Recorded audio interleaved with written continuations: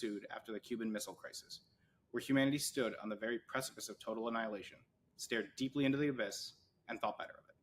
Even still, it took several years. Of course, an idea that takes such effort does not make it necessarily bad. We often do things, important things, not because they're easy, but because they're hard.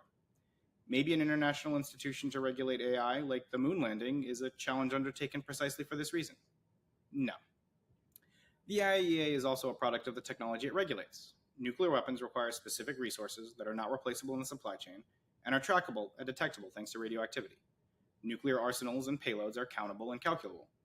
The main nuclear arsenals were concentrated in 2 states who had the lion's share of the world's military power that could credibly enforce moratoriums on others. Finally, peaceful uses of atomic energy can be separated from military production with judicious inspections. None of these factors match AI. Instead of putting all of our eggs in a basket designed to carry another problem, we should think differently about AI regulation. We should think of targeted agreements for specific dangerous uses like integration with nuclear weapons. We should think of norms that create conditions for commonality based on safety. We should think of carefully considered legislation in key countries where AI progress is concentrated. And we should think of restraint and care from the private sector that is driving so much of the technological change. Technology is ever-changing, and so too must our methods of controlling it. We should not blindly follow the past to protect our future.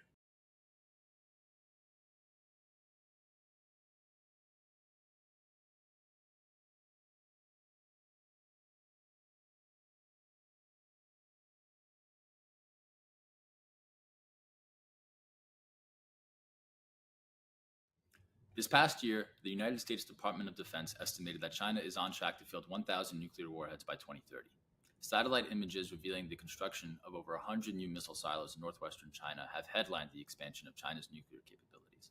China also continues to develop and field a variety of new delivery systems for these warheads, including theater-range ballistic missiles, anti-ship, and dual-use systems. These capabilities carry important implications for the way China's nuclear weapons could be used in crisis or conflict with the United States.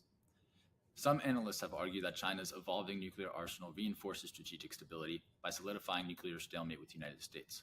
This argument supposes that by ensuring that neither the United States nor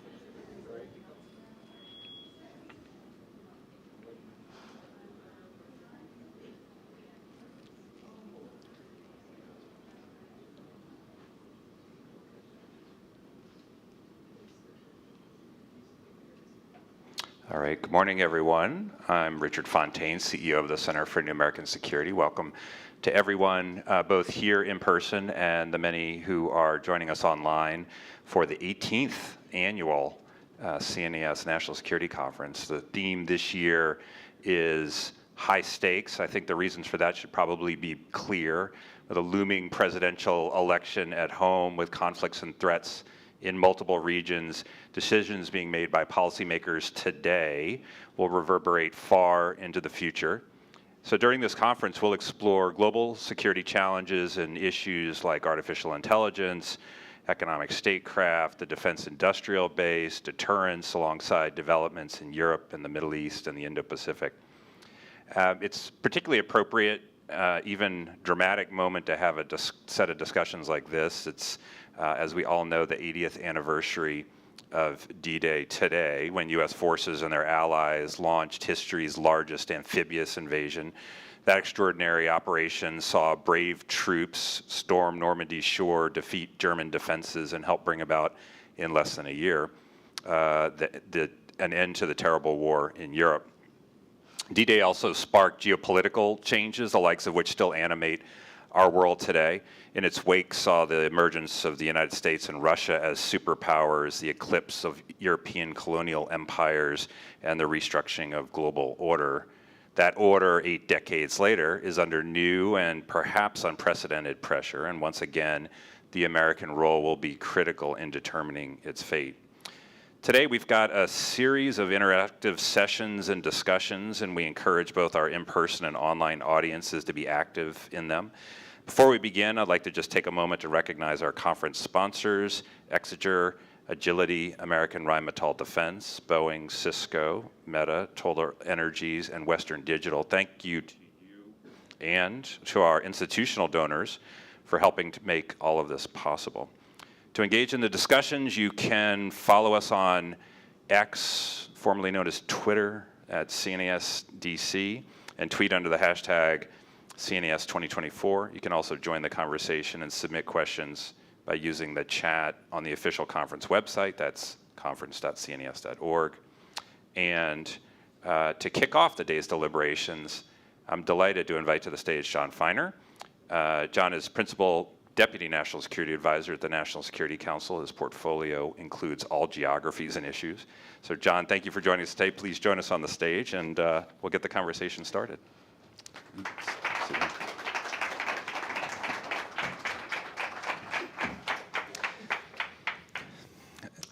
Jon, thank you for joining us. As I just mentioned, you have a jurisdiction that is the whole world and every issue in it. So maybe I can start with a kind of a big picture question, which is there's a lot going on, to state the obvious. There's war in Europe, there's war in the Middle East, there are challenges in multiple regions. The administration has identified the Asia-Pacific, the Indo-Pacific as its priority region, and China as its enduring long-term challenge to address. How do you think about the priorities of the United States at a time when we have, as we always will, finite time, resources, and attention? First, thanks for the question, but also thanks for having me. I have a lot of respect for the work you all do, including some of the help you're providing as we prepare for the NATO summit later this summer here in Washington, D.C., and grateful for the good work that comes out of CNAS. Look, what you've put your finger on is a challenge that we think about all the time in the context of how we structure the policy process at the NSC and for the administration, because we don't have the luxury of ignoring two major global crises that the United States is deeply involved in, and rightfully deeply involved in. But we also have an obligation and a responsibility to make sure that we don't lose sight of the affirmative agenda that you described, first and foremost in the Indo-Pacific, which we have described in all of our seminal national security documents, National Security Strategy, National Defense Strategy, as the most strategically consequential region of the world. The good news is that we're a big government, and the scarce resource of senior officials' time can be allocated to address all of these crises while keeping our eye on the ball in terms of this affirmative agenda. And I think we've demonstrated that just in the course of the months since October 7th, when we entered this period of two sustained conflicts, where during that time we have hosted significant historic trilateral meetings involving Indo-Pacific leaders. We've hosted all of the leaders of our own hemisphere, the Western Hemisphere, at the White House with the President of the United States. We have hosted the first African head of state for a state visit in more than 15 years at the White House with Kenyan President Ruto. Recently, we've hosted a summit between the President and Xi Jinping at Woodside that helped provide a degree of stability in that relationship. All of that in the context of these two major global crises that you are seeing play out day in, day out, and that require and deserve the time and energy that we're providing for them. Let me just follow up on one aspect of this, which is, there's, I guess, to some degree, a debate about the degree to which a crisis in one region is a major distraction from the real game, wherever you believe the real game to be, if the real game is, competing against China and in Asia. Or whether these issues and regions are fundamentally connected, so that, for example, the outcome of the war in Ukraine is going to have an effect on how China and others think about the opportunities or lack thereof in Asia. And so, which I think is where our Asian friends themselves come down. So I think you come down on the side of this interconnection, but maybe you could say how you think about that. Yeah, look, I mean, we see this debate. I think we reject the notion that these are sort of zero-sum trade-offs among regions of the world. I don't think that's how the world works, how the world is organized, how this actually plays out in practice. I think when countries around the world look at the level of support that the United States and our allies are providing for Ukraine, they see the value proposition of partnership with the United States potentially for them if they're in a moment of crisis or face an aggressor the way Ukraine does with Russia. I don't think that's lost on countries far beyond the European theater where the Ukraine conflict is taking place. Similarly, the way the United States has stood up for Israel in the face of the aggression by Hamas on October 7th and by Iran, first and foremost on April 13th, when Iran launched an unprecedented attack on Israel, 300 munitions fired from Iran and from its proxies against Israel that the United States, some of our core European partners, and other countries in the region stood up against and defeated. And I think countries around the world that see that the world is an increasingly turbulent place, that face potentially their own would-be aggressors, see what the United States has done, can do in those situations, and see the value of partnership, alliance with the United States, whether they're in those regions or not. And presumably that underlying reality is not going to go away, and therefore, even if one cares most about outcomes in Asia or with China, there's a lot bound up in the continuing support to Ukraine. Absolutely. And by the way, you hear this not just from the United States and our European partners, you hear this from our Asian allies as well. And one of the things we're proudest of in this administration is that we have strengthened our European alliances, we have strengthened our Indo-Pacific relationships and alliances, and we have actually deepened and intensified the interconnection between them. Our European allies are, to a much greater extent than ever before, invested in our interests, which they see as their interests as well, in the Indo-Pacific. Our Indo-Pacific allies are stepping up to provide support for Ukraine. Not necessarily something they might have considered a core interest of theirs 5 years ago. So we think that all of this redounds to our benefit, strengthens the United States, and advances our interests in all of these regions. Okay, another big picture question. The president has often talked about the competition between democracies and autocracies, and how democracies need to show that democracy itself works and that democracy wins. One hears, I guess, criticism of that framing to some degree, both from two different perspectives. One that will say, well, if the world is fundamentally split between democracies and autocracies, and we're on the side of the democracies, why are we trying to broker deals with Saudi Arabia and other autocracies? The other is, well, I mean, if we're going to compete effectively with China, we need countries that are autocracies on our side. So, you sort of get it from both directions. How does that actually play out in practice, this framing of a world divided between democracies and autocracies? Thanks. So to be honest, I feel like this getting it from both sides, this debate is much more the case in kind of academic and policy. I'm not going to take that personally, but go ahead. Than it is in the real world. Go ahead. Be cutting close to the bone. Well, you've got experience in both camps. So go ahead. Go ahead. And the reality is, what we have always said about this is, one, our deepest and closest partnerships are going to be with our democratic allies. That is core to how the president sees the world, how the president wants to organize the world. And to be honest, we believe that if there were more democratic countries in the world, that would redound to the benefit of the United States. We would have closer relationships with many, if not all of those countries. But he's also been quite clear that this is not a mutually exclusive situation, that we are, for both practical reasons, geopolitical reasons, and because it benefits the people of the United States, going to maintain and improve our relationships with countries that maybe don't govern themselves exactly the way we do, but that view the international system and the way the international system is organized in a way that is much more consistent with us than how countries like Russia and China that want to tear down some of these post-World War II structures view the international system. So we have deepened and intensified, for example, our relationship with a country like Vietnam, upgrading to a comprehensive strategic partnership.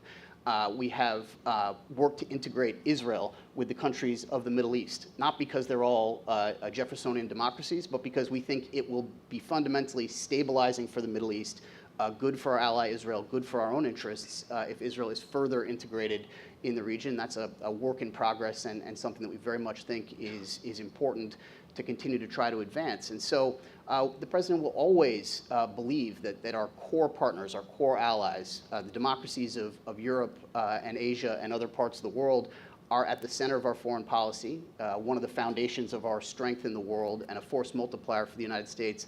But that is not a mutually exclusive worldview, and we will look to deepen our partnerships with other countries as well. Okay, let's talk about a few specific issues. So Ukraine, I was there a few months ago, and you could just see how difficult the situation was during this 6-month pause in the military assistance to Ukraine. And of course, at least the publicly stated objectives of the Ukrainian government remain, I think, the same, which is to be able to get the return of all of their territory, including Crimea. And then we know Russia's made gains on the ground, particularly in the Kharkiv region. So what, as of right now, what does victory look like? What does success look like from your point of view? And what is the theory of success given the situation on the ground? So I'd say a few things. One, I'm not going to challenge your characterization of how difficult things are right now. I think they are quite difficult. I think there are a range of reasons for that, maybe even first and foremost, that the resources that our administration sought to provide to Ukraine were delayed 6-7 months while Congress debated whether to provide them. Ultimately they did, and that's a good thing, but that left us with a gap and with a hole to fill. But taking a step back, I do think it's important to consider that a year ago, when Ukraine was on the cusp of launching its counteroffensive against Russia, there was probably an unrealistic degree of optimism here about how much that was going to accomplish. Ultimately, they did succeed in retaking some of their territory. Similarly, in the current moment, I think there is probably an undue degree of negativity and pessimism about how much Russia is actually accomplishing in its own offensive north of Kharkiv. Russia has succeeded in taking a narrow strip of territory basically along its border that we do not see, and I don't think Ukraine sees, as strategically consequential in terms of the overall trajectory of the war. They have poured enormous resources into trying to take that territory. They have paid an enormous price for doing so, and they have basically at this point been blunted, been stopped by the Ukrainian army, just a few miles across the border from Russia. So I don't think we see this as a period of strategic peril, as difficult as things are currently on the battlefield. And I think the job that we have now is to make sure the resources that we have received and that the other countries in the coalition are providing flow as quickly as possible to Ukraine. We have made some policy changes to enable Ukraine to make sure that Russian forces cannot take advantage of what they perceived maybe at one point to be a safe haven just across their border to take pot shots at Ukraine. They can't do that any longer because of some of the policy decisions that the president has made. The offensive has largely been halted. And again, I always remind people of this. Take a step back and put yourself in the mindset of where we were in this conflict 2 years ago, 2.5 years ago, when it was just getting started. If you had said that 2.5 years into this conflict, Russia and Ukraine would still be fighting along more or less the same geography where they were fighting up until, from 2014 to 2022, I think people would have considered that a massive failure, given the ambitions that Russia had for this war. In terms of what success looks like, look, we'll let Ukraine define for itself. We have said we are strongly supportive of any outcome in which Ukraine remains independent, free, sovereign, democratic. But I think the strategic goal for all of us should be ensuring that Russia does not feel that time is on its side, that it can just wait out Ukraine and its supporters and continue to press over time, and ultimately Ukraine supporters will lose will. I think the supplemental appropriations was a huge demonstration of that. I think you will see us at the NATO summit make a series of steps and commitments that will also demonstrate a long-term perspective that we are in this for, as the president has said, as long as it takes. And the more that we do that, and the more that Russia, and really when we say Russia, we really only mean one person, ultimately concludes that they cannot just buy time and be in a better place 1 year from now or 5 years from now, the odds of Ukraine's success, which is critical to all of us, go way up. So why not, as some have suggested, just go to Putin and say, let's cut a deal, you keep the stuff you've got, you keep the territory you have, and all of that? I mean, this is a straw man I guess I'm presenting to you, because Are you making the case for this? I'm not making the case. I think precisely the opposite. But what I wanted to get at is your assessment that Putin's strategic aims have changed, even if one believes that he'd be content with the Donbass. They're conducting military operations in areas outside the Donbass, and does that not suggest that his strategic aims remain much more expansive than the territories currently under his control, and therefore that has something to do with the outcome that we might seek? Is that where, how you guys see it? So I guess first and foremost, I don't think Russia's strategic aims have changed. Maybe their sense of timing has changed. They realized this was a much more difficult proposition than maybe they thought. I'm not sure they expected to lose sort of killed or casualties, 350,000 Russian forces 2.5 years into this conflict. I'm not sure that was part of their assessment going into this. So I do think they maintain the ambition to dominate Ukraine, physically and capture as much Ukrainian territory as they can. And they are not showing, I think, any signs of any real interest in stopping this war. They do pay lip service sometimes to the fact that they're open to talking about any outcome and to negotiating. The reality is we don't see any indication that they're actually serious about stopping this war on terms that would be acceptable to the international community or to Ukraine, that respect the sort of fundamental tenets of the UN Charter, sovereignty, territorial integrity. So I don't think Russia's serious about pursuing the type of outcome that you're describing. But the most important reason why that is a non-starter right now is it's a non-starter to the government of Ukraine and, frankly, to the people of Ukraine. All the data shows and common sense dictates that the Ukrainians are not going to be content to settle for that outcome. So it is certainly not for the United States or any other outside country to contemplate some sort of deal that does not respect fundamentally the views and objectives of the government that is actually doing the fighting and on whose territory this war is being fought. Okay, switching gears, let's talk a little bit about industrial policy, which has been a key element of the administration's efforts to, I suppose, buy down national security risk in key areas and also strengthen American resilience and its economy at home. So first, just as a matter of industrial policy, it's not clear to me whether folks in the administration think, okay, there's a certain amount of national security risk and there'll be costs associated with industrial policy, whether it's subsidies or export controls or whatever you want to put into place. But we need to be willing as taxpayers and as Americans to pay that cost in order to reduce the risk. Or you also get an economic benefit that this is going to create the new industries of the future and we're going to build these at home and this will be sort of net plus economically in the United States. Is there a view on what the sort of underpinnings, I mean, why industrial policy is a good thing?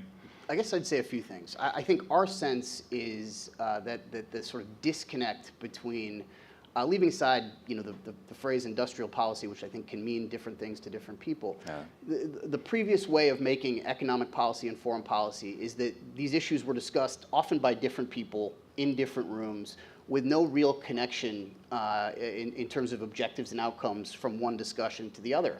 And I don't think, candidly, that was to the benefit of advancing American interests and benefiting the American people at home, because these were not coordinated, not integrated. We pretended almost as if these were totally separate domains.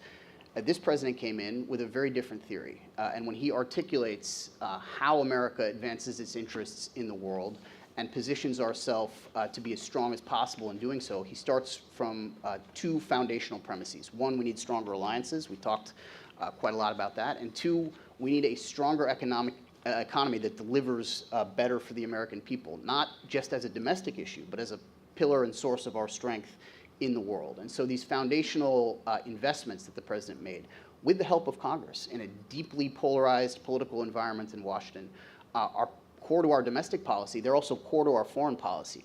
And what we are seeing, I think, increasingly is that partners and allies around the world are taking one of two approaches. Either they are looking to emulate what the United States has done in terms of these big public investments, in terms of, frankly, placing significant controls on sensitive technologies, on outbound investment, concern about overcapacity, which is something you're hearing our Treasury Department talk quite a lot about, but is not unique to the United States. Countries like Brazil are concerned about Chinese industrial overcapacity. You're seeing a lot of countries actually take our approach and emulate it, in part because I think they see it also connected to their own security, shoring up supply chains and the like, and in part because they see the performance of the U.S. economy, which right now, I wouldn't even say in spite of, I'd say largely, I think because of the approach that we have taken, is the strongest performing economy in the industrialized world. One of the things you mentioned was some of the controls and I guess, the recent round of tariffs and things like that on Chinese EVs and things like that. So for many years, the sort of holy grail has been a source of clean energy that would be available to consumers at a reasonable price, the price that would contest the use of fossil fuels. And now we have it, or I should say, at least China has it when it comes to autos. So it's here, and the administration's moving to keep that out. Why is the threat of Chinese electric vehicles or whatever kind of green technology you might be talking about greater than mitigating the threat from climate change that could generate? So I think I would reject that dichotomy and that framing, but let me say a couple things. One is we recognize the critical nature of clean technology and clean energy. And the Inflation Reduction Act, I think, is going to go down in history as one of the most consequential pieces of legislation for exactly this reason, that the United States cannot and should not be left on the sidelines of the sort of fundamental building blocks of building that economy. Cannot cede that terrain entirely to countries like China or anyone else. And because of this piece of legislation, we no longer in a position where we have to do that. That's one. Second, on EVs, I think it's important also to point out there are not a lot of Chinese EVs being sold in the United States right now. So that's point one. It's not as if American consumers are currently flush with Chinese autos and the administration has decided to cut them off. Tiny fraction of the fleet here. But second, why has China been able to produce such cheap electric vehicles for the world? It is not just because they do this better than other countries do or than American automakers do. It's because they have been heavily and highly subsidized. And it's that sort of unfair practice that, frankly, the president, first among administrations in the United States, is standing up to in a range of ways and enabling American automakers to actually compete on this terrain. And while I think the reaction was a bit mixed from other countries around the world, you're now, I think, seeing other countries look at that model and consider it seriously themselves. The European Union is launching an investigation into Chinese EVs and whether they are going to take steps that look something like what we've just done. So let's see how this plays out. But ultimately, I think over the medium term, what it will mean is American automakers are able to compete in this critical market going forward in a way that they would not have been absent steps like this because the playing field was fundamentally unfair. The China dynamic is often described as a mixture of competition and cooperation, or at least that because we're in this competition in so many fields, that should not exclude cooperation in areas where our interests overlap. So global health, non-proliferation, climate, maybe North Korea, a few other things. But you don't really see much on the cooperation side. Is it really kind of the reality that although, yeah, in theory, we may have these interests that overlap with China, and in theory, cooperation is possible, in practice, this competition is such that it kind of infects what would otherwise be a spirit of cooperation? Look, I'd say a few things about that. I don't think we or anyone else ever said that competition and cooperation would be in equal measure. In fact, I think we've been quite clear that we see a sort of fundamental dimension of the U.S.-China relationship as being competitive. So I don't think we've ever denied that or shied away from it. And in fact, it's an insight that we don't do this a lot, but give credit to our predecessor administration for. I think a proper diagnosis of the challenge and of the problem. We have many issues with how they went about pursuing that competition, starting with the fact that they left partners and allies totally on the sidelines, which we think are a huge force multiplier in competing with China. But the fundamental diagnosis that it's a competitive relationship is correct. And one of the things that I think is interesting about 2023 and early 2024 is we really were able to do both. We started 2023, and I won't go into all the reasons for this, at what is probably going to be recognized as an historical nadir in the U.S.-China relationship. Broad perception that things were veering in a very dangerous direction. And through the course of careful but intensive diplomatic work, building towards the summit between President Xi and President Biden in California that I referenced earlier, we put the relationship on a much more stable footing. At that summit, to your question about cooperation, we launched 3 new significant areas of cooperation, restoring a degree of military-to-military communication that we think is important for crisis management and for a whole range of other reasons. Cooperating on counter-narcotics and fentanyl, which, you could make a strong case is maybe the biggest challenge facing the United States, just sheerly in terms of the death toll that this is taking on the American people. And then a dialogue on AI, which is going to be a seminal and foundational technology of the future, reorient, reshape all of our lives over the course of the years, and China is going to play a role in that. So 3 new areas of conversation with China. Much more stable footing in the overall relationship. But during the course of the last 12 to 18 months, we also did not in any way take our foot off the gas in terms of competitive actions vis-a-vis the Chinese. Whether it's protecting America's data security, whether it's 301 upgrade of our tariff structure, whether it's outbound investment regulations, whether it's new and enhanced export controls on technologies like semiconductors and the tools used to make them. We took this series of steps in the context of a relationship that was very turbulent and very challenging, and managed to keep things stable and pointing in the right direction while putting us in a stronger competitive position vis-a-vis China than we were 18 months ago, and an economy in the United States, frankly, that is on a much stronger footing. I'm going to ask you one more question, and then I'll take 1 or 2 from the audience here, so be thinking of your brilliant questions. We can have microphones go around to. Israel, Gaza. Israel's stated objective remains the destruction of Hamas as a political and military force in Gaza.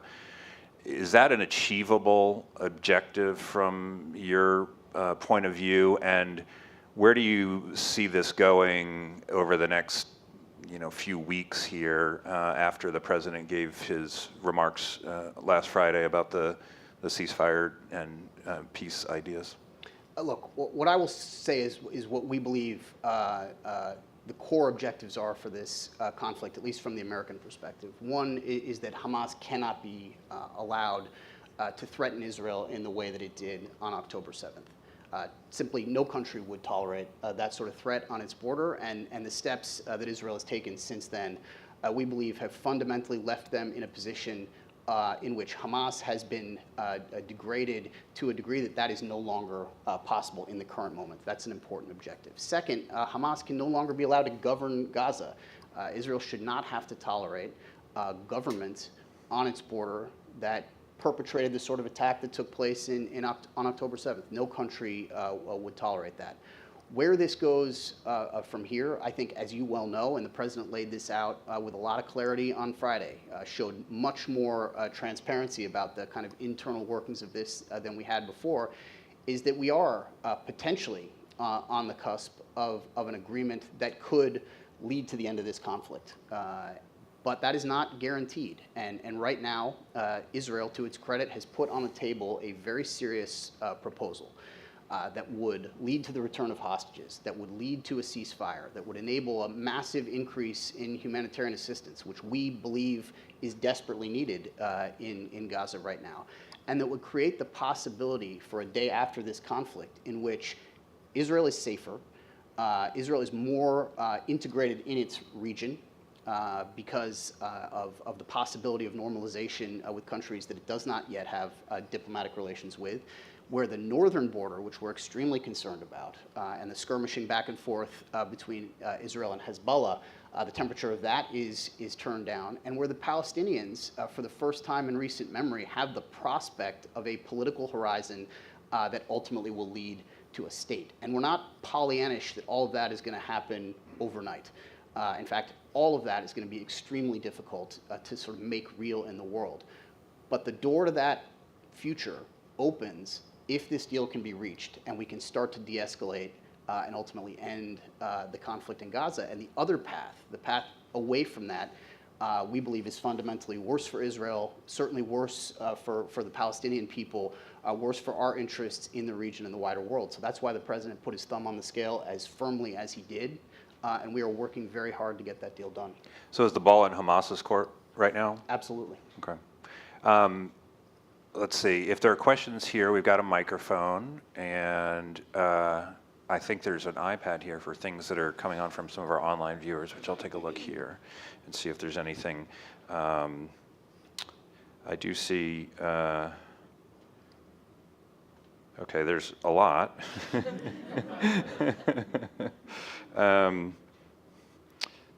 There's a whole lot. Maybe one question is, there's actually several questions coming in about the sort of military and security networking that the administration has been involved in the Indo-Pacific. So the upgrading with AUKUS, and then the upgrading of the alliance with Japan. So maybe you could say just a little bit about one, maybe to just extend this, one, what are we aiming for in all of this? And then two, just to, some of the counter action or counter arguments you sometimes hear is, hey, look, we're surrounding China, right? China's going to look out and say, oh, the United States is beefing up its security relations with Australia, the Philippines, Papua New Guinea, Japan, South Korea, all this other stuff, and this is the kind of encirclement that's going to elicit from China the kind of behavior that we're seeking to avoid in the first place. How do you think about that? Sure. So let's go through the list. Trilateral cooperation with Japan and the ROK, including at the head of state level, unimaginable several years ago, now a fundamental reality of the security architecture and political architecture of the Indo-Pacific through very hard work and intensive diplomacy in this administration. Upgrading our defense cooperation with the Philippines, a strategically significant country and ally that is under the threat day in, day out of coercion from the PRC.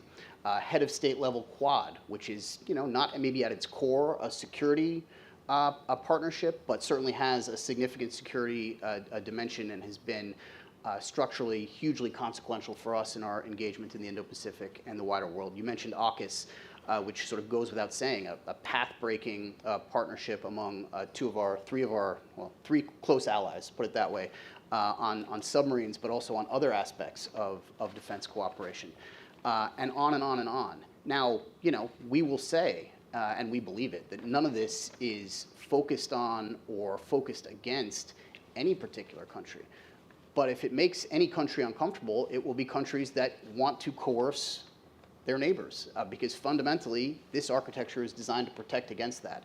So countries that are uncomfortable with U.S. alliances, U.S. partnerships, the upgrading of our relations in the region, I think a good question for them is, why does that make you uncomfortable? Does that make you uncomfortable because otherwise you would be able to coerce and bully other countries in the region? These partnerships and relationships are freely chosen. We are not pushing anybody into deepening these relationships with us.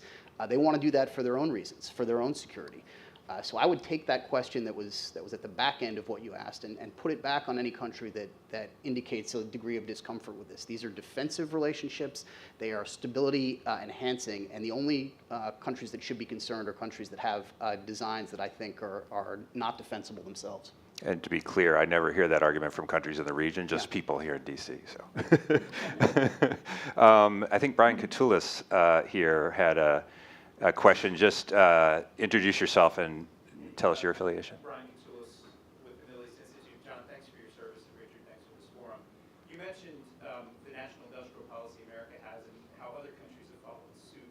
When you look at what's unfolded, what do you see as the biggest opportunities in those relationships? Is it in Asia? What are the challenges also? Because there's competition even with our closest allies, and this concept of friendshoring, which I think is important, is one that I think needs greater clarity about how do we actually solidify this in this competitive landscape. Sure, thanks. I'll talk about two related areas. One is supply chains, and supply chains, for the most critical resources that the United States needs and that otherwise might be dominated by countries that aren't our closest friends.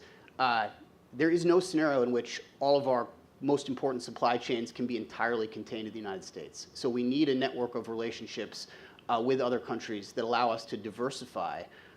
Several years ago, many of these supply chains were wholly dependent on one or two countries, some of whom don't always have our best interests or core interests in mind. And we have tried to reorient that, diversify that, to put ourselves on a stronger footing. That's one. One particular supply chain that I think is worth focusing on is critical minerals. Another area that, a decade ago, 5 years ago, and even to some extent still today, is far too dominated by one or two large players that, frankly, to their credit, moved early, cornered a bunch of markets, and then in a contingency, in a crisis, could use their dominance over some of these core materials to their strategic advantage and against ours. That's not a situation that we should just sit back and tolerate. Leaving aside whether we did not move quickly enough 5 years ago, 10 years ago, 20 years ago, we are moving very quickly at that problem now. So those are two areas. And those are defensive. I'll give you one more, though, that's much more in the affirmative category, because it demonstrates, again, the value proposition of working with the United States. There is a massive infrastructure gap that exists in the world, $1 trillion plus just in the global south alone. The United States is now playing on that field in a significant way, not in a coercive way, in a transparent way that brings to bear our core strategic advantage, which is private sector that other countries cannot compete with, and working in strategically consequential regions for us, like Africa, like the India-Middle East corridor, like the Philippines, where we recently announced another major infrastructure project and investment. We were not playing on this field 3, 4, 5 years ago. We are now putting real dollars behind it, using our investments as a multiplier and leverage for outside investments from other countries, from our private sector, in a way that we think meets a need and fundamentally benefits our partners in those parts of the world. I think there was a question. Yes, sir, right here. Just wait 1 second for the microphone. I'd like to circle back into Ukraine for a moment. If we look at last year's offensive, a lot of it was a failure of not having close air support. The Air Force is really eager to get rid of their A-10s. We've flown about 8,000 combat missions and only lost 5 of them. This plan was designed exactly to kill off the former Soviet tank. It seems like we really resisted in giving them this asset. It's taken out over 900 tanks in its lifetime. It's taken out an equal amount of armored vehicles, maybe 1,300 other land assets. So it's perfect for the kind of maneuver that they seem to need. As they go to clear the minefields, they didn't have anybody to support them, so the Russians would just take out the mine clearing equipment. So is there something you can do in the National Security Council to push that asset forward? It's easy to fly, easy to handle, and we could probably get it to them quicker. We still have 200 of them that are flying in the nation. And maybe as you answer that fairly specific question, you might put it a little bit in the context of just how the administration's and the president's continuing to think about the provision of weapon systems or the kinds of decisions made recently to allow for weapons to be, American weapons to be used on Russian territory, the sort of weighing up of the escalatory potential on the one hand and the support to Ukraine on the other. Okay, great, thank you. Thanks for the question. Look, I'm not a military analyst, maybe you are, but I, over the last 2.5 years, like everybody else working on the Ukraine file, have had to really deepen our understanding of weapon systems, of munitions, of battlefield dynamics. I'm not sure I agree with the read that was the fundamental problem with Ukraine's counteroffensive last year. I mean, they just had real challenges with physical impediments on the ground. Turns out moving as an infantry or as a mechanized infantry through a minefield, like the ones that the Russians laid, with other physical barriers that the Russians put in place, is just exceedingly difficult. It's slow. It causes high casualties for the force that is trying to move in that direction, and it proved to be a formidable challenge. I don't accept the characterization of it as a failure. The fact that Ukraine was able to keep Russia on the defensive, on the back foot for so many months during the course of last year in a conflict where everybody expected the only one direction of travel. How much Ukrainian territory will Russia be able to swallow? All last year, the big question that was being debated was how much of Ukraine's territory is it going to be able to get back? And it did get back some. So that is a much better circumstance, frankly, than I think many people believed we would be encountering in 2023. Did it accomplish as much as Ukraine wanted, as much as we wanted? No, I don't think it did. But I'm not sure that that reason of close air support was the biggest, most consequential reason for that to be the case. Taking a step back to Richard's question, the way we think about new systems, some of the policy decisions, I think one of the things that we have come to believe deeply is that there is this notion sometimes, and I'll caricature it a little bit in the public debate about the Ukraine war, that they are one weapon, one system away from some sort of massive breakthrough where they will fundamentally be able to get that system and run roughshod over the Russian army. This is not that kind of war.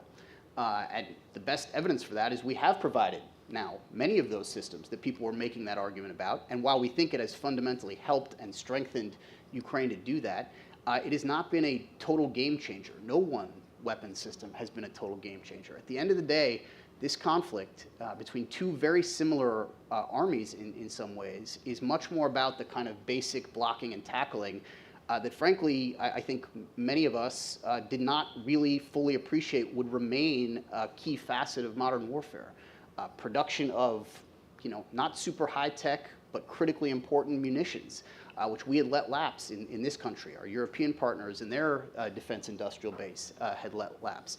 And we are now taking significant action to get our act together on those things. To be honest, if there are two things that we could provide an infinite number of to the Ukrainians to try to turn the tide in this war, it would be artillery munitions and air defense interceptors. Those would be, I think, the two most consequential things that we could provide in the current moment, and we just don't make enough of them, but we are making more, and by early next year, we think we'll be in a much stronger position. Russia is also massively increasing its defense industrial base, and so this is going to be a competition that takes place on the battlefield. It's also going to be a competition that takes place in our factories in Europe, in factories in Ukraine, where we are launching co-production of a number of these key capabilities. All of that against what Russia is doing, backed by, unfortunately, and we talk about this quite a bit, North Korea, Iran, and while not with lethal assistance, certainly with inputs to its defense industrial base by China as well. Which we are trying to highlight much more because, if anything, that is the single biggest input that's benefiting Russia on the battlefield. Well, as many of us know, not from firsthand experience, but having seen sometimes close up, the position that you're in, Deputy National Security Advisor, is one of the most difficult, most wide-ranging, most critical positions in the U.S. government. So let you get back to it. Thank you for being here. Stay all day when you put it that way. Thank you for being here, and more importantly, thank you for your service to our country. Jon Finer, thank you.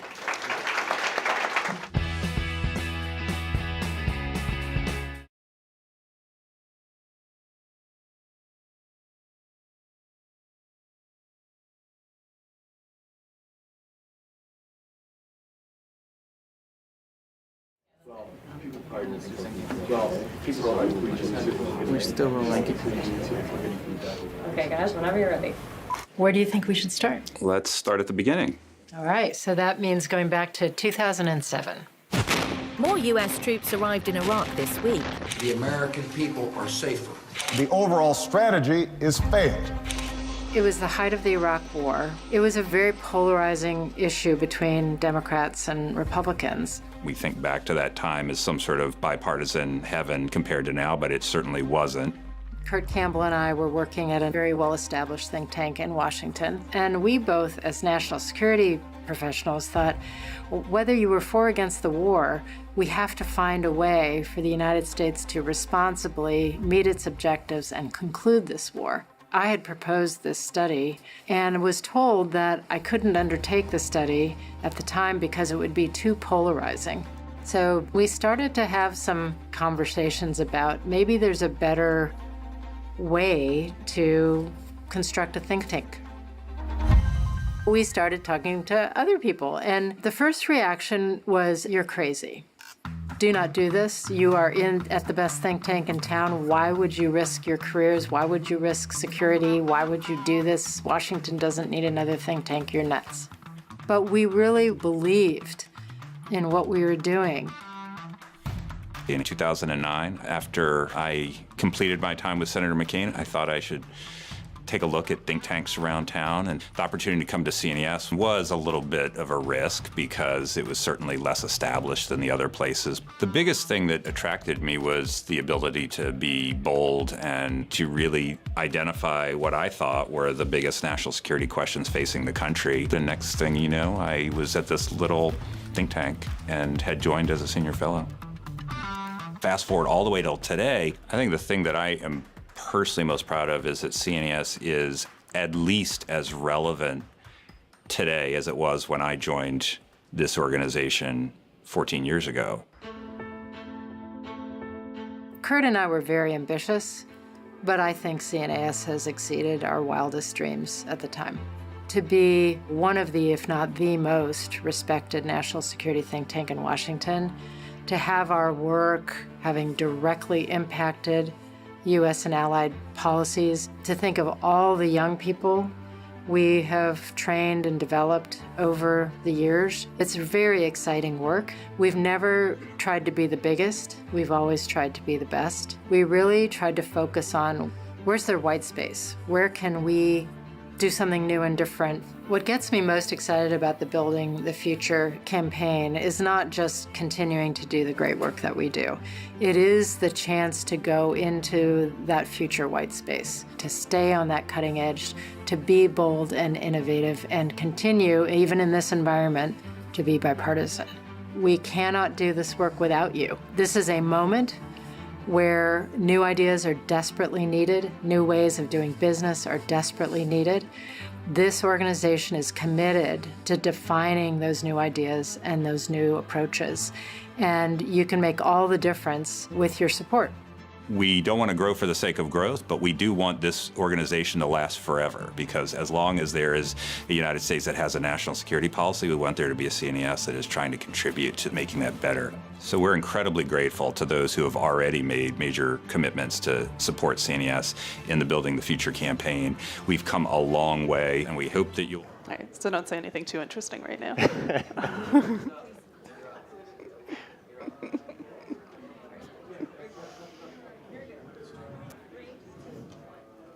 Okay, welcome back to the CNAS Annual Conference, and welcome to our live recording of Derisky Business, a new podcast from CNAS, which provides in-depth analysis on economic security issues and interviews with economic security thought leaders. New episodes are released every other Thursday, wherever you find your podcasts. I'm your co-host, Emily Kilcrease. I'm delighted to be joined today by Daleep Singh, Deputy National Security Advisor for International Economics at the White House. During our conversation today, we'll discuss what to expect at the upcoming G7 Leader Summit, what's working and perhaps some lessons learned in the ongoing sanctions campaign against Russia, technology and economic competition with China, and the future of U.S. economic statecraft. Viewers watching online can enter questions using the chat box on conference.cnas.org or on the platform X using the hashtag CNAS2024. And please do include your name, as we won't include any anonymous questions. We'll incorporate questions as we go, and we'll try to leave some time towards the end to address both the online questions as well as questions from our in-person audience. And with that, Daleep, welcome to De-Risky Business. Thank you, Emily. Is it really called De-Risky Business? It sure is. Do your listeners know what risky business is? Would you like to explain it? It's okay. Forgot my sunglasses. Yeah, that's all right. good. That's right. Great. Excellent. Well, for those of our viewers who are able to catch the opening session, they'll know that Jon Finer and Richard Fontaine spent quite a bit of time talking about economic security issues, which is great because it shows how central these issues are to the national security debate. It also means that we're going to have to say something particularly interesting to top what they said. Okay, but I think we can do it. So let's start with the G7, Daleep. You're about to head off for final preparations and negotiations for the G7 Leader Summit, which will take place next week, June 13th through 15th in Italy. Last year's summit had some really important outcomes related to economic security and resiliency, including a fairly important leader's statement highlighting shared views and shared values and interests on those issues, which was obviously a highly negotiated and nuanced document, but important nonetheless to have that unity amongst the G7. This year, we're expecting a slightly different focus, including next steps in the sanctions campaign against Russia. So tell us, what can we expect coming out of the G7 summit next week? Sure. So I'm a glutton for punishment. So this is my second tour of duty as the G7, G20 Sherpa And just to step back, I mean, I remember we're leaving tomorrow for Italy, and I remember Cornwall 2021, the G7 summit there. I was with President Biden, and I remember being in the room with leaders, and there was just such a genuine sense of relief. It was the first time the leaders had been together physically in about 2 years. And there was also relief that America was finally back and leading at the table. And I remember what President Biden said at the table then. I think it's more true now than ever, which is we're in one of these crucible moments that comes around every generation or two, in which the decisions that are made over the next couple of years can shape the course of events for the next 50 to 100 years. And I think the message overall is going to be that we have to have shared resolve to step up as democracies to continue demonstrating that we can solve the biggest problems here at home, but also across the world, and counter the critique that democracies are too slow and too noisy and too messy to step up. I think the real test at this G7 is the most salient question on the test is, can we finance Ukraine's fight for freedom by unlocking the value of the Russian sovereign assets that we froze together more than 2 years ago?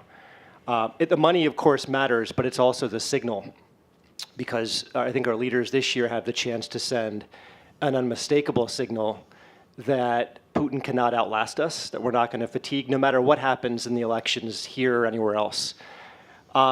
So we're waist deep in the sausage making of trying to strike a deal. I think what I can say at this moment is there's a shared understanding of how dire the situation is on the ground. President Zelensky is going to be with G7 leaders in Apulia, and I'm sure he'll say so. I think there's also a shared understanding of the enormous financial needs that Ukraine still has. And I think there's also an understanding of the costs of inaction. If Ukraine is insufficiently financed to fight for its freedom and it loses this war, the chilling effects that would cause, the signal it would send to autocrats all across the world, I think every G7 leader knows those costs are unacceptable. I think the good news is there's a proposal on the table for G7 leaders to consider that can mobilize $50 billion for Ukraine now, multiples of that amount down the road, while respecting every delegation's red lines, while respecting the rule of law, forcing Russia to pay, not our taxpayers. And I wish I could say the deal was done, but we don't yet have full consensus. Well, good luck over the next week trying to get that across the finish line. I did want to just take us back to basics a little bit on that particular question about what to do with the assets. Because for those folks who may not follow the ins and outs of sanctions policy or international law, it seems like there's just this basic question of why is it so dang hard? Why can we not just take the money that we have frozen, that is sitting in European bank accounts, and give it to the Ukrainians? Why is that such a hard task? Well, I would say two difficulties stand out. One is we want to respect the rule of law. The G7 collectively issues more than 90% of the world's reserve currency holdings. Dollar primacy for us it's a national treasure. It allows us to fund our government, our corporations, our households at a much lower borrowing cost than would otherwise be the case. It allows us to absorb a shock like no other country. You remember in 2011 when S&P downgraded the U.S. credit rating, our borrowing costs fell and the dollar strengthened. And it allows us to deliver a shock through sanctions and other forms of statecraft. So part of why we have dollar primacy is that countries trust that we're going to be faithful stewards of the international economic order, and that requires us to respect the rule of law. Now, Congress has helpfully made it very clear that we in the U.S. have the ability to seize the principal and the interest on the immobilized Russian assets. But that's not the case in many G7 countries, and we only have $5 billion out of the $300 billion plus of immobilized reserves. So if we want to generate a bigger number, then we need to act with solidarity. And so that's the other reason why it's not so easy just to seize the assets, transfer the value to Ukraine, and keep them in the fight indefinitely.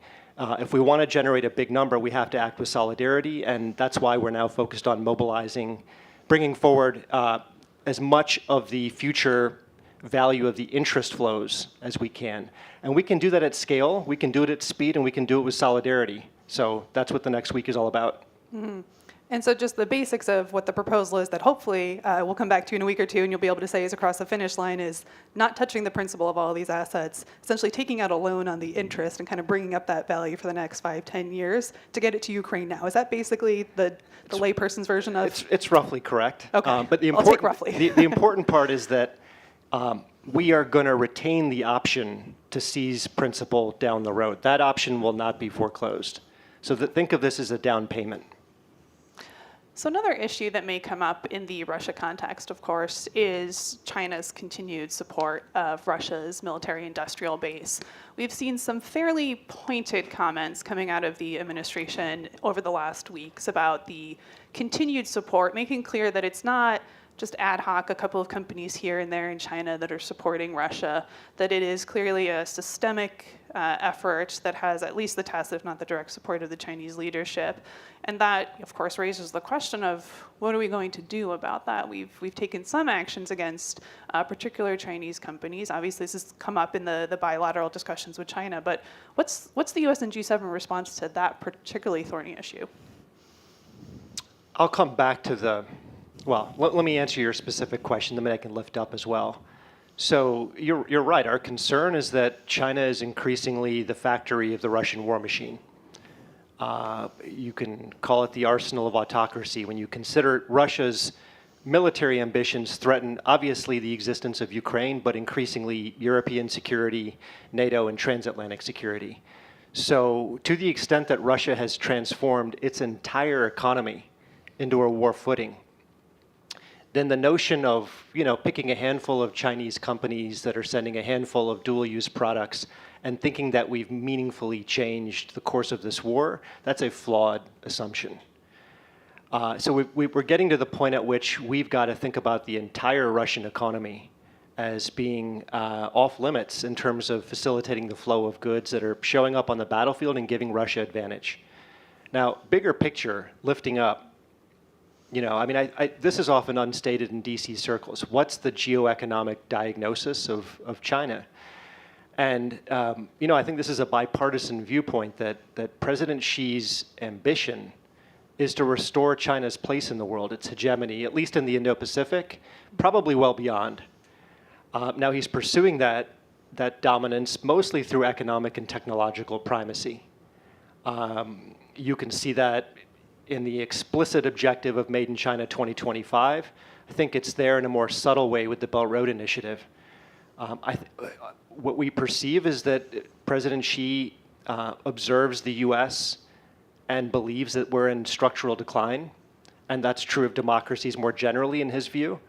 And so this is a moment for him, based on his written and spoken word, to take some tactical risks to realize his strategic ambition. So the Deng mantra of hide your strength, bide your time, that's out. Muscle flexing is in.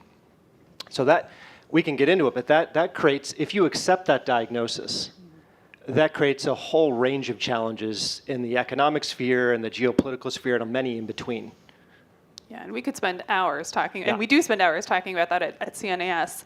But to come back to the G7 prep specifically, are we expecting any announcements around China's support to Russia coming out of G7? And specifically, there's been a lot of chatter around whether or under what conditions the US and G7 would consider sanctioning, for example, a Chinese bank that's banking and financing some of this trade. I would just say stay tuned, but one of the, apart from funding Ukraine's fight for freedom, I think another prominent theme is going to be disarming the Russian war machine. Mm-hmm. And so you can connect the dots with China. Got it. So let's broaden out a little bit in terms of how we're thinking about the work with allies. I mean, there's obviously some real important milestones that are resonating right now, right? We've got the 80th anniversary of D-Day, we've got the 75th anniversary of NATO. It's clearly a moment to celebrate how powerful this has been for America to have these alliances, while also recognizing that there's work to be done, particularly on the economic security front, where my own assessment has been that we are coming closer together with allies over the last couple of years on these issues. But there's really still some important divergences. So when you think about that challenge, in the context of this strength that we have in our alliances, where do you see the work to be done on economic security, and where do you see kind of differences in views on what we're even talking about, right? Because if you talk to Japan, they'll have one definition of what economic security is. We might have a different sense of what it is, a much broader sense. So where do you think we're making real progress, and where do you think there's still work to be done to kind of realize the promise of alliances in the economic security space? Yeah, I think there's been tremendous convergence over the past 3+ years. And, I think, I'll give you an example of where I'm seeing that happen most prominently right now. It's in trade. So, we, I think, now have a shared understanding among G7 countries, and it's beyond the G7. It includes many developing economies as well, that we have a problem that the world is confronting in which, China's production trajectory is set to flood the market well beyond what global demand could plausibly absorb. That's causing problems both directly in terms of undercutting hundreds of billions of dollars of investments that we're trying to make to improve our productive capacity. It's affecting trade-affected communities. It has indirect effects to our supply chain resilience, national security, arguably our political economy. And I think increasingly among G7 countries, there's an understanding this is not a new problem. This is a play that's been run over the course of the better part of the last 2 decades. Steel, solar, wind, medical devices, machine tools, and now the trend is intensifying to EVs, batteries, semiconductors. And it's starting from a point at which China already produces 30% of the world's manufacturing production in value-added terms. That's more than the U.S., Germany, Japan, Mexico, India combined. So we are converging around an understanding that this is a problem that affects us in terms of our economic strategy, but it's also potentially going to affect our ability to advance national security goals. We have announced our initial response at least, in terms of using restrictive tools, but also affirmative inducements. This was really the thrust of the IRA, CHIPS Act, and infrastructure bills. And I would say we're in the middle of the process of moving with our allies. The EU has a decision to make relatively soon on EVs. And I don't want to characterize the European position as entirely unified. But, I think you see with Japan, similar directional movement, certainly with Canada as well. And, I do want to say it's Brazil, Turkey, India, many other countries outside the G7 are also recognizing this is a real problem. And we hope that collectively we can change China's course. Is that a realistic goal? And I ask because, we, as you noted, for decades, this has been a problem, right? China's growth model is structured such that they are going to continue to do the overinvestment.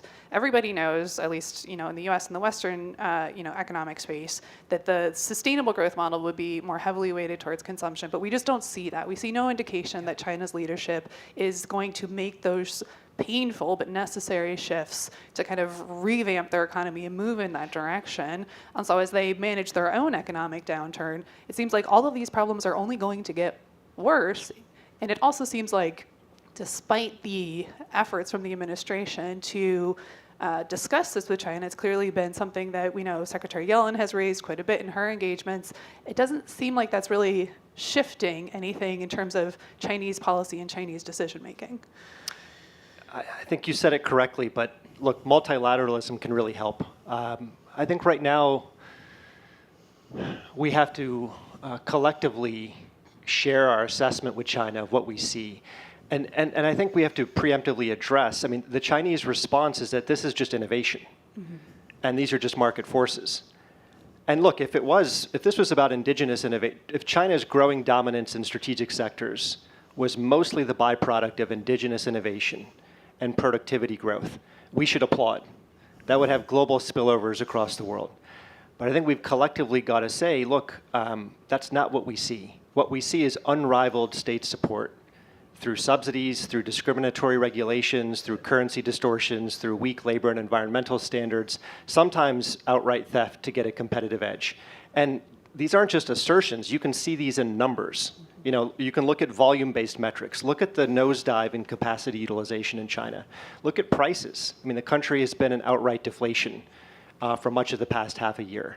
Look at financial results. there are an increasing share of leading Chinese exporters that are loss-making on a persistent basis. Or just look at market share. I mean, we're having increasingly concentrated, calcified, critical supply chains. So I think we've got to collectively say, this is our definition of overcapacity.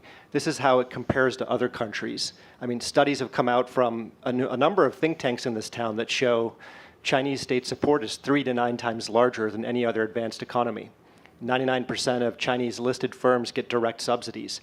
I think we've got to have an objective framework through which we have this conversation, and then encourage China to change course, because we're not on a sustainable equilibrium.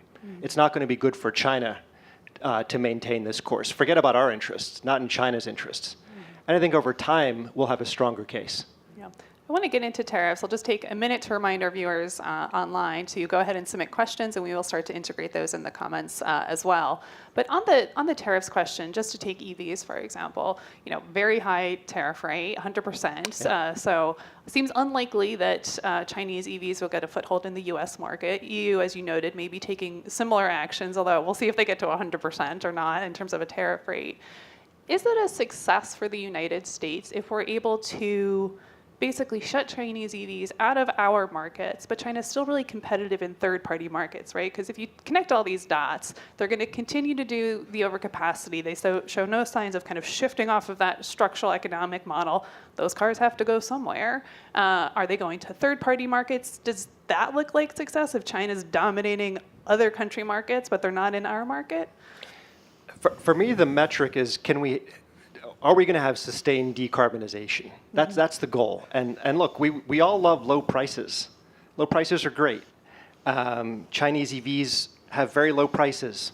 But the question is, if you want to have a sustained clean energy transition, is that production reliable? Is it robust to geopolitical conflict?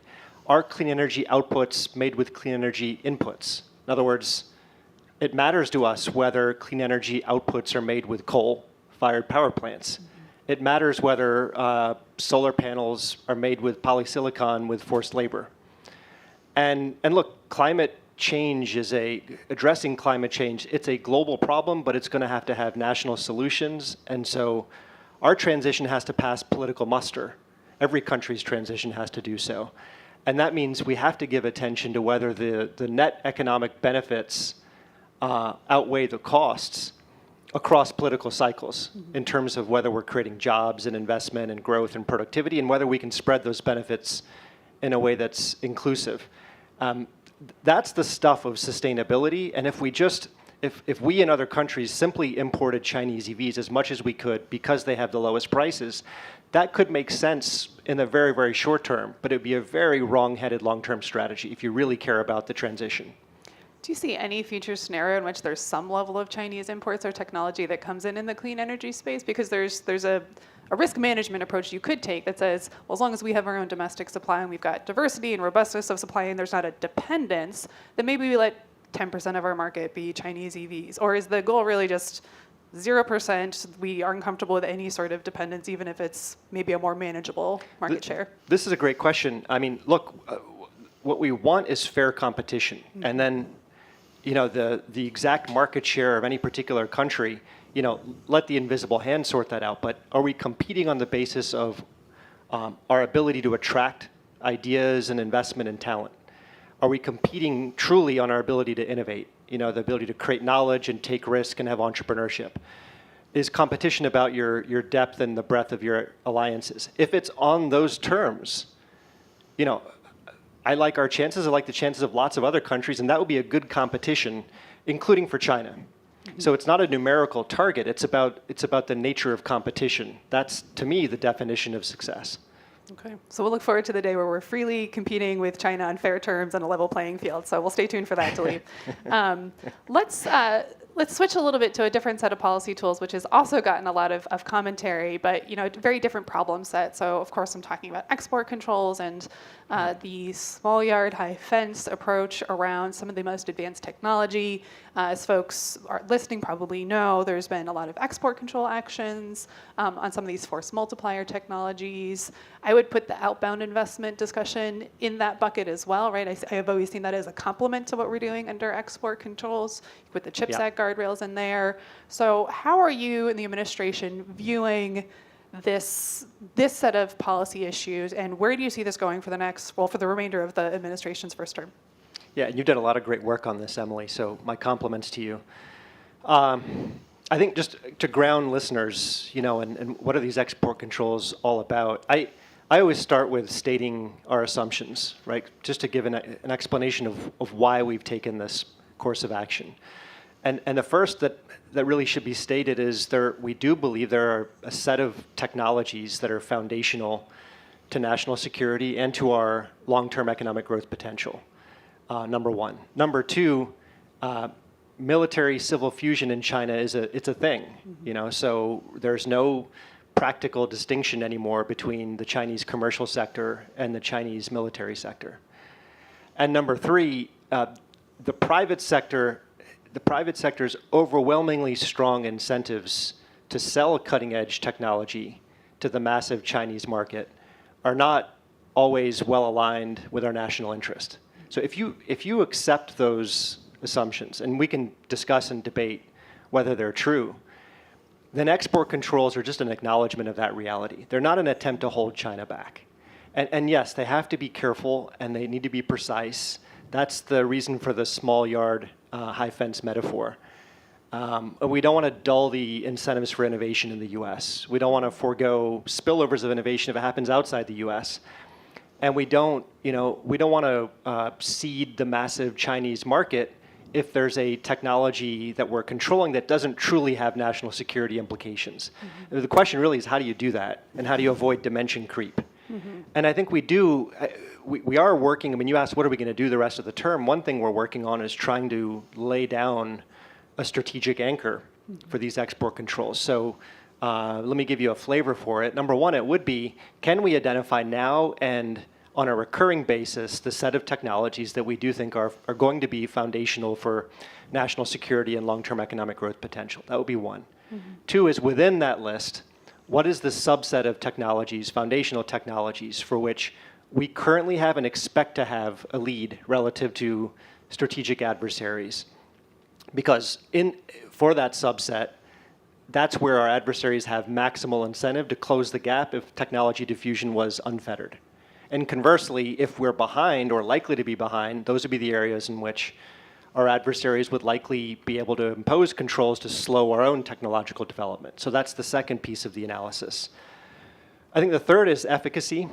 So if we impose controls on a foundational technology, does the target have the ability to develop it indigenously or to substitute our exports via third countries?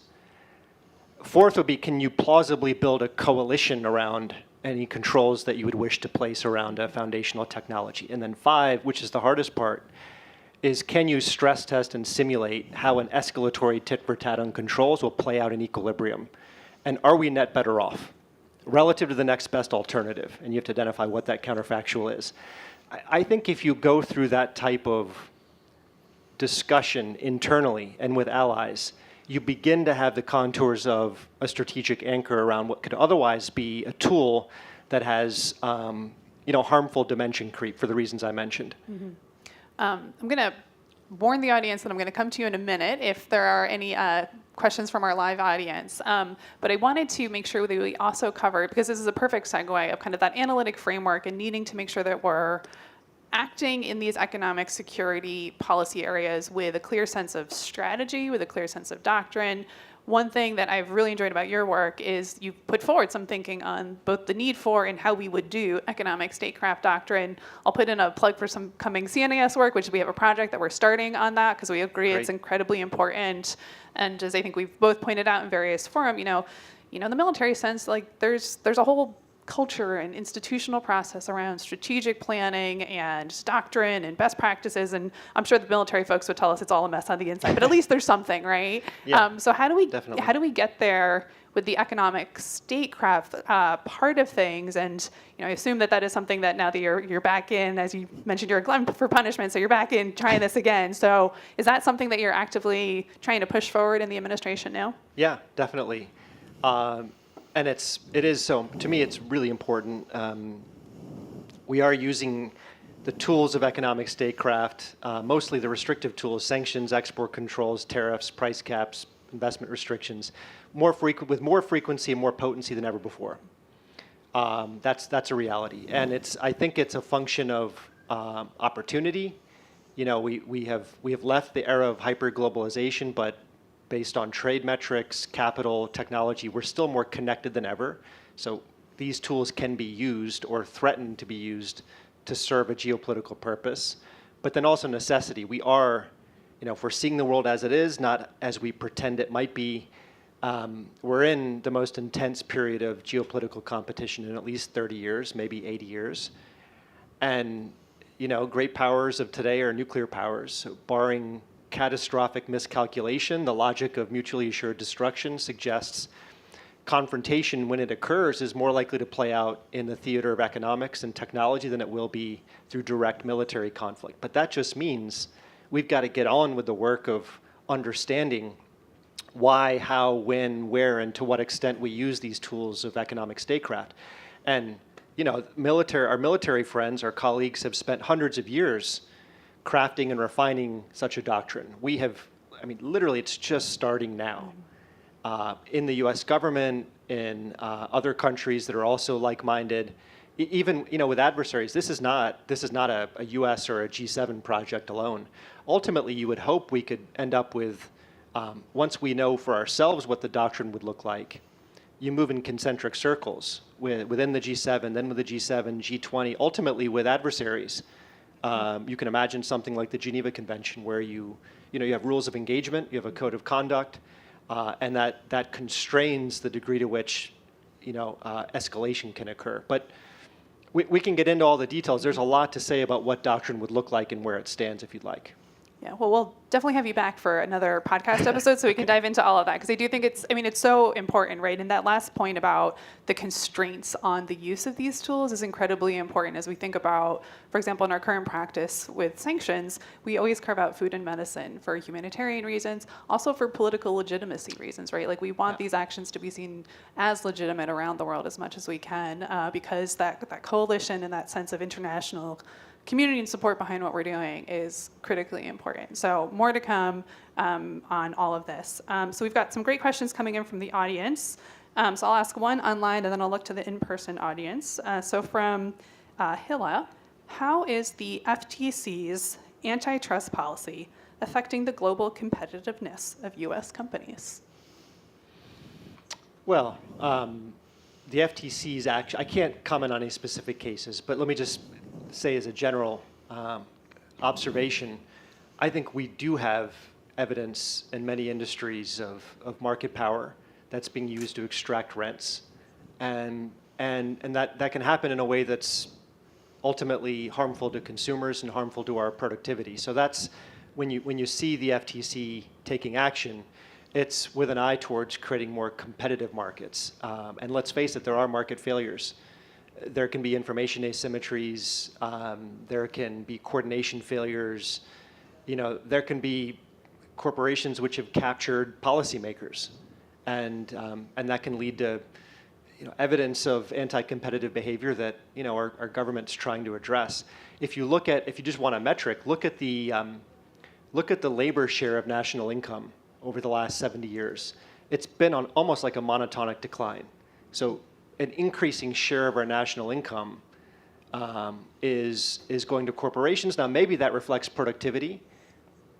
Maybe it doesn't. I mean, I think there's been you can look since the 1980 or so, there's been a very strong wedge between productivity and wages.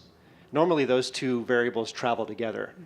And when they diverge to this extent, you've got to start asking questions about whether labor bargaining power and consumer welfare are being left behind. Mm-hmm. I think that's the intellectual grounding behind their work.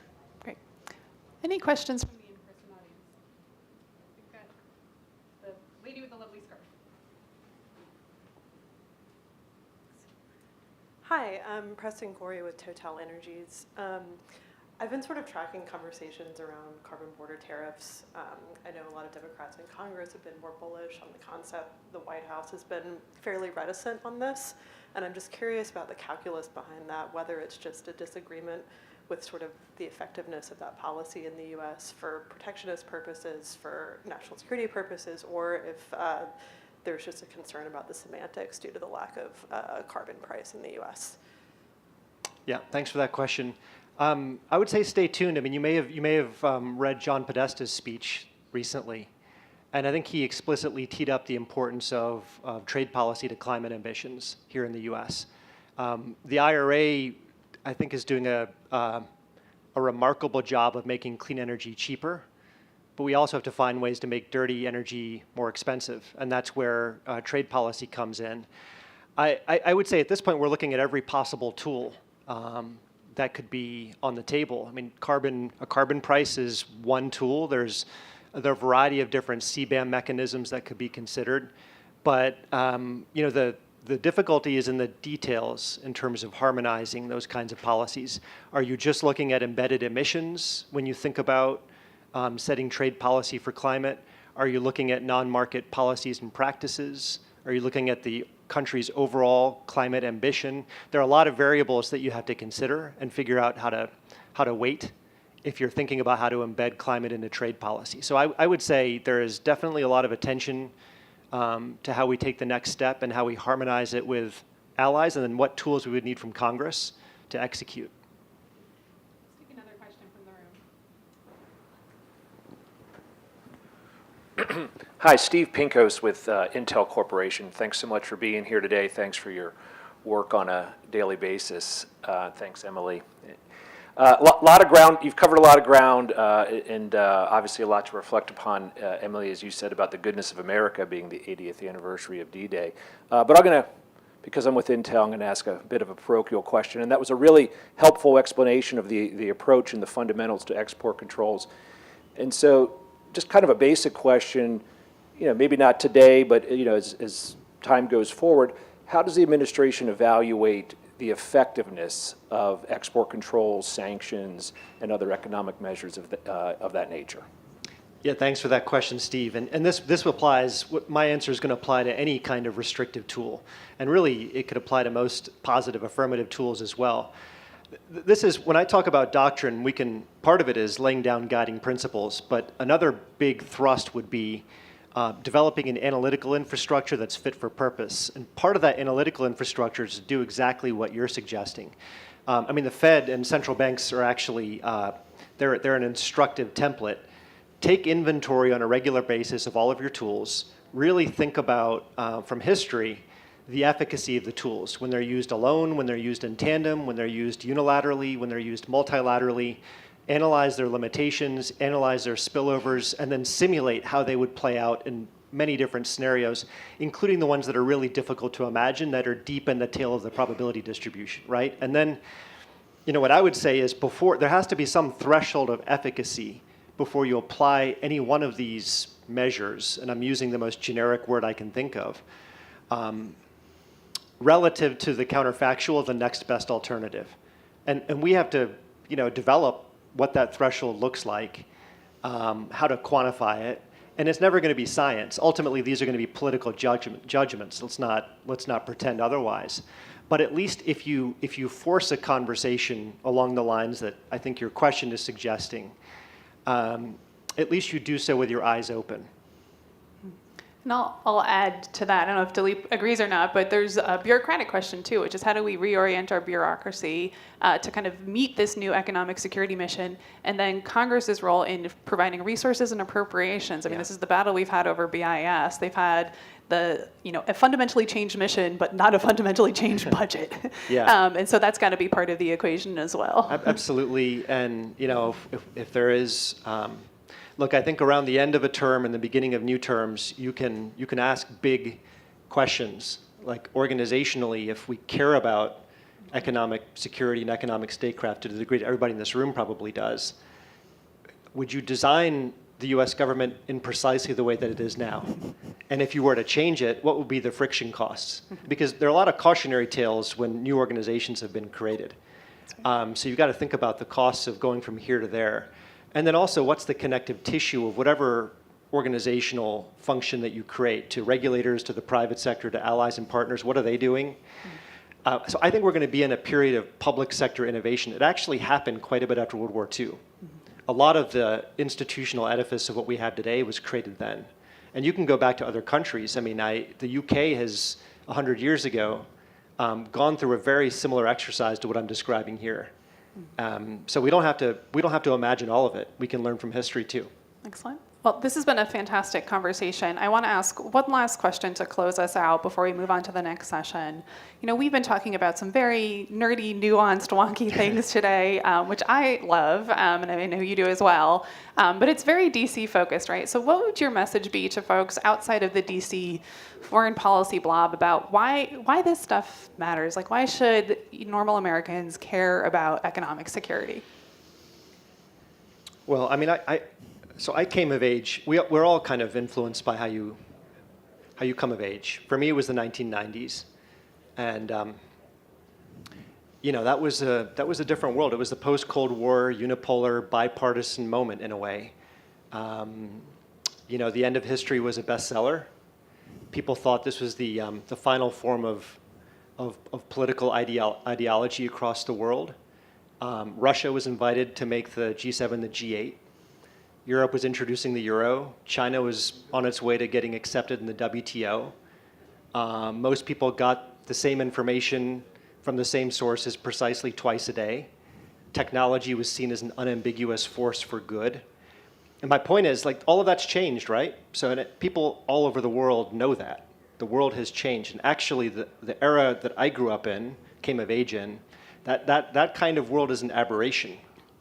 Across the long sweep of history, we've had the volatility, the uncertainty, the horror sometimes that we see today. That has been the norm. So we better try to understand it. And if you want to understand it, you need multiple lenses through which to see the world clearly. Sometimes it's economics, an economic lens. Sometimes it's a national security lens. Sometimes it's a socio-cultural lens. But the more lenses you can have to see the world clearly, the better chance you have of making good decisions. Excellent. Well, thank you, Daleep, for your insights, and particularly thank you for taking the time to talk with us today. We know you're extraordinarily busy leading up to the G7 meetings, which is always a whirlwind. So best of luck heading into those meetings. Thanks to our audience for tuning in. For our podcast listeners, this episode will be available in the Derisky Business podcast feed next Thursday. So look for that in future episodes, wherever you get your podcasts. And then for our audience, please join us for the next session of the annual conference, where former commander of CENTCOM, General Frank McKenzie, will join Jonathan Lord, director of the Middle East Security Program here at CNAS, for a discussion on Gaza and U.S. policy in the Middle East. We'll see you back here soon. Thank you.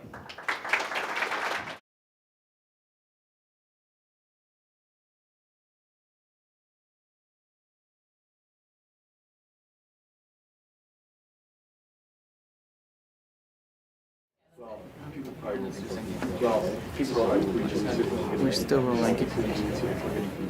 Okay, guys, whenever you're ready. Where do you think we should start? Let's start at the beginning. All right, so that means going back to 2007. More U.S. troops arrived in Iraq this week. The American people are safer. The overall strategy is failed. It was the height of the Iraq War. It was a very polarizing issue between Democrats and Republicans. We think back to that time as some sort of bipartisan heaven compared to now, but it certainly wasn't.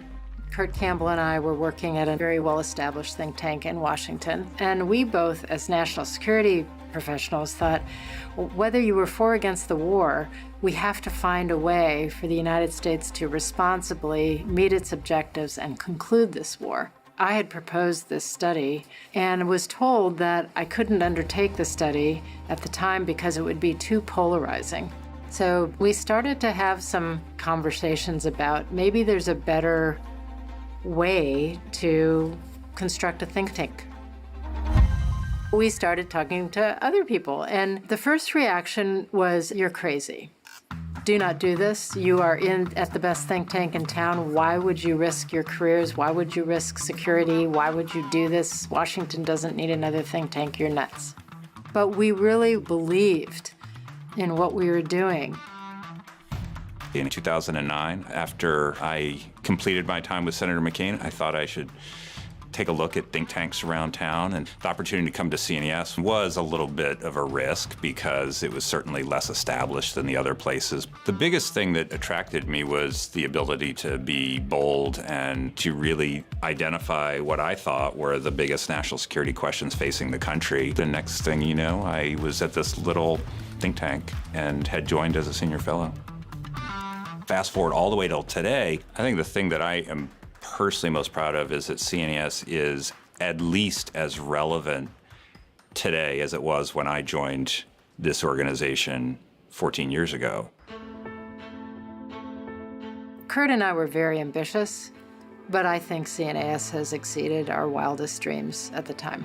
To be one of the, if not the most respected national security think tank in Washington, to have our work having directly impacted U.S. and allied policies, to think of all the young people we have trained and developed over the years. It's very exciting work. We've never tried to be the biggest. We've always tried to be the best. We really tried to focus on where's their white space? Where can we do something new and different? What gets me most excited about the Building the Future campaign is not just continuing to do the great work that we do.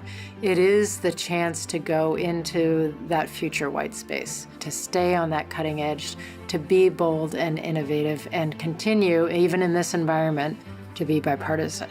We cannot do this work without you. This is a moment where new ideas are desperately needed, new ways of doing business are desperately needed. This organization is committed to defining those new ideas and those new approaches, and you can make all the difference with your support. We don't want to grow for the sake of growth, but we do want this organization to last forever, because as long as there is a United States that has a national security policy, we want there to be a CNAS that is trying to contribute to making that better. So we're incredibly grateful to those who have already made major commitments to support CNAS in the Building the Future campaign. We've come a long way, and we hope that you will join us in keeping CNAS indispensable to U.S. national security.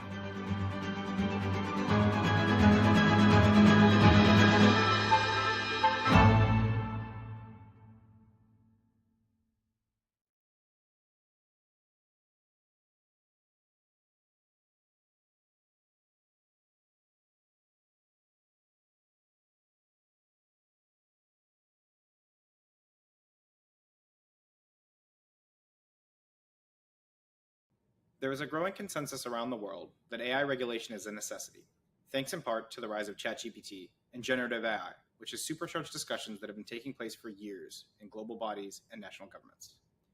Many have proposed something like the International Atomic Energy Agency, an IAEA for AI, something to ensure that AI's benefits are widely enjoyed while its harms are minimized or prevented. OpenAI, the very firm that fomented this fervor and fear with the release of ChatGPT, has... Good morning. 8 months ago, from its stronghold in Gaza, Hamas launched a brutal and sophisticated attack, systematically targeting civilian population centers in Israel's western Negev. The October 7, 2023 assault, in which Hamas butchered 1,200 people and took another 250 hostage, ignited a war between Israel and Hamas that has utterly devastated the Gaza Strip, displaced the vast majority of Gazans, and caused a tremendous amount of civilian harm. Since October, Iran's proxies and partners in the Middle East region have steadily and incrementally escalated the level of violence directed at Israel, U.S. military targets, and commercial shipping in the maritime domain, creating destabilizing effects felt regionally and globally. This, of course, includes the unprecedented missile and UAV attack Iran launched against Israel in April. Casualties continue to mount as the Israeli military is forced to clear and re-clear territory, absent a strategic vision from the Israeli government of a day-after plan. Similarly, civilian casualties in Gaza also continue to grow, with news reportedly of another significant civilian casualty event last night in Gaza when the IDF attempted to target a Hamas cell operating in an UNRWA school. Meanwhile, the low-intensity conflict on Israel's northern border between the IDF and Hezbollah continues to expand in scope and lethality, preventing 60,000 Israelis from returning to their homes and making the prospects of another war in Lebanon soberingly real. At this moment, there's a deal on the table that would bring hostages home, pause the fighting, and potentially create a window to end the war, relaunch a process to achieve a durable peace between Israelis and Palestinians and continue Israel's normalization and integration into the region. Joining us to discuss the ongoing conflict, U.S. policy, and what may come next, I'm pleased to welcome our esteemed guest. He is the Executive Director of the University of South Florida's Global and National Security Institute and the Executive Director of the Florida Center for Cybersecurity, also known as Cyber Florida. He is currently the President of the Board of Directors of the Institute of Applied Engineering at the University of South Florida, a Distinguished Senior Fellow on National Security at the Middle East Institute, a member of the International Advisory Committee of the National Council on U.S.-Arab Relations, and a member of the National Security Advisory Council U.S. Global Leadership Coalition. He has authored a new book, The Melting Point, High Command in War in the 21st Century, which will be the subject of an upcoming CNAS event. And finally, he is also the former commander of United States Central Command, retiring from that post in March 2022, capping off a 42-year career in the U.S. Marine Corps. It is my honor to welcome to CNAS General Frank McKenzie. Thanks, Sean.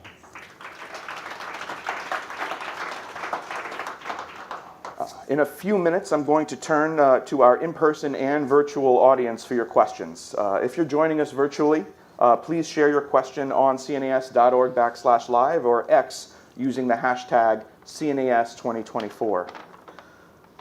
General McKenzie, we'll just jump right in.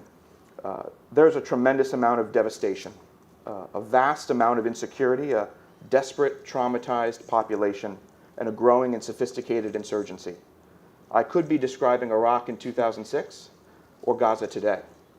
What is your assessment of the situation in Gaza right now, and what military advice would you give to President Biden? Sure. So I think Israel has largely been able to have military success against the fighting units of Hamas. The 24 battalions, however you choose to characterize them, they're probably largely no longer effective. But that's actually misleading, because the way Hamas fights and the way they've designed their defense, I take a parallel in my service, the United States Marine Corps. If we lose 1 in 5 of our people in an organization, we consider that organization ineffective, would pull them out, would have to replace them. The way that Hamas has chosen to fight in Gaza, typically by isolated elements in buildings, in positions that they don't need to maneuver, they're going to fight to the death there, you can absorb a much higher level of casualties and still retain the ability to punish the IDF as they try to clear it. So the fact that Israel has had significant success at treating the foot soldiers, if you will, is a little bit misleading, because there's still, I think, a fairly effective residual of combat power. Maybe not enough to replicate what happened on 7 October, but still there's significant combat power left inside Gaza. Where Israel has not had significant success, in my judgment anyway, is in getting at the political echelon and getting at the military leadership echelon of Hamas, because they have very cleverly hidden themselves. They're in deep bunkers. They're probably surrounded by whatever surviving Israeli hostages there are.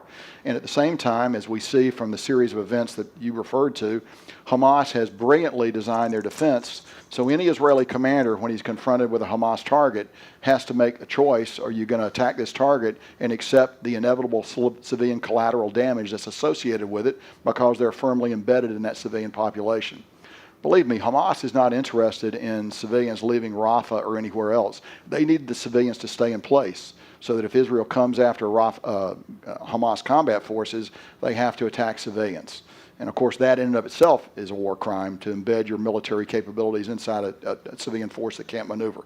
So I think the Israelis have actually tried very hard to achieve proportionality. Sometimes they've succeeded, sometimes they have failed. Nonetheless, if they're going to continue the campaign, we're going to see continued loss of innocent civilian life as they address the residual elements of what's left of Hamas. And there's a fair amount left of Hamas, including, as I've already noted, the very tip top of both the civilian and the political echelon. So as I look at it, what you need to consider what's next. And if I have a criticism of the Israeli design, is it's just not clear to me how it actually ends. And the United States has been guilty of this before, so we actually should be careful throwing stones when you live in a glass house, because we've conducted campaigns without a clear understanding of what the end state is. Any kind of military planning, planners are taught, and I grew up as a military planner, you want to start with the end state. What does it look like at the end? Then you walk forward in time to stand at that end state, you describe it. What does it look like? What are the performance measures we can apply to characterize it in a quantitative and in a qualitative way? And then you look back and you find the path that leads you from where you are now, in the case of the Israelis, 8 October, to where you want to be at the end. And I think, we need to do some work on what that end state's going to be. So for me at least, and I'm unapologetic about this, I think the future end state has to be some form of a two-state solution. I've been clear on this really from the beginning. I believe you need to look at what that occupation force is going to be, and you need to look at how you're going to define victory against Hamas. Israel's problem right now is, again, the senior leadership is still very active. If the senior leadership were gone, they would have considerably more flexibility in how they talk about ending the current campaign. But because they've not been able to do that, I think they're forced into continuing this grinding assault. And those who talk about, well, we could do this with special operations raids, we could be far more targeted, the further you are away from the battlefield, the more attractive that becomes. I have some experience in this. When I think of highly sophisticated special operations forces operating in an urban environment on raids, I am drawn to what happened in Mogadishu in 1993, where we put the best special operations force in the world into a significantly disrupted, dangerous urban environment, and we took significant casualties as a result of that.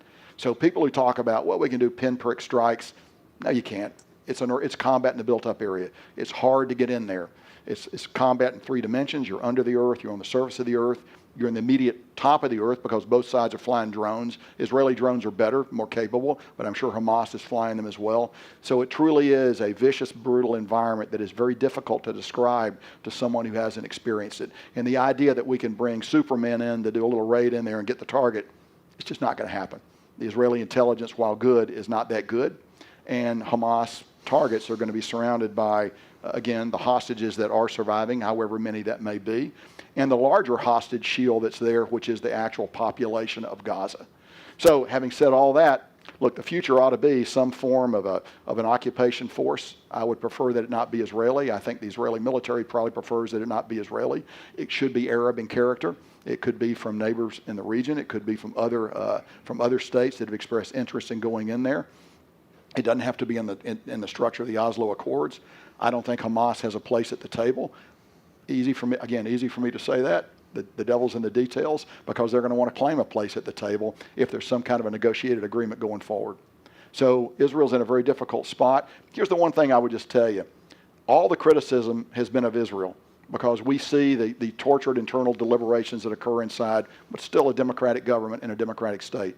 You see none of what Hamas is doing, because they're a terrorist organization. They present a monolithic front, and I would argue their demands are maximalist that have not actually changed from day one. So while Israel's demands have changed, and we watch those goals change in real time as the campaign has gone on, Hamas has been able to occlude that, and it's not visible because they're not an open organization, and we don't know what's going on inside their internal deliberations. There's still, I think, some hard days of this campaign ahead of us. Hamas is going to try to make it as hard as they can for the Israelis as they try to come to some form of a conclusion and some form of a day after that, again, in my opinion, needs to find some way to give a reasonable quality of life for those Palestinians in Gaza in some form of ultimate sovereignty. A lot of people disagree with that. My friends in Israel certainly do, and I am aware of all the challenges that present themselves. But the alternative is eternal fighting, which I don't think any of us want. Ultimately, nobody wants that except possibly Hamas, I think, would welcome that. But I don't think any other entity, and particularly the Arab neighbors, they don't welcome that either. So I think I wish I had better answers. I don't. It's a tough dilemma that the Israelis face right now. Oh, I guess we could just leave it there then. Unfortunately, it does sound like it might get worse before it gets better. We've seen from this administration, National Security Advisor Jake Sullivan recently, last month now, restated the Biden administration's policy from the White House podium before embarking on a trip to Saudi Arabia and Israel. In his 10 points, he reasserted the administration's belief that defeating Hamas requires more than a lethal combat operation, as you describe, but rather needs a concerted effort to out-secure and out-govern Hamas in Gaza. But of course, as you also state, Hamas won't sit idly by. It's an active insurgency. It's quite organized. The command and control is still there. The tunnel system is still there. The military capacity is still very much there, as we've seen. So while Israel may still have to continue to do the combat operations as well as the capitation strikes on leadership that we ourselves would do in a counterinsurgency campaign, what does an attendant parallel population-centric mission to defeat Hamas in Gaza look like in your estimation as a planner? How many forces would it require and what types of capabilities? Yeah, it's going to require significant on-the-ground forces, many thousands of forces. It's going to require not only combat forces, it's going to require stability elements, it's going to require policing forces. You're going to have to find a way to feed people, you're going to have to find a way to give medical care to people. It's going to require billions of dollars of investment. I believe all those elements are there. And I don't believe all those elements require the United States to put the money into the game. I believe there are nations that have the ability to do this, and I believe that there are also nations that have the ability to provide these forces. Now, some technical assistance from the United States might be necessary, but I don't think that we would I don't think we would help by putting U.S. forces on the ground, and I would not recommend that. Not my decision to make, not my advice to give. But I think that there are alternatives that don't involve the long-term Israeli occupation, that do involve trying to get after the root causes of Palestinian discontent. But ultimately, you've got to find, I think, a way to see some form of a sovereign solution for them if you ever want to try to find a way out of this problem. Sure. You know, in that, I do think there is both the political challenge that you alluded to, that there is very little appetite right now in Israeli public sentiment to talk about a two-state solution in the wake of the trauma of October 7th. But of course, there's a military and a practical element here as well. We all recognize that to effectively defeat an insurgency of the type that Hamas brings to bear, you need combat operations, but as you reference, a very significant occupation force to provide stability, security, services, humanitarian aid, rebuild civil society. If it's not the Israelis, and if it's not the Americans who have some experience in doing this, how practically or effective could an Arab force be, an exogenous outside Arab force? Do they have, in your estimation, just the simple military capability and competency to do a complicated mission like that? Putting aside, then we can discuss some of the political challenges as well. So it's a less than perfect solution, but I believe, yes, they do. They might require some U.S. assistance, some Western enablers in order to come in for unique capabilities that they don't inherently possess. But I do believe they possess the size of forces, and I also believe, equally important, the financial backing within the region, should nations choose to make those choices, that would allow it to be a viable concept. Look, it's not going to be perfect, but we're in the land of imperfect solutions. We're in the Middle East. We're in Central Command. There's no good answer to anything. That's right. It's the least bad choice all the time. Always. That you're stuck with. Yeah. I just don't see another way forward that doesn't involve endless fighting. Right. And I don't think anybody wants endless fighting, ultimately, except Hamas. Right. You know, I agree with you. I think the administration clearly agrees with you. In terms of that military technical capacity, right now, just for scope and scale, to do its Rafah operation in the south, and then to do what has been a perennial operation further north to clear and then re-clear areas of Gaza City or the central camps, there's typically been roughly 10 Israeli brigades, you know, roughly 13 to 15,000 troops in Gaza at any given time, just for those military operations. You know, when we think about a landmass twice the size of the District of Columbia, a population 3 times the size of the District of Columbia, it's going to take a very significant hold force to secure that population. What's in it for these Arab states? I mean, countries that are otherwise traditionally, in your experience, I would say very risk-averse to deploy their own forces. For one, there's just that attendant risk and culture of being reluctant to deploy forces. And then 2, there's the political risk here. Are they going to want to put their forces on the ground to do stabilization, clear, hold, build, while Israel is almost assuredly going to need to continue to fight the insurgency? Because we could probably assess Hamas isn't going to sit idly by and just let this happen and see themselves pushed out of the governance of Gaza. So let's take a step back. So what's in it for the Arab states? Here's the argument I would say. First of all, observe how relatively mild support has been for the Palestinian cause in Gaza from Arab states. They've been vocal, but nobody's actually done much significantly, militarily or otherwise, to support what's going on in Gaza. I think that, particularly for the Gulf states, the principal threat remains Iran. And to face Iran, and this is a threat that's far more imminent than it was 15 years ago when I began to study the problem in detail for the first time. The Iranian threat is very real, it's very powerful, and it's an integrated air and missile threat. So to face Iran, you really need the capabilities that Israel brings to the fight, and you need the United States capabilities. So anything that would make it possible to further normalize relations with Israel, I think, is an objective of the Arab states. In order to do that, if you can bring some form of balance, management to what's going on in Gaza, that aids that objective. Because it's just my opinion that, the Iranian threat is a greater priority than the Palestinian problem to Arab states. My opinion, others may have different opinions. But at the same time, you realize it's hard to go forward unless you can find some form, I won't say closure because that's too elegant a word, need a word to describe what it would be, but something that actually shows a good faith effort to give the Palestinians something. I think that contributes to a larger goal of many nations in the region, which is to prepare to defend against inevitable Iranian misbehavior, reckless misbehavior across the region, both by their proxies and also by their considerable conventional military capabilities, air and space military capabilities. As you would famously say in uniform, just Frank McKenzie's opinion, which obviously is the understatement of the century. But just my nickel. I will say, though, that by and large, it appears the region does agree with you. We've seen from a realpolitik approach, Arab states that have normalized with Israel continue to stand by the Abraham Accords, continue to engage. UAE continues to fly from Ben Gurion, has never stopped. I mean, American airlines, or not the brand, but American carriers have come and gone with the security threats, but Fly Dubai and Emirates never stopped flying. Right. The Emiratis go to sleep every night under the protection of not one, but two Israeli air defense systems.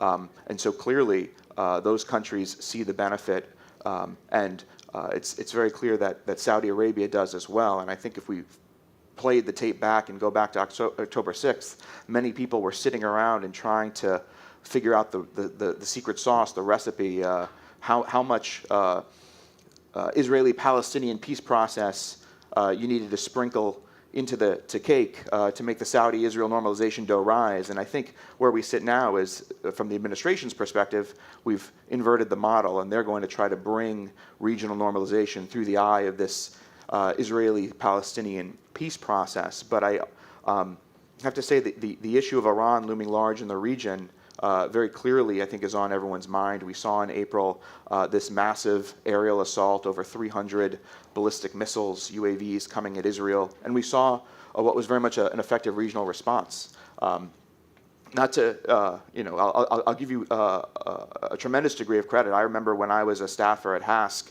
and you were the commander of Central Command, I think it might have been fiscal year 2019, on the unfunded priorities list from CENTCOM, you were asking for a lot more support for air defense systems. And air defense has now become really not just the coin of the realm in the Middle East, but worldwide.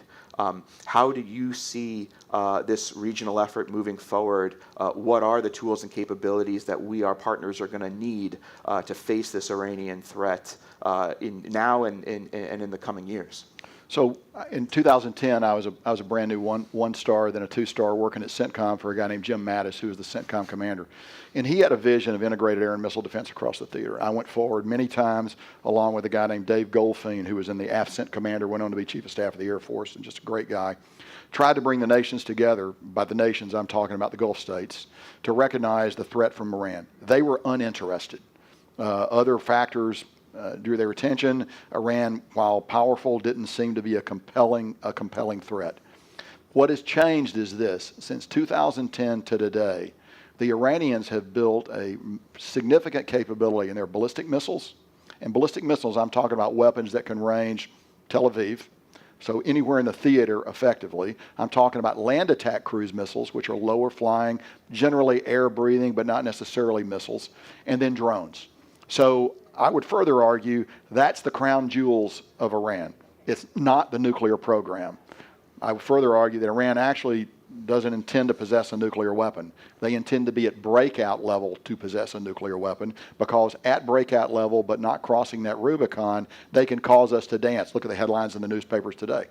They can cause the Europeans to dance. They can cause us to dance. They can cause political effect abroad, and they can get sanctions relief, and they can get money. Iran could have a nuclear weapon 3 months if they wanted to have a nuclear weapon. It would be a big weapon that might fit on this platform and might not. Has a delivery problem. How do you get it to the target? Let's say it's Tel Aviv. They've still got a year left to do the aeronautical engineering to build a weapon system and weaponize that. So it's a while before they could do that. So Iranians actually, I think, value the missile force in all its forms.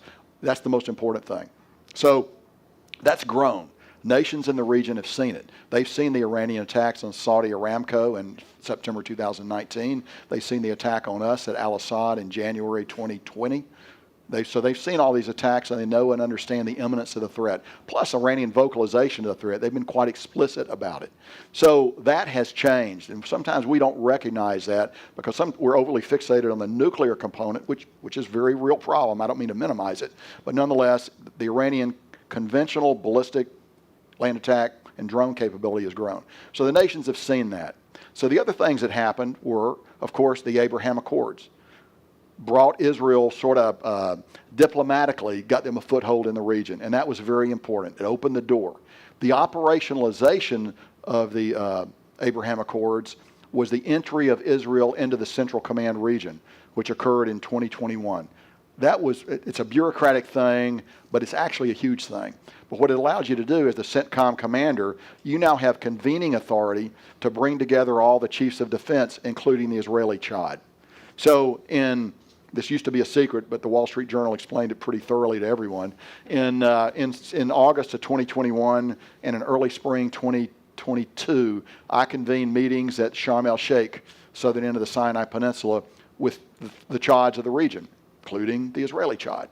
And at those meetings, we talked in great detail about the Iranian air missile threat, in great detail, to defend against an Iranian attack against Saudi Arabia, UAE, Oman, Bahrain, and Israel, Jordan, Egypt, all those possibilities. Because here's the thing, air and missile defense is an easy, it's low-hanging fruit in the region, because to conduct collective air and missile defense, you don't have to give up significant sovereignty. Nobody's stationing tanks on your territory. Nobody's stationing troops on your territory. Air and missile defense is about sharing information and data. It's about building a common operational picture so everybody can see what's going on, and you can share early warning and develop what we call TTPs, tactics, techniques, and procedures to respond to the threat. So in these conferences, hundreds of hours of staff work went into it. We sat down, looked at the brief, looked at the plans, and there's broad agreement about what we would do under different conditions of Iranian attack against the various states in the region. So I can't overemphasize how important that was. Because first of all, the Israelis participated. The Arab states were happy to be part of it. Look, every Arab nation knows Israeli capabilities. Iron Dome, Iron Beam, David Sling, Patriot. Those are remarkable capabilities. And I want some of that. I like that. Particularly if in the back of your mind you begin to have doubts about the utility of the United States as a long-term partner. The next best partner to have in the region for that kind of air and missile defense actually is Israel. So that groundwork was laid. So let's fast forward a little bit. The work continued. My successor, General Eric Kurilla, has continued these meetings. Staff work has continued. So meanwhile, in the period 2021, in the 20s forward to April, Iran and Israel fought a shadow war across the theater. Shadow war of intelligence services, proxies, and the fact of the matter is Iran was badly outfought by Israel, culminating in the 1 April strike on Iranian IRGC planners in Damascus. As a result of that, Iran decision makers decided they needed to respond to sort of reset it. And the option they chose, they took a page from the Russian playbook, escalate to de-escalate. If you don't like the way the game's being played, you do something dramatic and bold, over the top, to make your opponent sit back and say, whoa, do I really want to play at the game with these new stakes? But here's the problem. Escalate to de-escalate is a card the Russians can play because they have nuclear weapons. Iran played the card of using this missile force I've just talked about to generate a massive attack against Israel, and particularly Nevatim airfield, where they rightly or wrongly thought that's where the attack generated. And I should say, I don't believe the Israelis have actually taken responsibility for that attack in Damascus.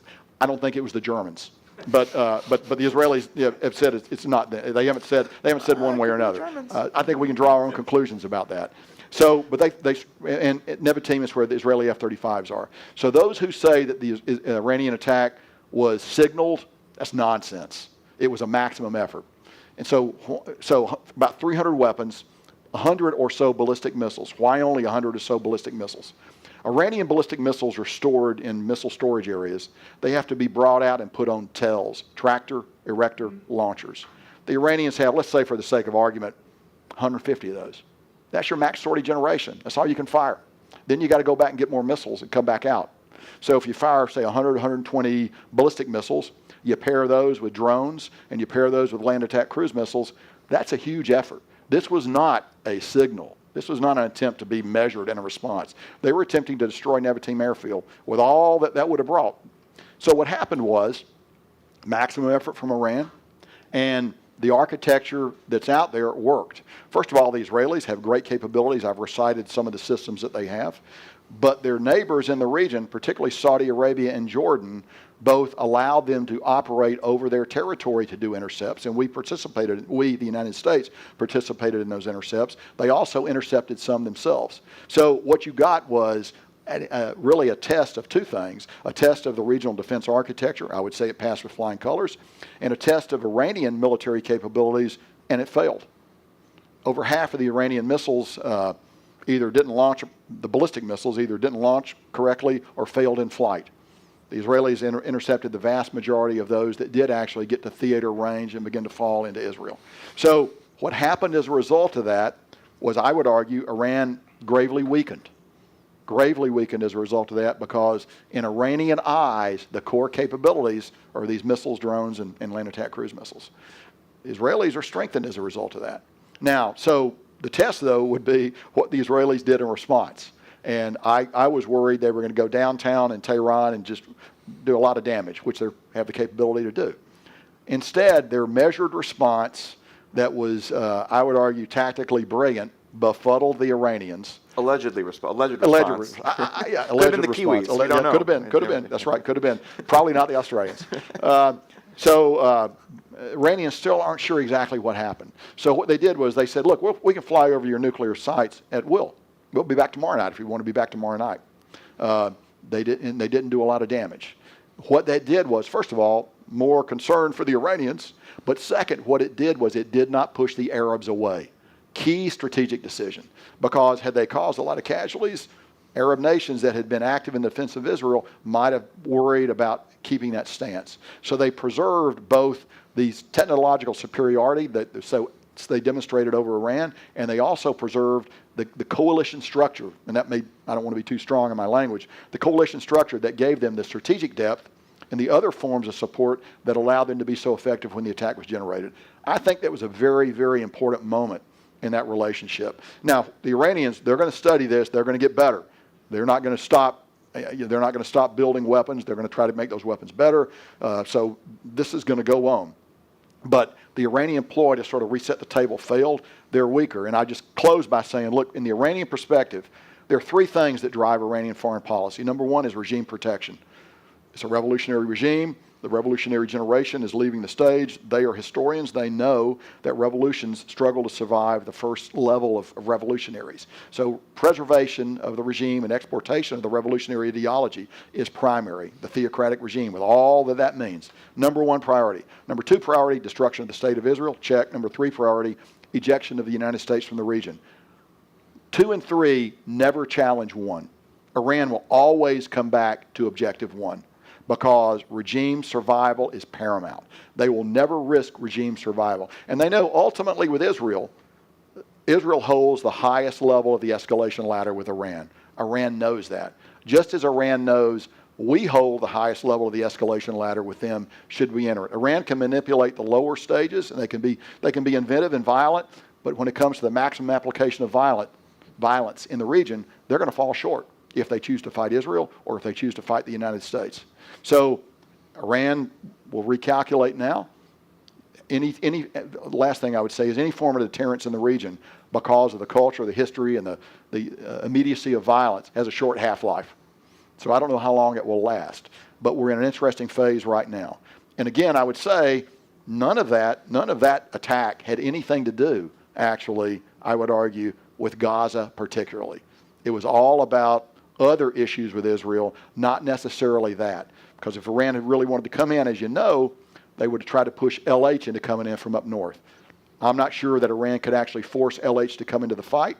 LH will make its own decision, and we can talk about that in the question and answer period. I'll stop talking here in a moment. But LH didn't come in. The only guys that are really 100% into the fight to support Hamas is, of course, the Houthis. And their ability to target Israel is very limited, but what they can do is shut down the Bab el-Mandeb, which they have done and continue to do. And I'll pause there, John. I have so many questions, but I want to be respectful of our in-person and our virtual audience. So, sir, please, if you will. Hello, Ken Moriyasu from Nikkei Asia.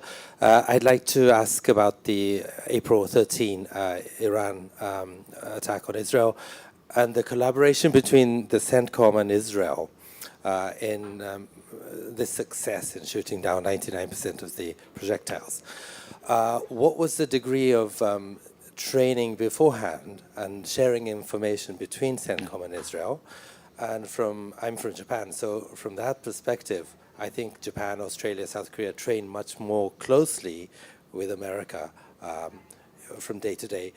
Should we have confidence what are the lessons we draw from the success in the Middle East?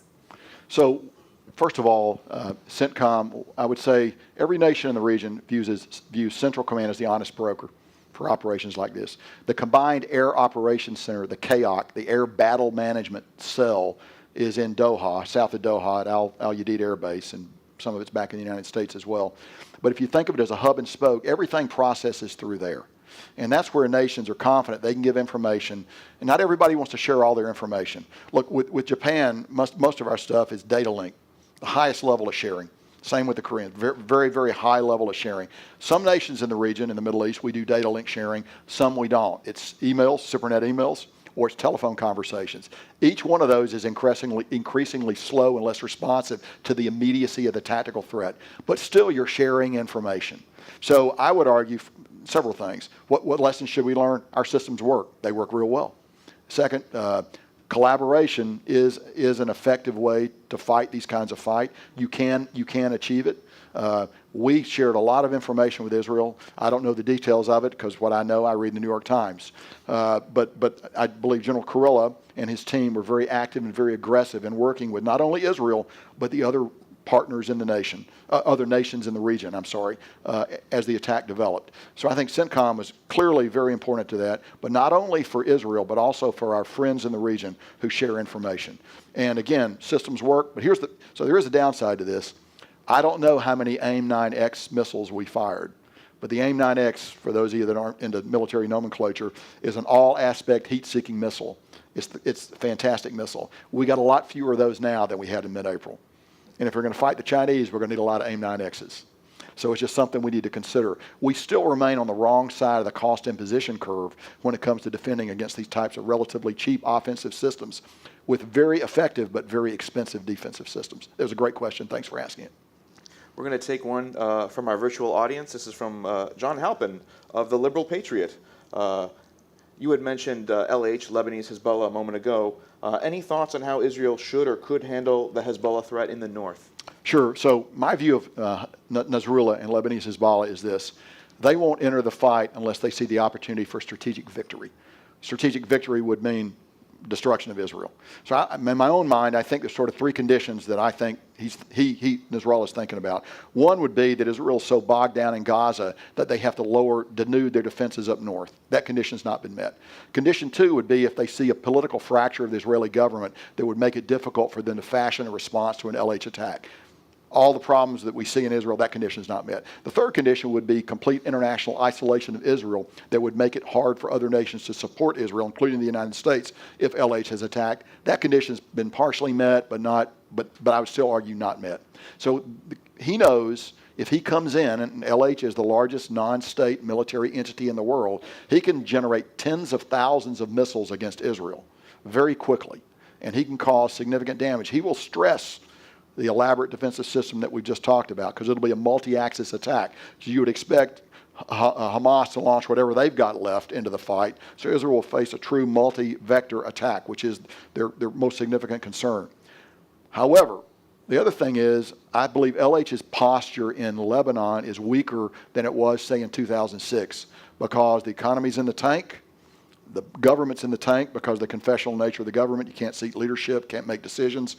And I would argue, strangely enough, the Beirut port explosion, LH was certainly not responsible for that, but they're viewed as bearing some responsibility for it. And I've overflown that. It looks like a nuclear weapon went off in the port. And it destroyed the Beirut economy. And I don't think they've recovered from it yet. So there are profound problems in Lebanon, I think, that put him in a more tenuous position than he has been in the past when he's had to make these decisions. And he's a supreme realist. He will not enter the fight because Iran wants him to enter the fight. He just won't do it. And so I think LH is certainly, they're launching Katyushkas into Israel. There's a low-level back and forth up there. Israel, meanwhile, the prime minister is under great pressure because not 100,000 people, probably 80,000 people have been forced to move south by these attacks. So Israel's going to have to calculate how long they can put up with this before they have to do something. So I would think each side needs to be very careful before they launch an offensive action here. There's a lot of pressure on Israel to do something to clear up the northern tier. There's some pressure on LH, but I think, again, he'll make a cold-eyed, rational, strategic decision about what's best for LH before coming in. I would love to do this all day, but under great penalty from our communications team, I'm afraid we've got to end it. I think we've almost solved the Middle East today. We'll keep working it together. Busy as ever in military retirement, he is the author of the new book, The Melting Point, High Command in War in the 21st Century, available now, and the future subject of an upcoming CNAS book talk. General Frank McKenzie, thank you so much for your time and insights today. I really appreciate you being here. I remain Jonathan Lord. I'm the Senior Fellow and the Director of the Middle East Security Program here at CNAS. When we come back in a moment, join us for a great discussion on the rise of the Minilateral, a new model for geopolitics in the Indo-Pacific. Director of the CNAS Indo-Pacific Security Program, Lisa Curtis, will be joined by Ambassador Shigeo Yamada of Japan, Ambassador Jose Manuel Romualdez of the Philippines, Deputy Assistant Secretary of State for East Asian and Pacific Affairs, Camille Dawson, and our very own IPS Senior Fellow, Jake Stokes. Stay tuned. Thank you.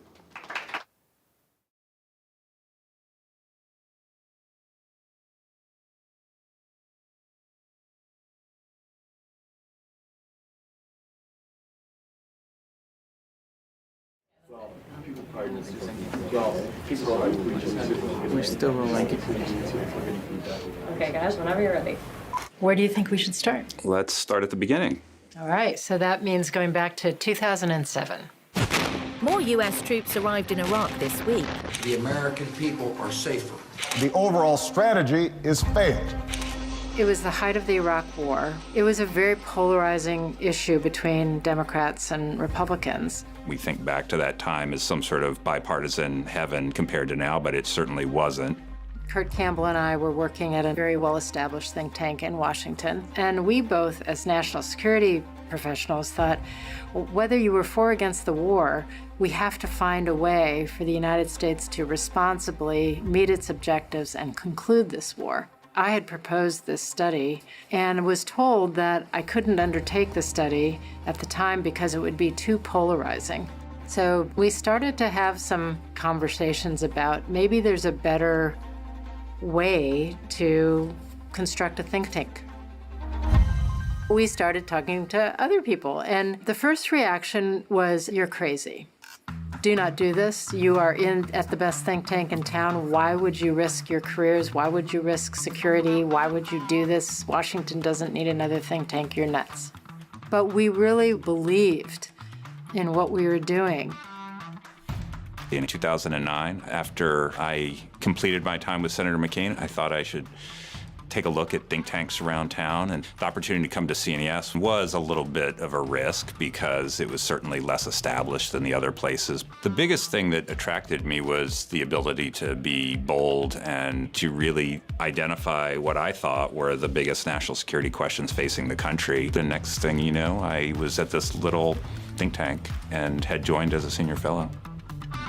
Fast forward all the way till today, I think the thing that I am personally most proud of is that CNAS is at least as relevant today as it was when I joined this organization 14 years ago.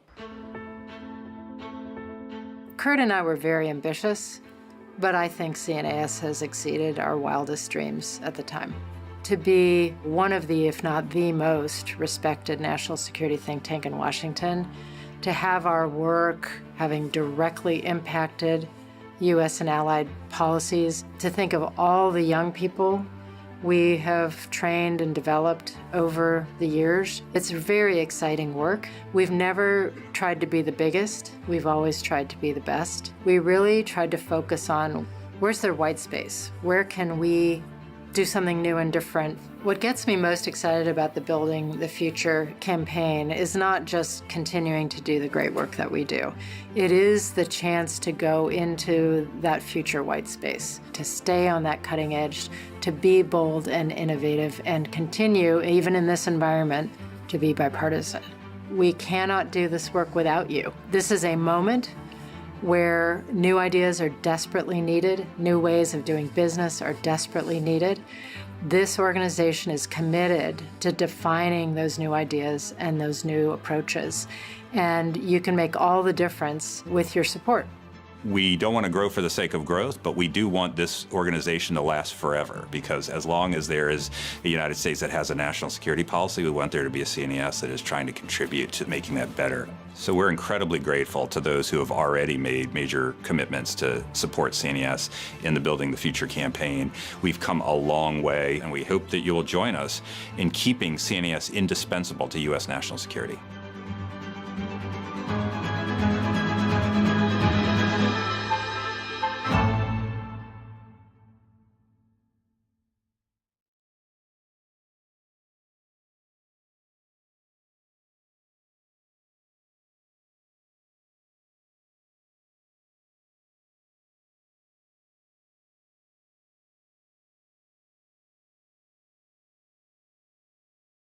There is a growing consensus around the world that AI regulation is a necessity, thanks in part to the rise of ChatGPT and generative AI, which has supercharged discussions that have been taking place for years in global bodies and national governments.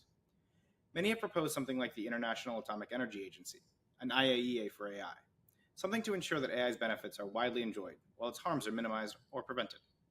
OpenAI, the very firm that fomented this fervor and fear with the release of ChatGPT, has proposed this, and other scholars have followed.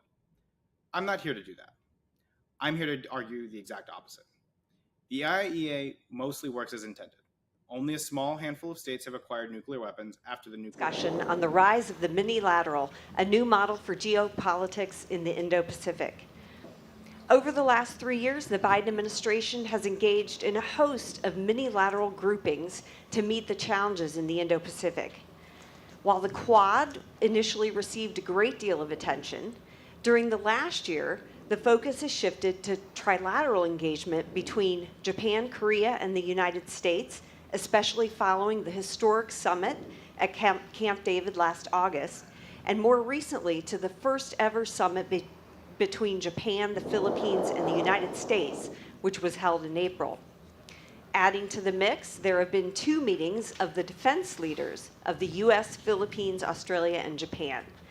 Some refer to this grouping as the Squad, or the Security Quad. To discuss these overlapping minilateral engagements in more detail and to explain their significance, we have a very distinguished panel of experts. First, we will hear from the Ambassador of Japan to the United States, Shigeo Yamada.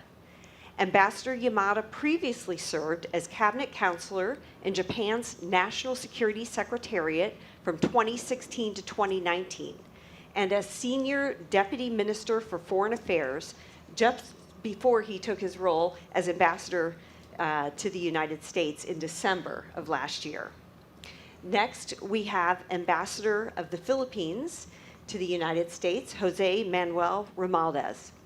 Ambassador Romualdez was appointed ambassador to the United States in July 2017 by former President Duterte, and then reappointed to the post by President Marcos in July 2022. And in November 2021, Ambassador Romualdez received the Order of Sikatuna, one of the 3 highest honors in the Philippines conferred on individuals for exceptional service to his country.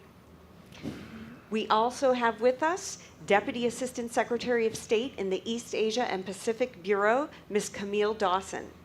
She is a career member of the Senior Foreign Service with 24 years of experience developing diplomatic and public engagement strategies. She has served in Singapore, South Africa, the Philippines, and multiple tours in China, and speaks Mandarin Chinese. Last but certainly not least, we have CNAS' own Jake Stokes, Senior Fellow in the Indo-Pacific Security Program. Jake previously served on the national security staff of then Vice President Joe Biden, as well as on Capitol Hill as a professional staff member on the U.S.-China Economic and Security Review Commission. So I would like to turn it over to our speakers. We'll begin with you, Ambassador Yamada. Okay, Lisa, thank you very much. And it is my great pleasure to be on this panel with Ambassador Romualdez, Deputy Assistant Secretary Dawson, and Jake. And in April, Prime Minister Kishida made a very successful official visit to the United States. And the Prime Minister and the President clearly demonstrated that Japan-US relationship has become a global partnership based on a strong sense of mutual trust between our two peoples. And during that official visit, Prime Minister also participated in, as you said, the first ever Japan-US, the Philippines trilateral leaders meeting. And Ambassador Romualdez and I were there. We were very much impressed to see how closely aligned our positions are on various issues. You know, at this time, the international community faces a series of serious challenges: Russian aggression against Ukraine, and also a security situation in Indo-Pacific is becoming even more severe and complex. And now more than ever, there's a clear need to uphold international order based on the rule of law. Then the matter is, no country can bear this burden of upholding international order by itself. We must work together towards this shared goal of free and open international order based on the rule of law. Then how can we organize and mobilize the international community to work together? The United Nations is, as you all know, not very effective at this time because the permanent member of the Security Council is the country which is violating the basic principle of the UN Charter. So there comes in the rise of minilaterals, the close cooperation among like-minded countries that share values, principles, and interests enable us to respond to this very severe and complex international situation with more agility, flexibility, and effectiveness. So there are, as you pointed out, not only Japan, US, the Philippines, and there was the historic Japan-US ROK summit at Camp David, and we also have Japan, US, Australia for a long time, and the Quad, Japan, US, Australia, and India, and so on. But one thing we should note is this multi-layered network of like-minded countries is not directed against any country, or is not excluding, it doesn't exclude cooperation among various countries. And actually, when the leaders of Japan, US, the Philippines met, they issued a joint statement, joint vision statement, from which I quote, that we welcome coordination and cooperation with a wide range of partners who share the goal of a free and open Indo-Pacific that is connected, prosperous, secure, inclusive, and resilient. So our cooperation is very open to any country which share the vision. And one more thing I wanted to point out at the end is that Japan and the United States serve as the hub of these multi-layered, like-minded countries. And let me quote the Prime Minister. When he spoke to the joint meeting of the Congress, he said, "From these various endeavors emerges a multi-layered regional framework where our alliance serves as a force multiplier." Thank you. Thank you very much. Ambassador Romualdez. Well, thank you, Lisa, and again, thank you also to the rest of the panelists here, Ambassador Yamada and Assistant Secretary Dawson and Jake. It's an honor for me to be here with my colleague Ambassador Yamada, who has been in the Foreign Service for a longer period of time than I have. But never have I seen the relationship between the Philippines and Japan as strong as it is today. I have been an observant of geopolitics for many, many years, and our relationship with Japan is probably one of its best. At the same time, we have the same kind of relationship we have with the United States. And so when Deputy Secretary Kurt Campbell approached the idea of having a trilateral summit here in Washington, D.C.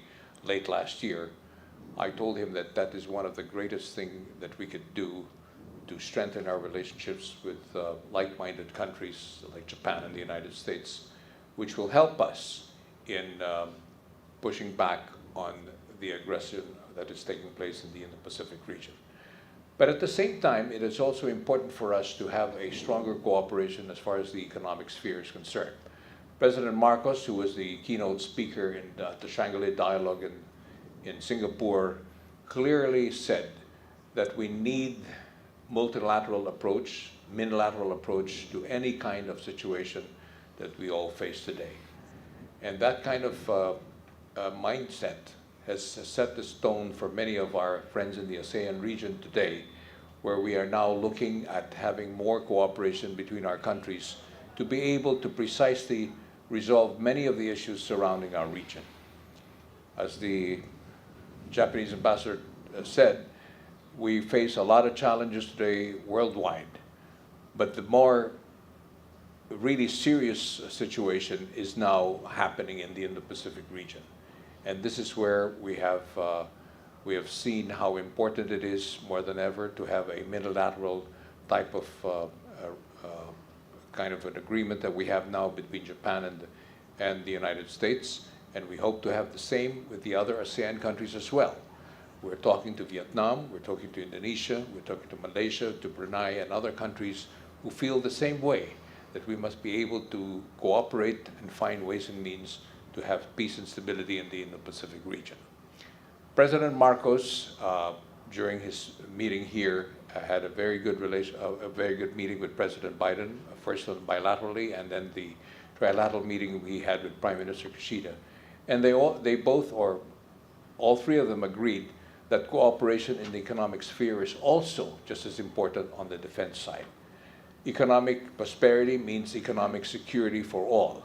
And that is why now the cooperation between our three countries is so important that it will give us the opportunity to be able to bring about prosperity in our region and to be able to fight off any kind of economic coercion that may take place. And so I think that having these types of trilateral summits and other types of ways to be able to fight back or to try to find a way to be able to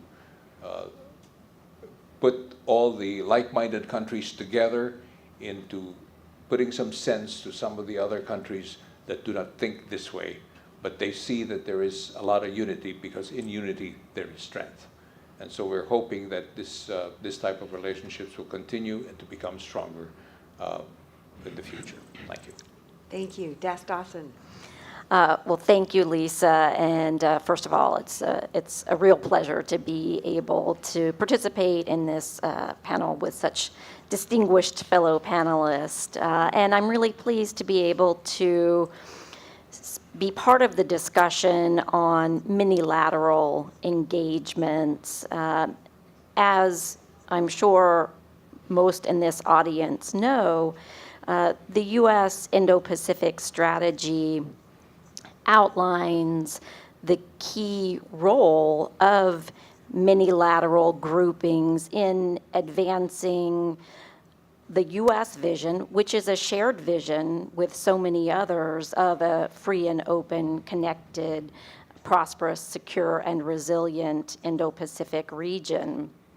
And the core element of the U.S. Indo-Pacific strategy is that no one country can meet the challenges of the region alone.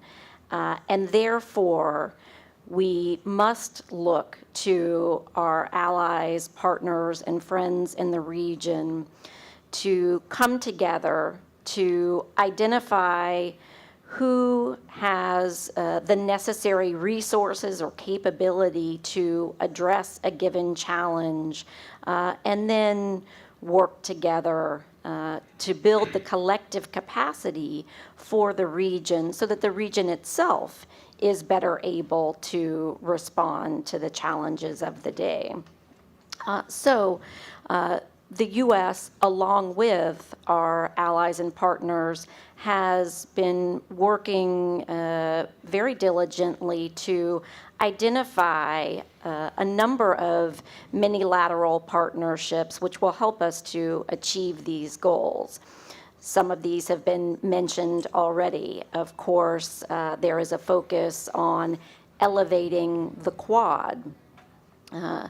There also has been the launch of AUKUS, the US, UK, Australia Security Partnership, the launch of Partners in the Blue Pacific to work with the Pacific Islands to advance their own goals. There has been the launch of the Indo-Pacific Economic Framework, and the substantial conclusion of 3 of the chapters within IPAF. And of course, the 2 trilateral partnerships that have already been mentioned, and maybe I'll note just a few additional things about those partnerships. Of course, the US, Japan, Philippines trilateral partnership, where we had really the historic summit in April, was an opportunity for us to signal together our commitment to advancing security and prosperity in the region. 3 democracies working together to advance our shared vision and to strengthen our maritime security and defense cooperation, but also, as noted, importantly, to focus on economic security and development cooperation, as well as digital connectivity. With the US, Japan, and ROK trilateral partnership, we, of course, had the historic summit at Camp David last August, where a number of important initiatives were announced, and more recently, just last week, Deputy Secretary Kurt Campbell hosted his ROK and Japanese counterparts for a follow-on discussion building on some of those earlier commitments. And there, we were able to announce significant new initiatives on women's economic empowerment, youth leadership, and supporting rescue and recovery efforts in the wake of the landslide in Papua New Guinea.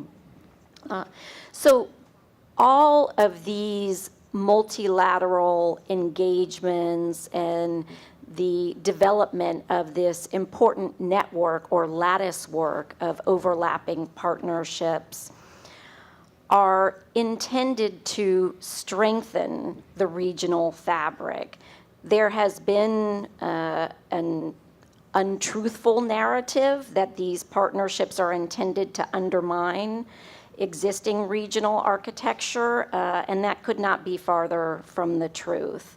The reality is that these partnerships are intended to strengthen regional architecture, to complement existing structures and to identify new ways that we can bring together our resources so that, again, we are able to collectively build up the resiliency of the region itself. Thank you. Great, thank you. And next we'll have Jake Stokes, who I think is going to talk to us about the counter minilateral, or the growing relationship between countries like Russia, China, North Korea, and Iran. So Jake, over to you. All right, well, thank you so much, Lisa. It's really an honor to be up here on this stage with such a distinguished group of diplomats. As has been mentioned, we're clearly seeing the Indo-Pacific region align into sort of geopolitical blocks with minilaterals at their core.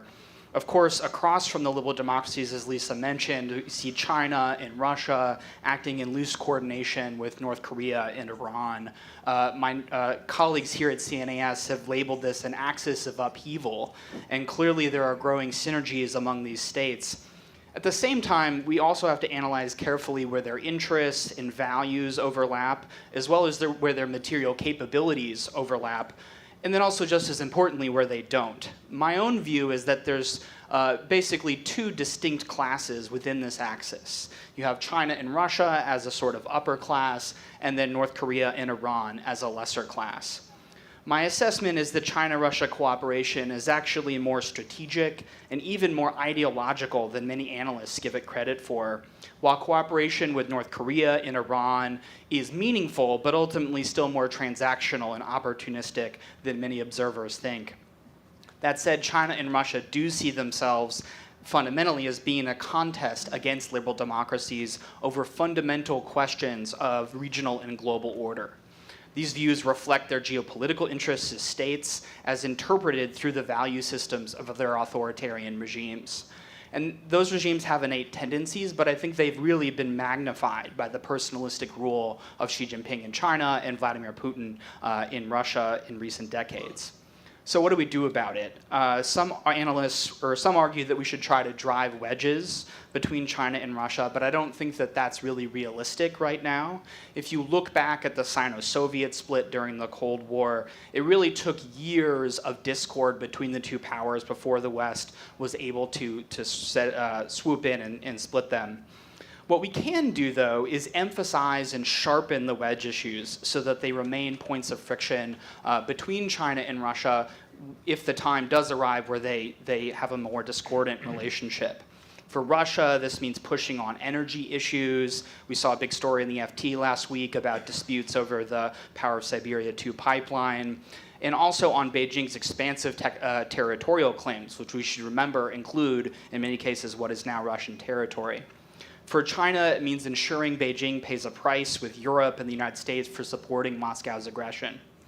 Meanwhile, I think we need to work to isolate China and Russia as a bloc relative to the rest of the international community, not just liberal democracies.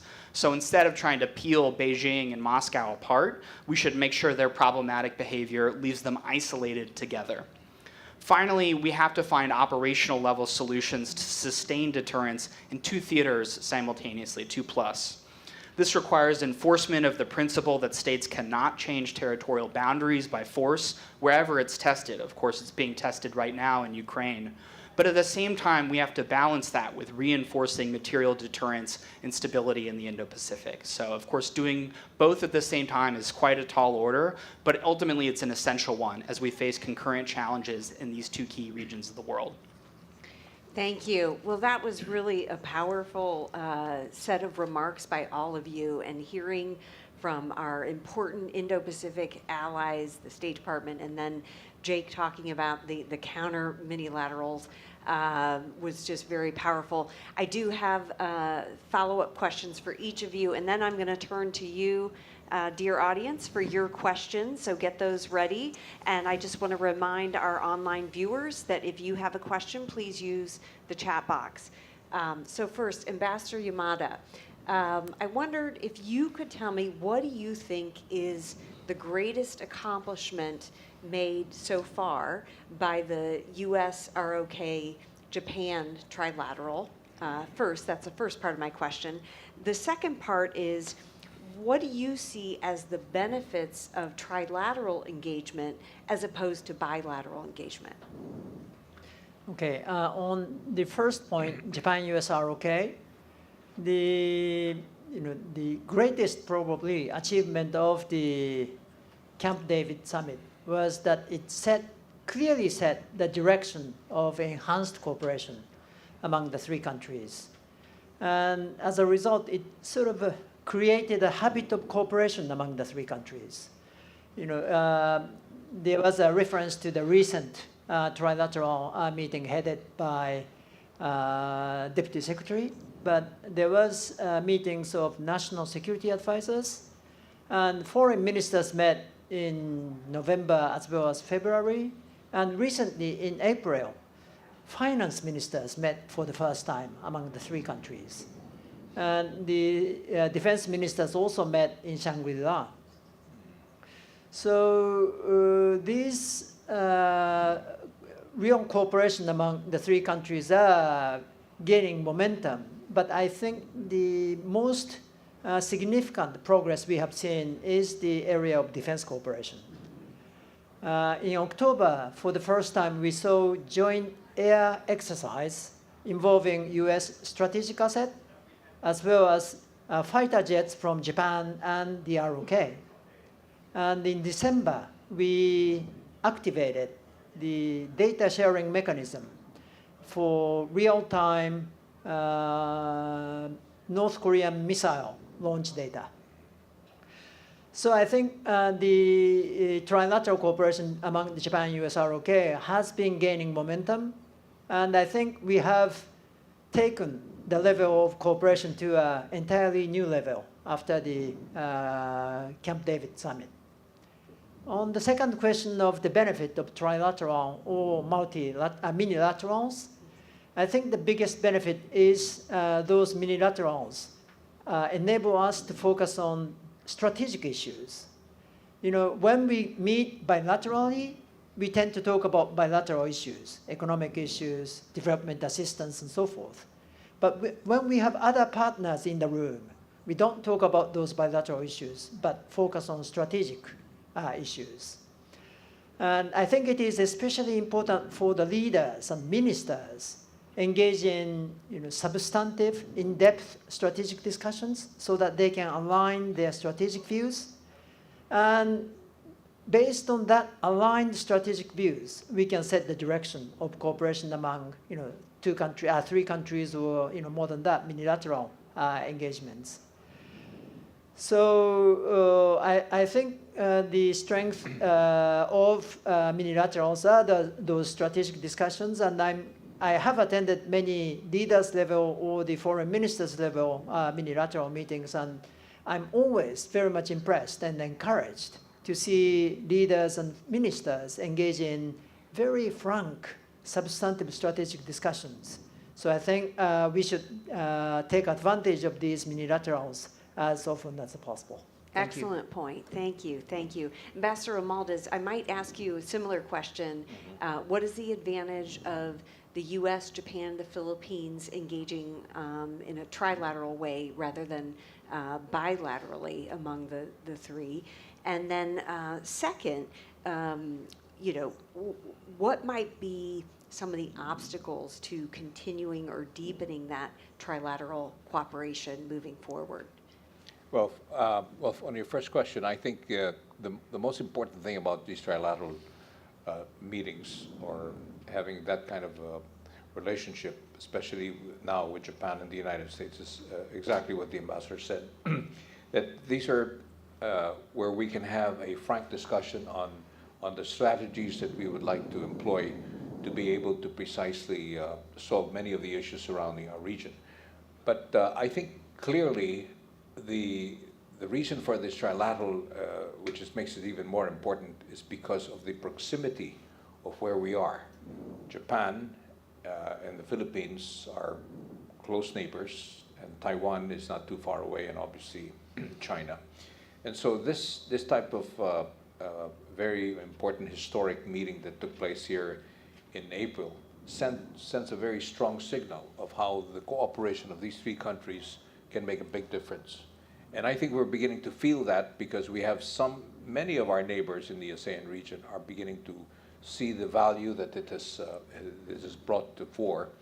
And more importantly, again, I still go back to the economic cooperation, because the economic cooperation part of it is very important so that countries like the Philippines will have the resources at some point in time to be able to buy the needed hardware or equipment that we need to be able to bump up our armed forces, to be able to be a real partner in the mutual defense treaty that we have not only with the United States, and the kind of agreements that we're now having with Japan as well.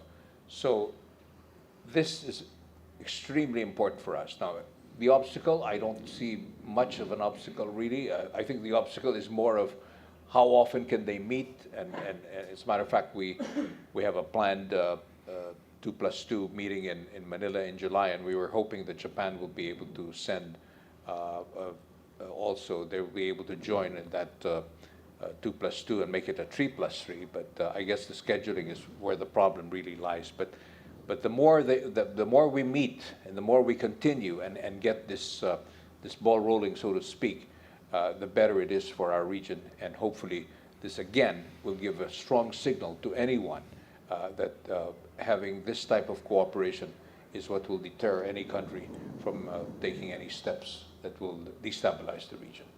Thank you. That's a great point. We can't underestimate the scheduling as an obstacle to these minilaterals. And I think we know that. Yeah, exactly. And Das Dawson, if you have any comments on the advantages of engaging trilaterally or quadrilaterally as opposed to bilaterally, love to hear that. But also, I want to raise the issue that there has been some media speculation that right now the squad, or the grouping, Philippines, U.S., Australia, Japan, that is somehow overtaking the quad in importance. And I wondered if you could react to that, and what is your opinion? Is the quad declining in prominence? What is the future of the quad, in your opinion? Yeah, thank you for the question. First of all, I would say that different minilateral partnerships or engagements do not detract from one another. In fact, they are mutually reinforcing. I believe Ambassador Yamada mentioned that they build habits of cooperation. And that is exactly what we are aiming to achieve. Secretary Blinken has used a phrase which I really like, and that is diplomatic variable geometry. Our minilateral engagements are just that. And to explain what that means a little bit more, it is about identifying the problem or the challenge that needs to be addressed, and then looking across our available tools and partnerships to identify who is best placed, what resources are most appropriate in order for us to bring them together, and then apply those resources, those partners to the challenge itself. So pulling together these various minilaterals is a strength, not a weakness. And then specifically on the question of the quad absolutely remains a priority. There is a great deal of work that happens behind the scenes that may not be visible on a daily basis, but I can tell you as someone who is very intimately involved in the inner workings of the quad, that there is a huge amount of work happening on a regular basis. Maybe I can give one example. In September of 2022, the 4 Quad foreign ministers, Secretary of State and the 3 foreign ministers, signed guidelines for humanitarian assistance and disaster relief cooperation. And since that time, the Quad partners have been working together quietly behind the scenes to build up our capabilities to coordinate on humanitarian assistance and disaster relief operations. And just very recently, with the terrible landslide in late May in Papua New Guinea, we have seen the Quad partners come together, coordinating on a daily basis on the ground, working together to identify which Quad partner is able to provide which relief supplies, and then identifying the last mile solution to get those relief supplies to the impacted communities. So I think this is a perfect example of the way in which the Quad is focused on delivering very tangible benefits to the region that respond to the problems or the challenges that the region itself identifies as most pressing. And then lastly, I will note that I expect there will be a good deal of momentum and public awareness about Quad activities in coming months as we look to a Quad foreign ministers meeting later this summer and a Quad leaders summit later in the year. Great, thank you. Jake, you talked about the axis of upheaval, but how should the U.S. conduct diplomacy with these authoritarian states? Well, thanks, Lisa. It's my belief that it's in our interest to pursue principled diplomacy with China and with the other powers as well for two reasons and with one caveat. So the first reason is that we want to show third parties, particularly in the Indo-Pacific, but also beyond, that it's the authoritarians, not the democracies, who are choosing coercion, force, or confrontation over diplomacy and cooperation. Second, I think we want to maintain channels in which to convey messages clearly to Beijing, also Moscow, and avoid truly accidental crisis or conflict. As those regimes become more personalized, there's a concern that information maybe isn't getting to the leadership. The caveat then is that democracies have to stay tightly linked up and avoid being divided among ourselves. The old U.S. orthodoxy about Indo-Pacific policy was that we could sort of either engage China and lean that way or engage allies and lean that way. I think in the current era, we need to engage China with our allies and through those sorts of situations of strength, because ultimately U.S. alliances and partnerships, including these multilaterals, are an asymmetric advantage that China and Russia and the others are trying to replicate. So we have to continue to be more effective in coalition diplomacy and strategy if we want to prevail in a long-term geopolitical competition. Great. Okay, we have enough time for about one or maybe two questions. So if there's anybody in the audience that has a question, I would just ask you to raise your hand. Somebody will bring a microphone to you, and then if you can state your name and affiliation and just keep it to a question. I see that my boss has a question, so I'll go to him first. Always a good strategy. Yeah. I didn't want to seize back the microphone, but I just was. Where are there areas in which there are not minilaterals, but there should be? On what issues should we be looking? What's the next horizon that we should be looking to for creativity in some of these areas? Great question. Who would like to jump in? If anybody has any thoughts about a particular issue that needs some minilateralizing? I mean, I think, some of the minilaterals we've seen so far are really first island chain focused in the Indo-Pacific, so you could foresee a minilateral that was more focused on second island chain issues, but that's just the first one that comes to mind. I mean, I think I would just add that there is a pretty significant breadth of issues being covered under the existing minilaterals. And also, I mean, not to say there's not room for more. Again, my point, earlier was that minilateral partnerships are mutually reinforcing, they add value, but also one of the main features of these minilateral groupings is that they are flexible and fit for purpose, and they can adjust with time to address new issues. That's one of the real benefits that I see. So as emerging issues come onto the scene, those minilaterals can take on new issue sets. Great, thank you. We have time for one more question. If there's anybody in the audience that has a question. Okay, right here, Cindy,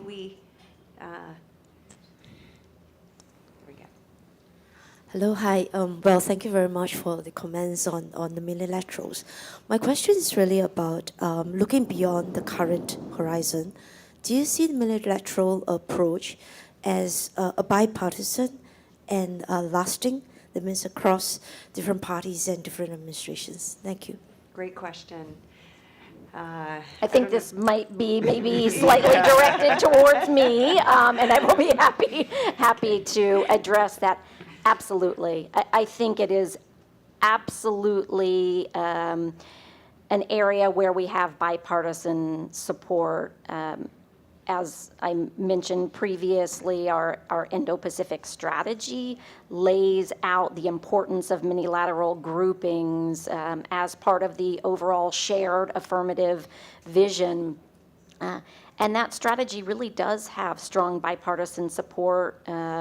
And the individual minilateral groupings, which we have discussed today, we receive significant signals from Congress and from others that there is support for what the minilaterals are doing together to advance peace and prosperity in the region.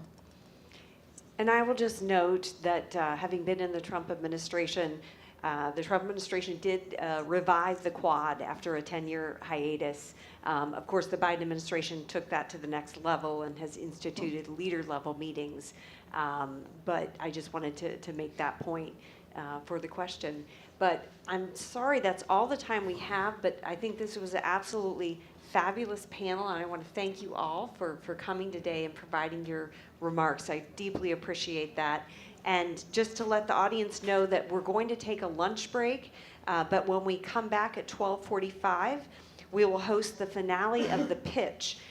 This is CNAS's premier event to elevate emerging and diverse voices in national security. So come cheer on our 5 finalists as they pitch our expert judges as well as the audience on their innovative policy ideas. And will you join me in giving a round of applause to our panelists?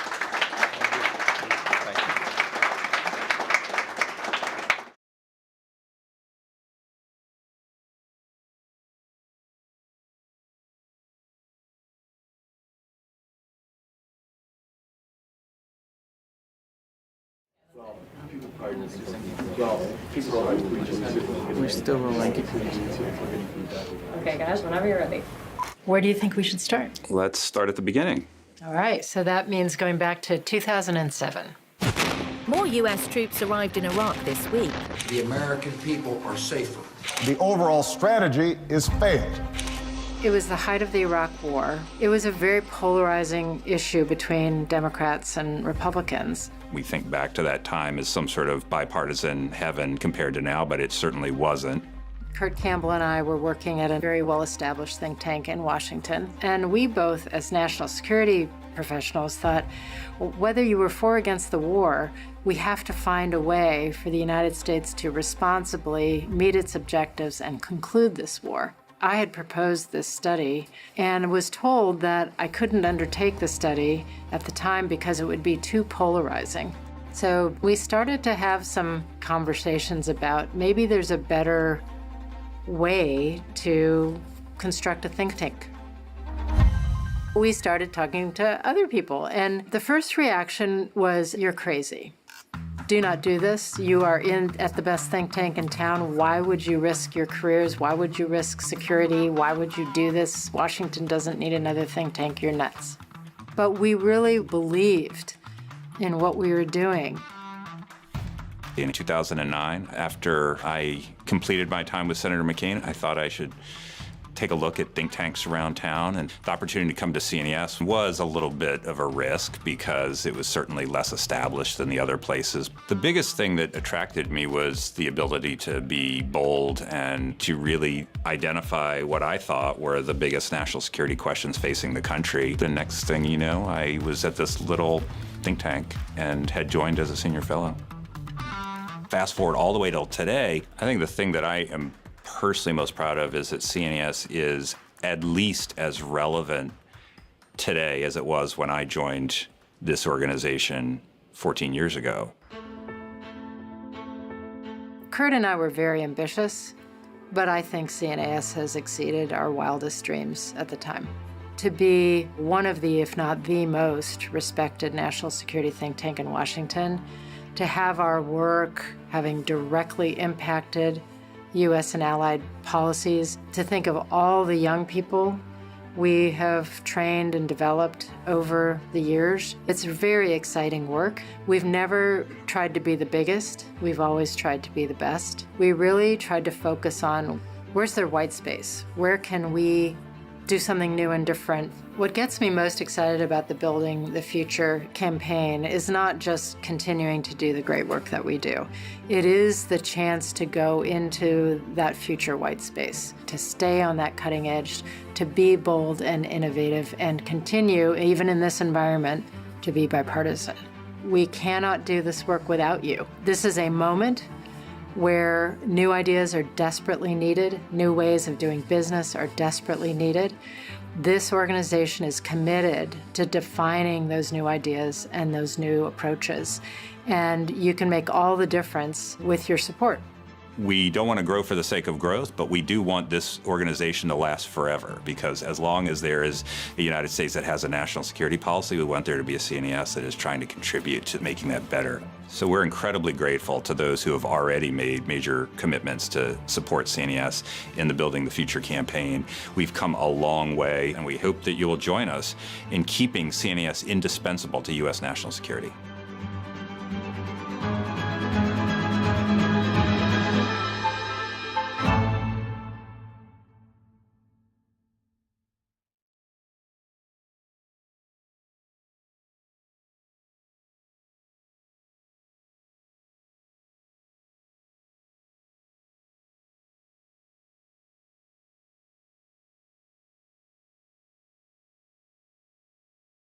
There is a growing consensus around the world that AI regulation is a necessity, thanks in part to the rise of ChatGPT and generative AI, which has supercharged discussions that have been taking place for years in global bodies and national governments. Many have proposed something like the International Atomic Energy Agency, an IAEA for AI, something to ensure that AI's benefits are widely enjoyed while its harms are minimized or prevented. OpenAI, the very firm that fomented this fervor and fear with the release of ChatGPT, has proposed this, and other scholars have followed. I'm not here to do that. I'm here to argue the exact opposite. The IAEA mostly works as intended.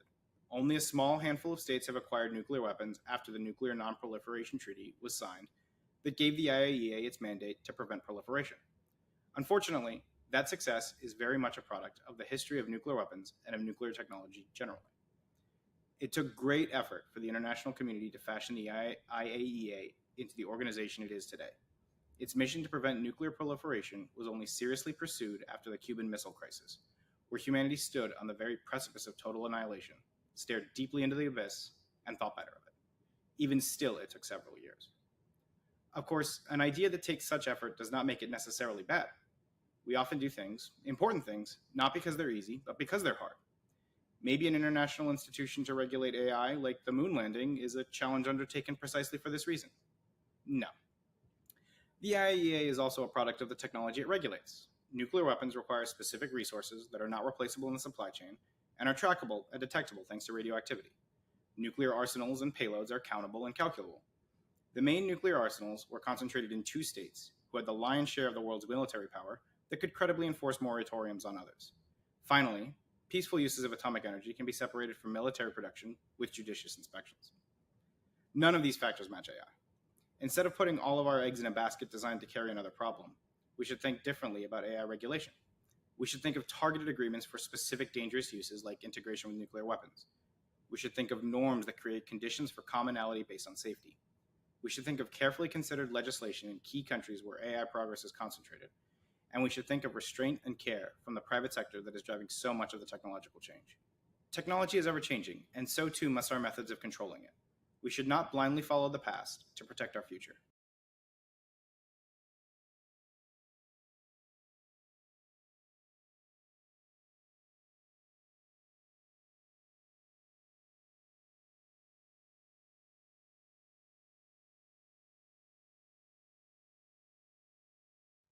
This past year, the United States Department of Defense estimated that China is on track to field 1,000 nuclear warheads by 2030.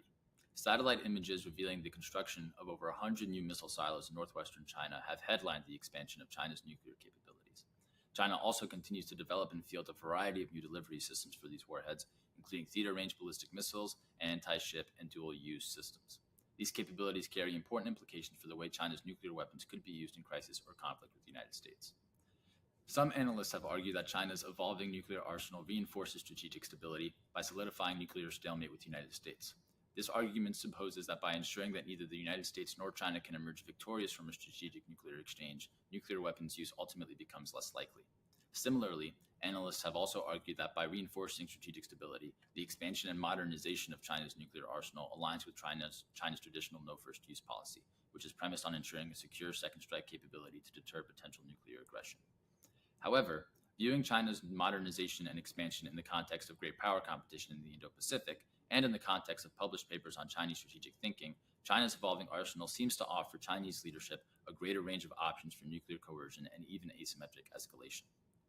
First, the delivery systems with which China is modernizing its nuclear arsenal go well beyond merely reinforcing strategic stability. China's theater-range ballistic missiles enable China to deliver nuclear weapons on hypersonic glide vehicles and to surface ships throughout the first and second island chains. Rather than hold strategic U.S. assets at risk, these weapons appear to be designed for non-strategic nuclear warfighting against naval and ground targets in the Indo-Pacific. Additionally, these ballistic missiles are road mobile and dual use, meaning they can be dispersed and used for conventional as well as nuclear missions. This would allow China to utilize these platforms for signaling and potential coercion in a crisis or conflict, perhaps by dispersing a brigade to threaten nuclear escalation. In addition to China's new nuclear capabilities, there are strands of Chinese strategic thinking that give conceptual life to Chinese nuclear coercion and even suggest that future first use could be possible. In fact, some of the sources cited as evidence of China's commitment to no first use contain contradictions or ambiguities and offer divergent avenues of strategic thinking. For example, the 2019 National Defense the New Era white paper firmly avows China's traditional commitment to no first use, but it also emphasizes Chinese armed forces adapting to new demands as needed to effectively fulfill strategic objectives, implying some innate flexibility and potential for policy change in the future. The 2020 Science and Military Strategy, a publication by the PLA Academy of Military Science, goes even further, describing nuclear strategy as inherently flexible and changing as the times require. The 2020 SMS also speaks openly of coercively leveraging the threat of nuclear weapons and the value of developing asymmetric strike methods to compensate for naval and air losses. The potential for Chinese nuclear coercion or asymmetric escalation therefore lies not just in its capabilities, but also in the country's public-facing discourse on nuclear strategy. As China continues its nuclear modernization, U.S. leaders will need to continue pursuing confidence-building exchanges and will need to reinterrogate the sufficiency of U.S. nuclear capabilities.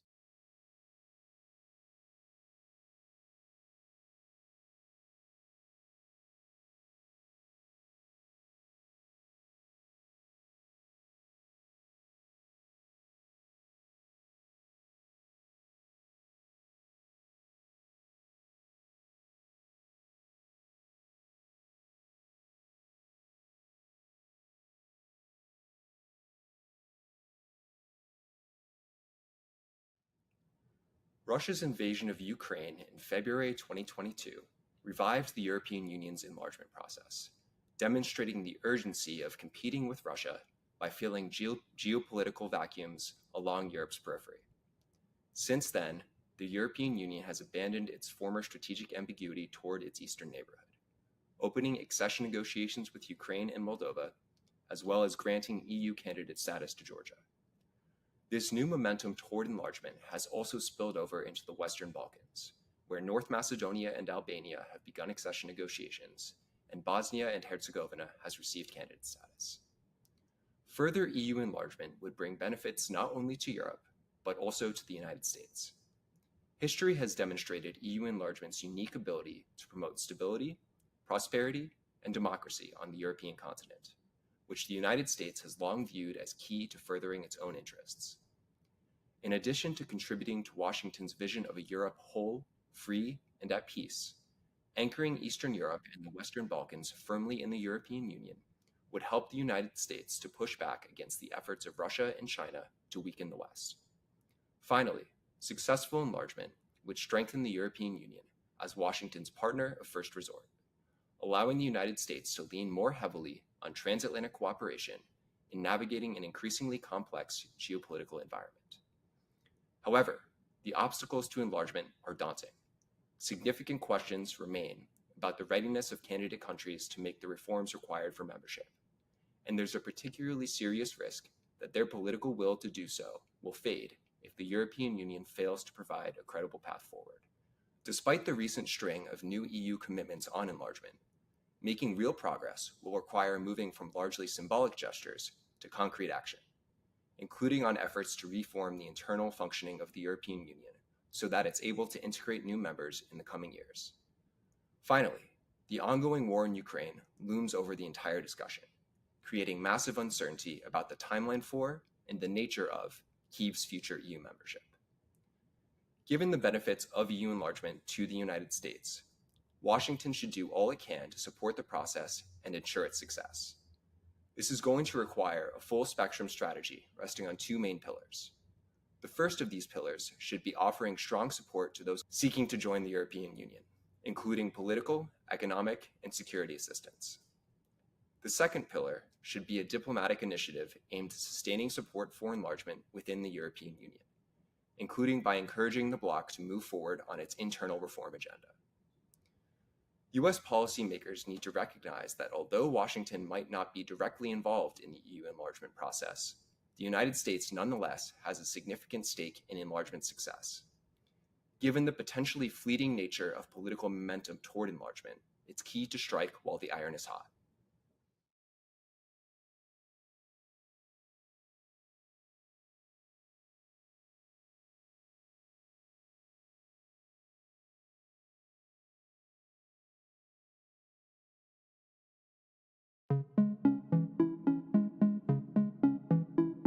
The People's Bank of China, China's central bank, is developing the digital yuan, the first digital version of a fiat currency from a major economy. The digital yuan will likely strengthen the Chinese Communist Party's domestic digital authoritarianism. As countries look for models to manage central bank money, Beijing's digital yuan will bring about new standards in the global financial system that risk privacy and governance principles.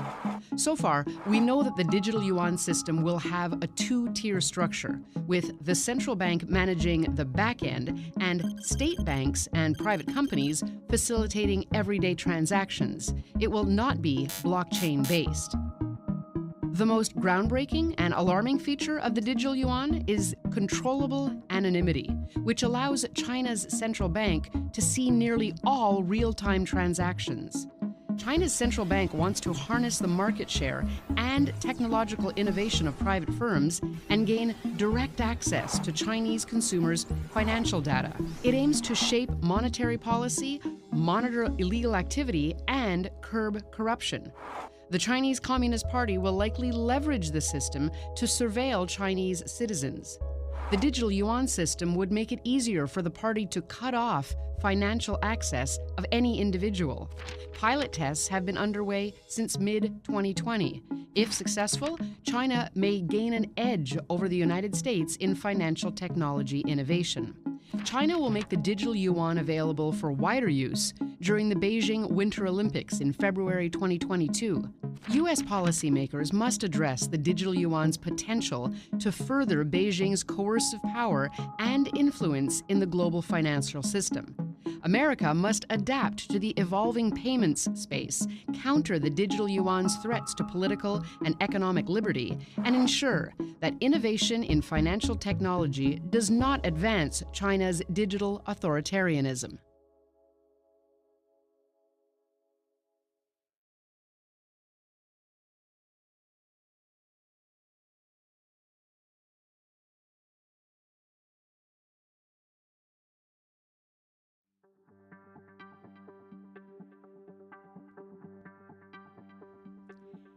Tensions between the United States and the People's Republic of China, or the PRC, are rising, and Washington is increasingly concerned about the possibility of a clash over Taiwan.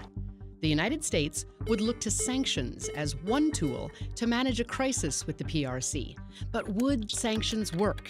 And can the United States and its international partners impose harsh sanctions without crushing their own economies? To explore this, the CNAS economics team developed a strategy game to explore how countries might use sanctions in a potential conflict over Taiwan. Players used economic tools to influence each other's actions while mitigating damage to their own economies.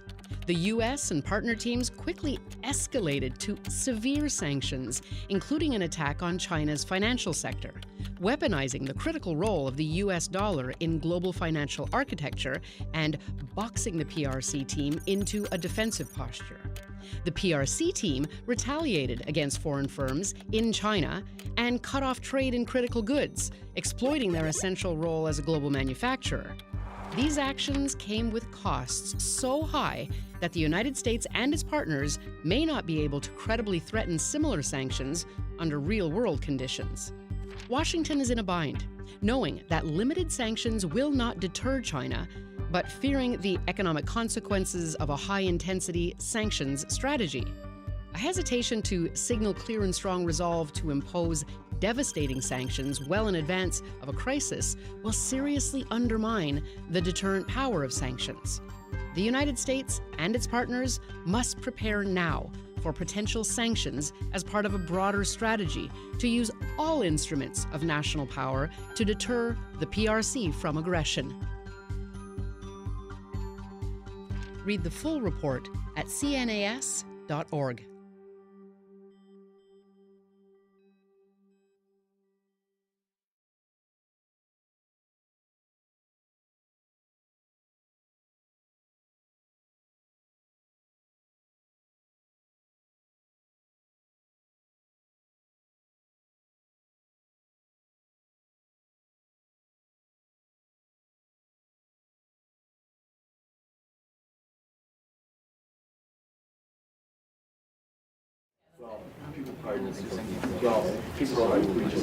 We're still rolling. Okay, guys, whenever you're ready. Where do you think we should start? Let's start at the beginning. All right, so that means going back to 2007. More US troops arrived in Iraq this week. The American people are safer. The overall strategy is failed. It was the height of the Iraq War. It was a very polarizing issue between Democrats and Republicans. We think back to that time as some sort of bipartisan heaven compared to now, but it certainly wasn't. Kurt Campbell and I were working at a very well-established think tank in Washington, and we both, as national security professionals, thought whether you were for or against the war, we have to find a way for the United States to responsibly meet its objectives and conclude this war. I had proposed this study and was told that I couldn't undertake the study at the time because it would be too polarizing. So we started to have some conversations about maybe there's a better way to construct a think tank. We started talking to other people, and the first reaction was, "You're crazy. Do not do this. You are at the best think tank in town. Why would you risk your careers? Why would you risk security? Why would you do this? Washington doesn't need another think tank. You're nuts." But we really believed in what we were doing. In 2009, after I completed my time with Senator McCain, I thought I should take a look at think tanks around town, and the opportunity to come to CNAS was a little bit of a risk because it was certainly less established than the other places. The biggest thing that attracted me was the ability to be bold and to really identify what I thought were the biggest national security questions facing the country. The next thing you know, I was at this little think tank and had joined as a senior fellow. Fast forward all the way till today, I think the thing that I am personally most proud of is that CNAS is at least as relevant today as it was when I joined this organization 14 years ago. Kurt and I were very ambitious, but I think CNAS has exceeded our wildest dreams at the time. to be one of the, if not the most respected national security think tank in Washington, to have our work having directly impacted U.S. and allied policies, to think of all the young people we have trained and developed over the years. It's very exciting work. We've never tried to be the biggest. We've always tried to be the best. We really tried to focus on where's their white space? Where can we do something new and different? What gets me most excited about the Building the Future campaign is not just continuing to do the great work that we do.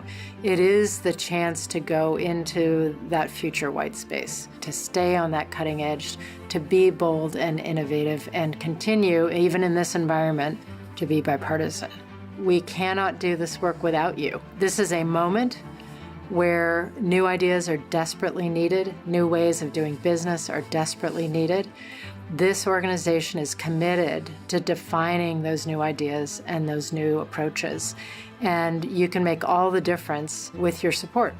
We don't want to grow for the sake of growth, but we do want this organization to last forever, because as long as there is a United States that has a national security policy, we want there to be a CNAS that is trying to contribute to making that better. So we're incredibly grateful to those who have already made major commitments to support CNAS in the Building the Future campaign. We've come a long way, and we hope that you will join us in keeping CNAS indispensable to U.S. national security.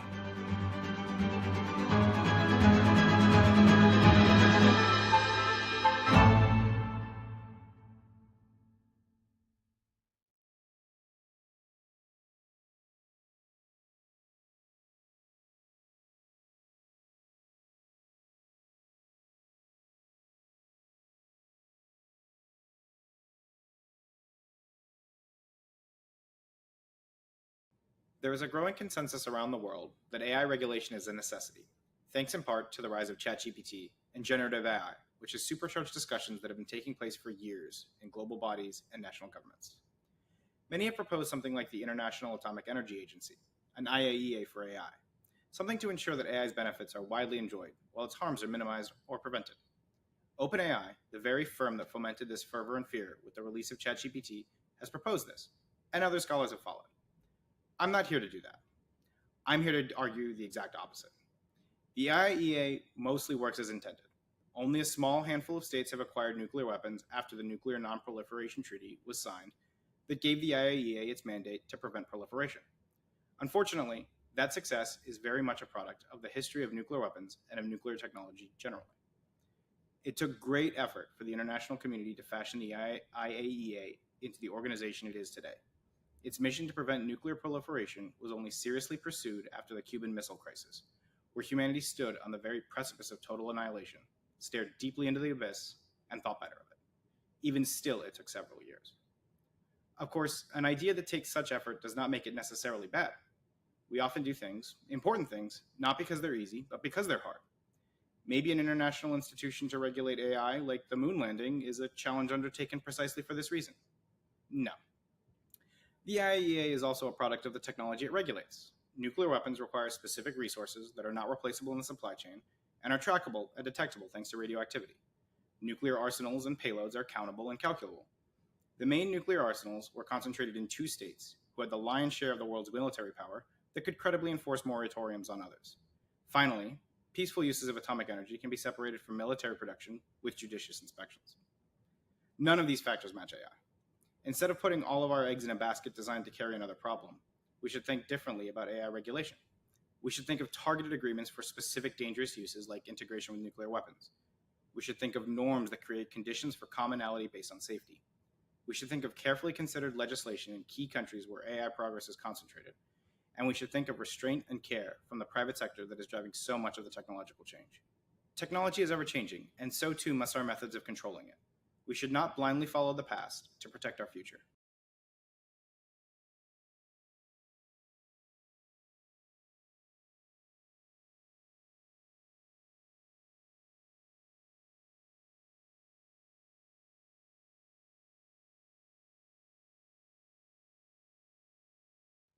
This past year, the United States Department of Defense estimated that China is on track to field 1,000 nuclear warheads by 2030.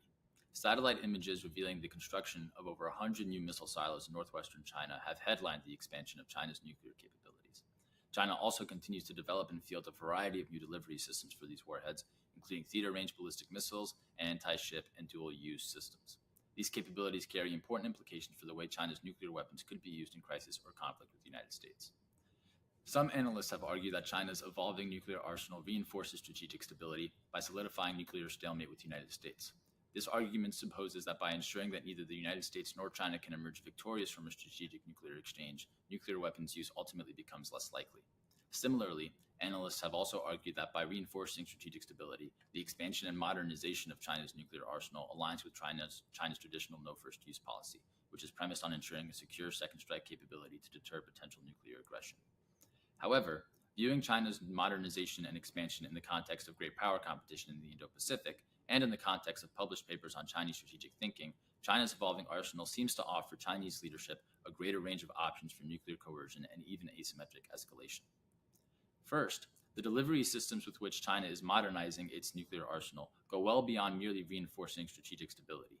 China's theater-range ballistic missiles enable China to deliver nuclear weapons on hypersonic glide vehicles and to surface ships throughout the first and second island chains. Rather than hold strategic U.S. assets at risk, these weapons appear to be designed for non-strategic nuclear warfighting against naval and ground targets in the Indo-Pacific. Additionally, these ballistic missiles are road mobile and dual use, meaning they can be dispersed and used for conventional as well as nuclear missions. This would allow China to utilize these platforms for signaling and potential coercion in a crisis or conflict, perhaps by dispersing a brigade to threaten nuclear escalation. In addition to China's new nuclear capabilities, there are strands of Chinese strategic thinking that give conceptual life to Chinese nuclear coercion and even suggest that future first use could be possible. In fact, some of the sources cited as evidence of China's commitment to no first use contain contradictions or ambiguities and offer divergent avenues of strategic thinking. For example, the 2019 National Defense the New Era white paper firmly avows China's traditional commitment to no first use, but it also emphasizes Chinese armed forces adapting to new demands as needed to effectively fulfill strategic objectives, implying some innate flexibility and potential for policy change in the future. The 2020 Science of Military Strategy, a publication by the PLA Academy of Military Science, goes even further, describing nuclear strategy as inherently flexible and changing as the times require. The 2020 SMS also speaks openly of coercively leveraging the threat of nuclear weapons and the value of developing asymmetric strike methods to compensate for naval and air losses. The potential for Chinese nuclear coercion or asymmetric escalation therefore lies not just in its capabilities, but also in the country's public-facing discourse on nuclear strategy. As China continues its nuclear modernization, U.S. leaders will need to continue pursuing confidence-building exchanges and will need to reinterrogate the sufficiency of U.S. nuclear capabilities.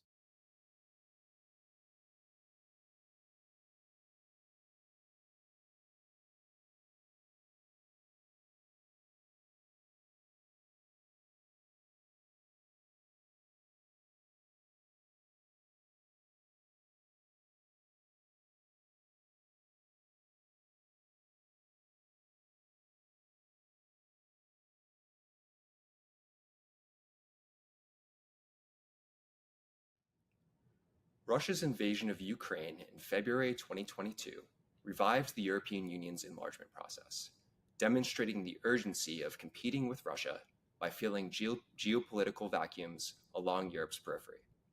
Since then, the European Union has abandoned its former strategic ambiguity toward its eastern neighborhood, opening accession negotiations with Ukraine and Moldova, as well as granting EU candidate status to Georgia.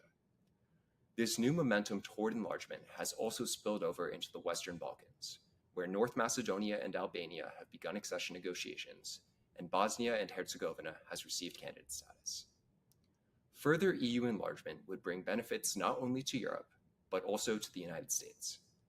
History has demonstrated EU enlargement's unique ability to promote stability, prosperity, and democracy on the European continent, which the United States has long viewed as key to furthering its own interests. In addition to contributing to Washington's vision of a Europe whole, free, and at peace, anchoring Eastern Europe and the Western Balkans firmly in the European Union would help the United States to push back against the efforts of Russia and China to weaken the West. Finally, successful enlargement would strengthen the European Union as Washington's partner of first resort, allowing the United States to lean more heavily on transatlantic cooperation in navigating an increasingly complex geopolitical environment. However, the obstacles to enlargement are daunting. Significant questions remain about the readiness of candidate countries to make the reforms required for membership, and there's a particularly serious risk that their political will to do so will fade if the European Union fails to provide a credible path forward. Despite the recent string of new EU commitments on enlargement, making real progress will require moving from largely symbolic gestures to concrete action, including on efforts to reform the internal functioning of the European Union so that it's able to integrate new members in the coming years. Finally, the ongoing war in Ukraine looms over the entire discussion, creating massive uncertainty about the timeline for and the nature of Kyiv's future EU membership. Given the benefits of EU enlargement to the United States, Washington should do all it can to support the process and ensure its success. This is going to require a full spectrum strategy resting on two main pillars. The first of these pillars should be offering strong support to those seeking to join the European Union, including political, economic, and security assistance. The second pillar should be a diplomatic initiative aimed at sustaining support for enlargement within the European Union, including by encouraging the bloc to move forward on its internal reform agenda. US policymakers need to recognize that although Washington might not be directly involved in the EU enlargement process, the United States nonetheless has a significant stake in enlargement success. Given the potentially fleeting nature of political momentum toward enlargement, it's key to strike while the iron is hot.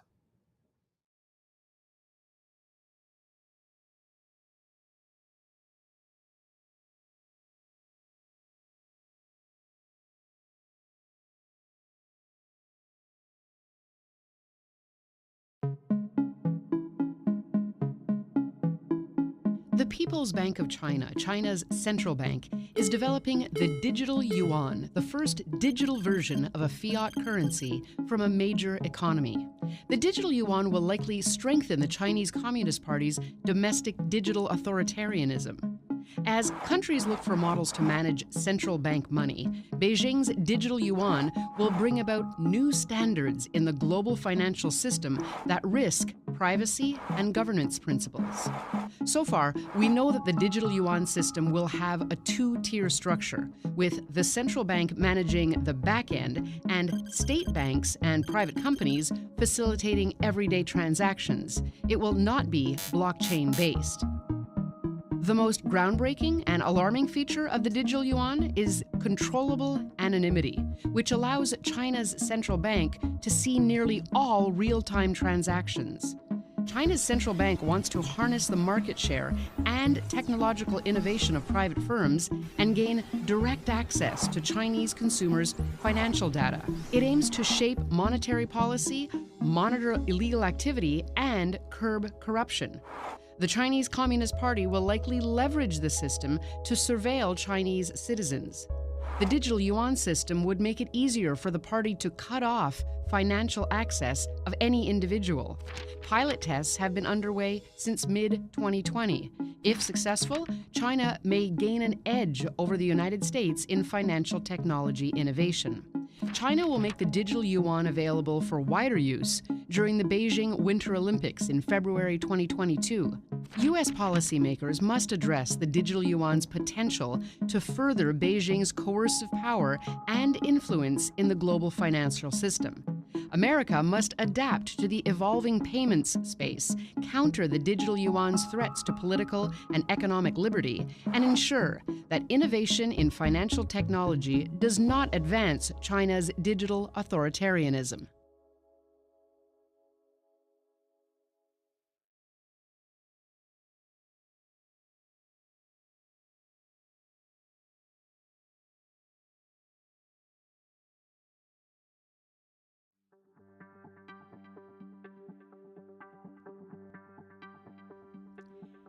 Tensions between the United States and the People's Republic of China, or the PRC, are rising, and Washington is increasingly concerned about the possibility of a clash over Taiwan. The United States would look to sanctions as one tool to manage a crisis with the PRC. But would sanctions work? And can the United States and its international partners impose harsh sanctions without crushing their own economies? To To explore this, the CNAS economics team developed a strategy game to explore how countries might use sanctions in a potential conflict over Taiwan. Players used economic tools to influence each other's actions while mitigating damage to their own economies. The US and partner teams quickly escalated to severe sanctions, including an attack on China's financial sector, weaponizing the critical role of the US dollar in global financial architecture and boxing the PRC team into a defensive posture. The PRC team retaliated against foreign firms in China and cut off trade in critical goods, exploiting their essential role as a global manufacturer. These actions came with costs so high that the United States and its partners may not be able to credibly threaten similar sanctions under real-world conditions. Washington is in a bind, knowing that limited sanctions will not deter China, but fearing the economic consequences of a high-intensity sanctions strategy. A hesitation to signal clear and strong resolve to impose devastating sanctions well in advance of a crisis will seriously undermine the deterrent power of sanctions. The United States and its partners must prepare now for potential sanctions as part of a broader strategy to use all instruments of national power to deter the PRC from aggression. Read the full report at cnas.org.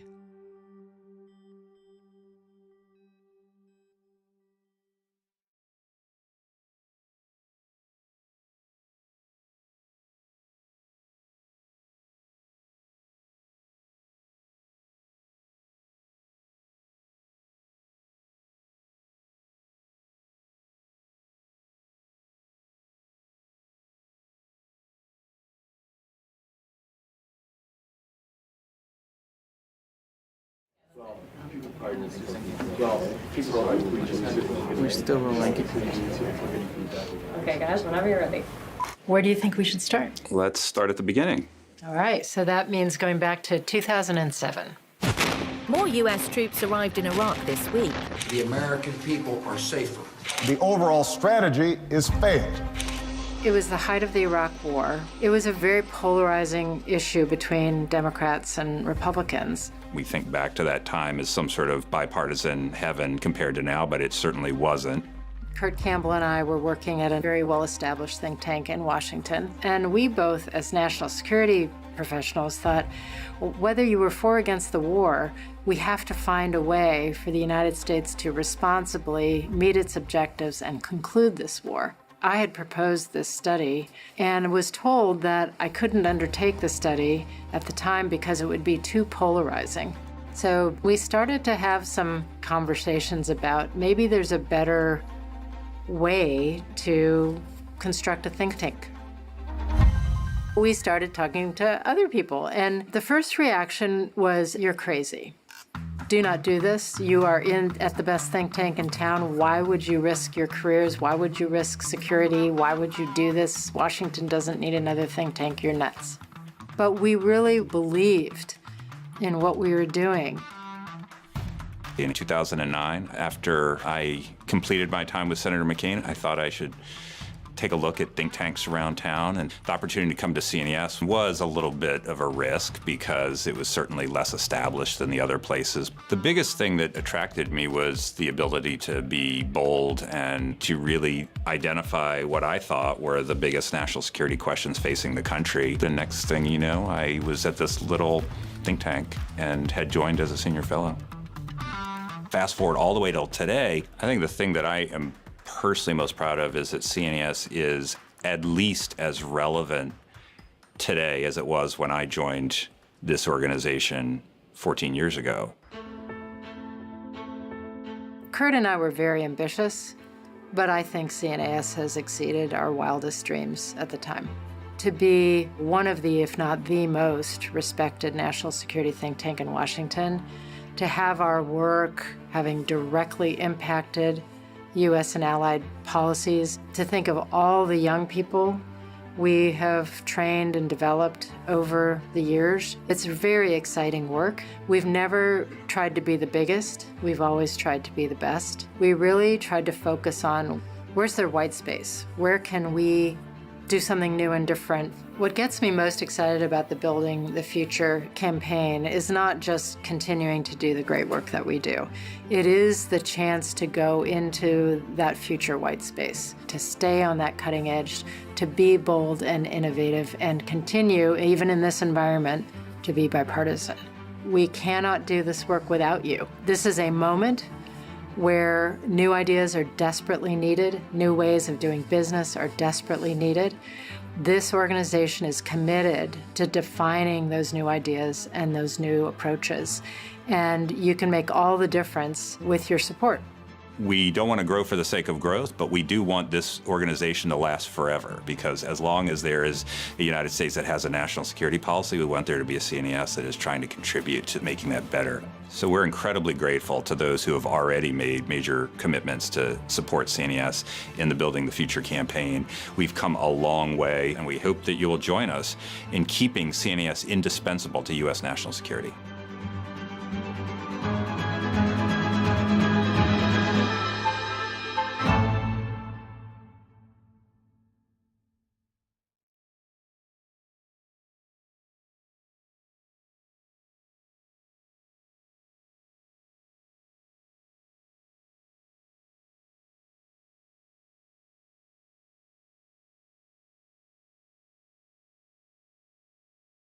There is a growing consensus around the world that AI regulation is a necessity, thanks in part to the rise of ChatGPT and generative AI, which has supercharged discussions that have been taking place for years in global bodies and national governments.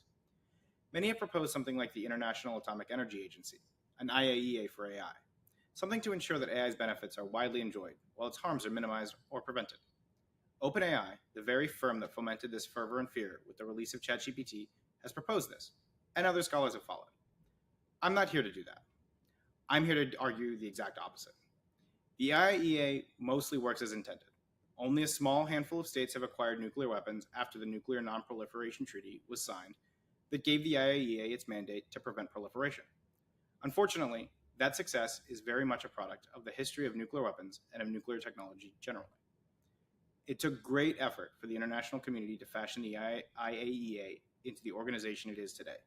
Its mission to prevent nuclear proliferation was only seriously pursued after the Cuban Missile Crisis, where humanity stood on the very precipice of total annihilation, stared deeply into the abyss, and thought better of it. Even still, it took several years. Of course, an idea that takes such effort does not make it necessarily bad. We often do things, important things, not because they're easy, but because they're hard.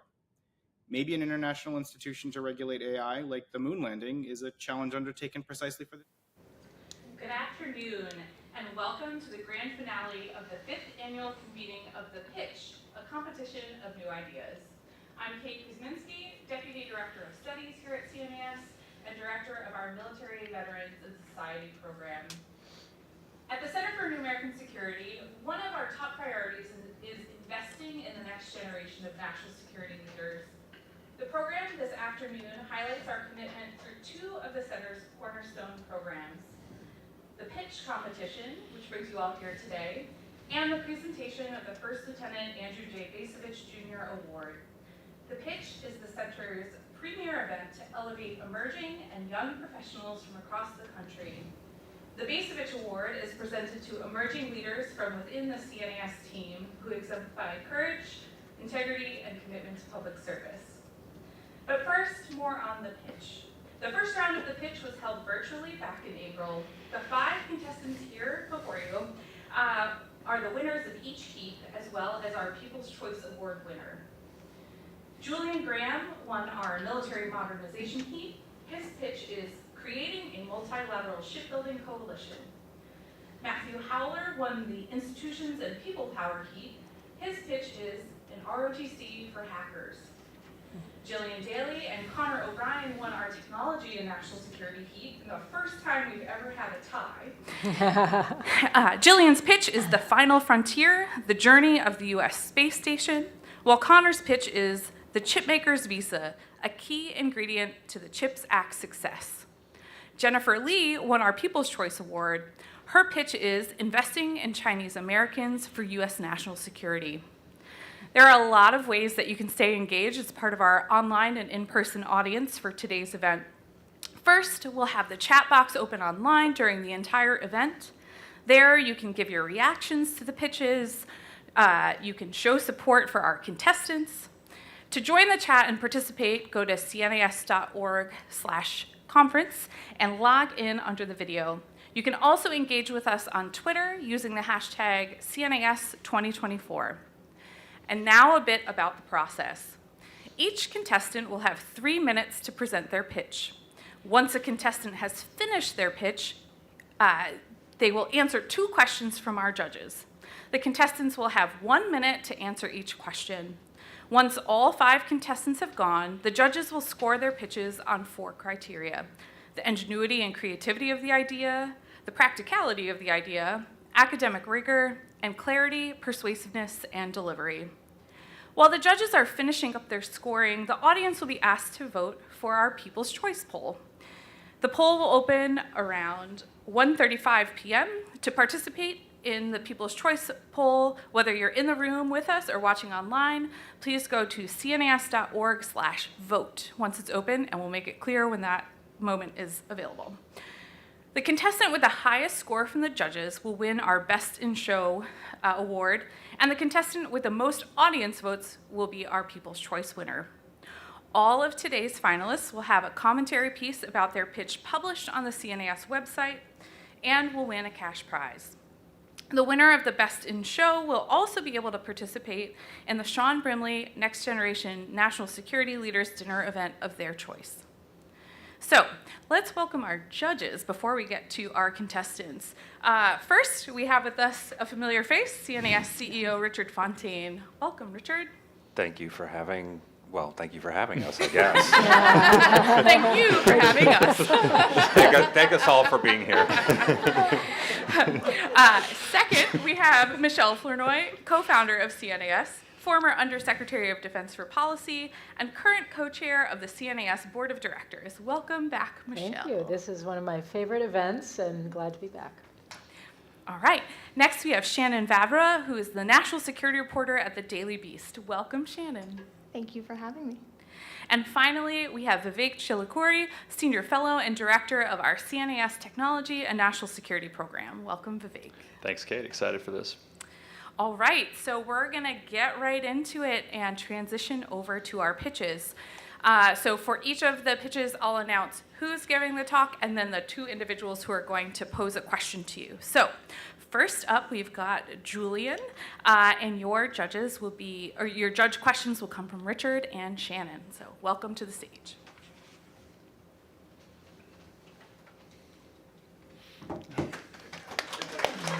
Thank you. Good afternoon.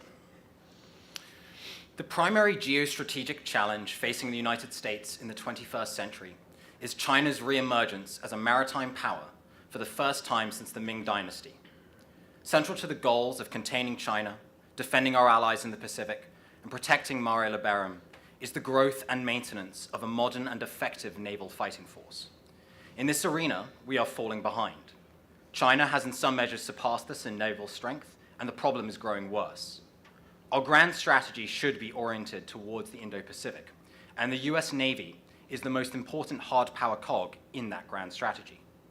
China has over 200 times the shipbuilding capacity, and by 2040 will have grown its navy to over 440 ships, while ours will have stagnated at around 290. We've also fallen behind in commercial shipbuilding, where China builds more ships than the rest of the world combined. We are entering a spiral of decay as our shipyards spend more time repairing existing vessels than building new ones, leading to a negative replacement rate that erodes our technological edge and military readiness. The time it will take to reinvest in our own shipyards is not enough to meet the demands of the moment. We need to embrace the strengths of our allies, to buttress our own navy, to ensure the security of all. In the 5th century BC, Athens formed the Delian League to strengthen its national security and its economic relationships. The scale of the challenge before us requires that we create a 21st century Delian League. To do this, the President should issue a waiver to Section 8679 of the US Code that prohibits the construction of armed vessels in foreign shipyards. This way, we can leverage the shipbuilding capacity and technological investments of our allied countries to accelerate construction and repair while we reinvest in our own shipyards. This would deepen ties between allied countries militarily and economically, creating jobs and raising wages at shipyards across allied nations and here in the US, demonstrating that multilateralism works for the middle class. It is an approach that scales well as we build more autonomous ships. Unions will object, but they would be wrong in their economic and national security analysis. This approach has been hinted at by Secretary Del Toro, who has spoken of the efficiency of shipyards in South Korea and Japan. AUKUS provides a model for this, where the UK will build American submarines for the Australian Navy, but we can and should go beyond that, whether it's polar icebreakers, destroyers, or the new fleet of autonomous vessels that will define the naval fighting force of the future. We cannot go it alone. We must create a multilateral shipbuilding coalition fit for the 21st century and ensure that the United States remains the preeminent naval power in the world. We must create a modern Delian League. Thank you very much. Okay, yeah, stay there. Okay, great presentation. One of the things elected leaders in this country like to do is spend taxpayer money on creating jobs in shipyards inside the United States as opposed to creating jobs outside the United States. How would you deal with that political problem that you hinted at in your presentation with respect to the line about the unions? So I think there is two components to this. The first is that it is necessary to reinvest in our domestic shipyarding capacity. The problem is that that process will take 5 to 10 years to actualize and for us to see the benefits, whether it's the terms of the training of workers, because the average age of shipyard that workers is a little bit too old. So I think you have to do it in two steps. One is committing to that investment in the domestic shipyards so that unions are satisfied that you're committing to domestic shipbuilding and not just abandoning them overseas and outshoring all of our domestic construction, while working with allies on the repair component so that we have that immediate security guarantee while investing for the long term domestically. Great, thank you. Excellent. Thank you. Wonderful presentation.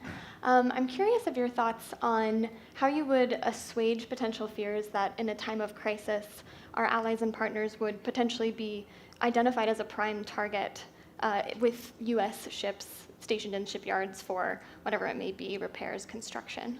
So I absolutely recognize that they would be targeted more, but in some ways I see this as a strength because it would bind our allies closer to us because they would need U.S. defensive capabilities, they would need U.S. defensive forces, and I think the next bit would be, China has this supply chain logistics tool, Link, or Logic, I believe it's called, which is being incorporated across the world. We could condition not using Chinese supply chain software and using Western supply chain software, which integrates us closely economically with these countries while establishing that security buffer, so enhancing cyber cooperation, enhancing military cooperation as we do the shipbuilding, construction, and repair. So I welcome it being more of a target because I think it would bind allied countries closer to the United States.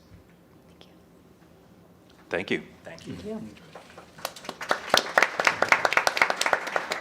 All right, thank you, Julian. Next up, we have Matthew Howler, and the two judges who will pose a question to you are Michelle and Shannon.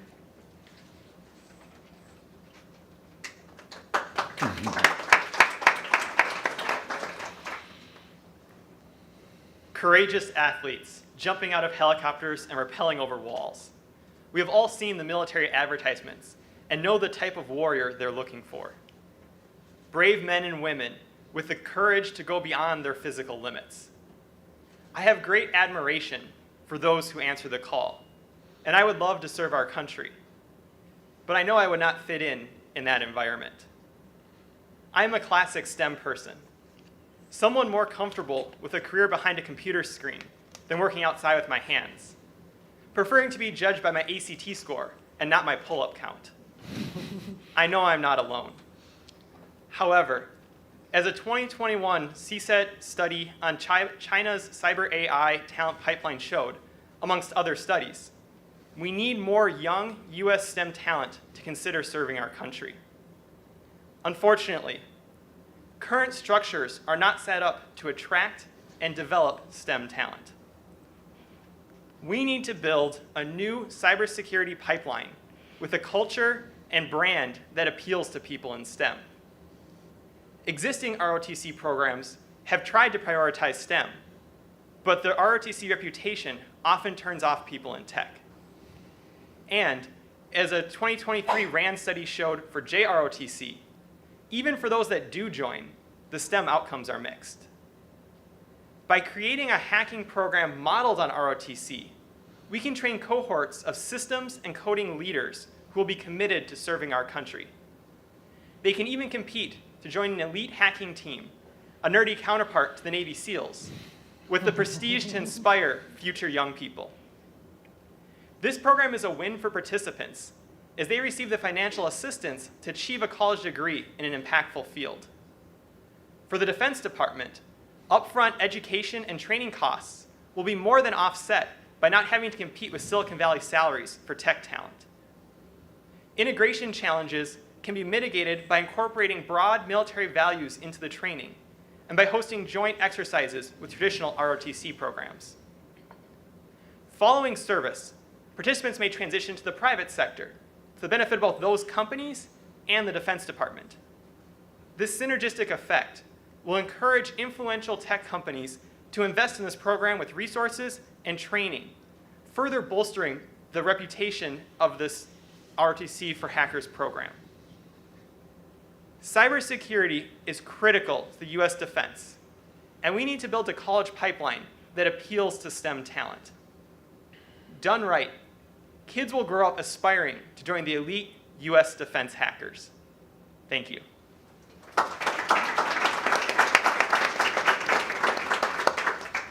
So great presentation.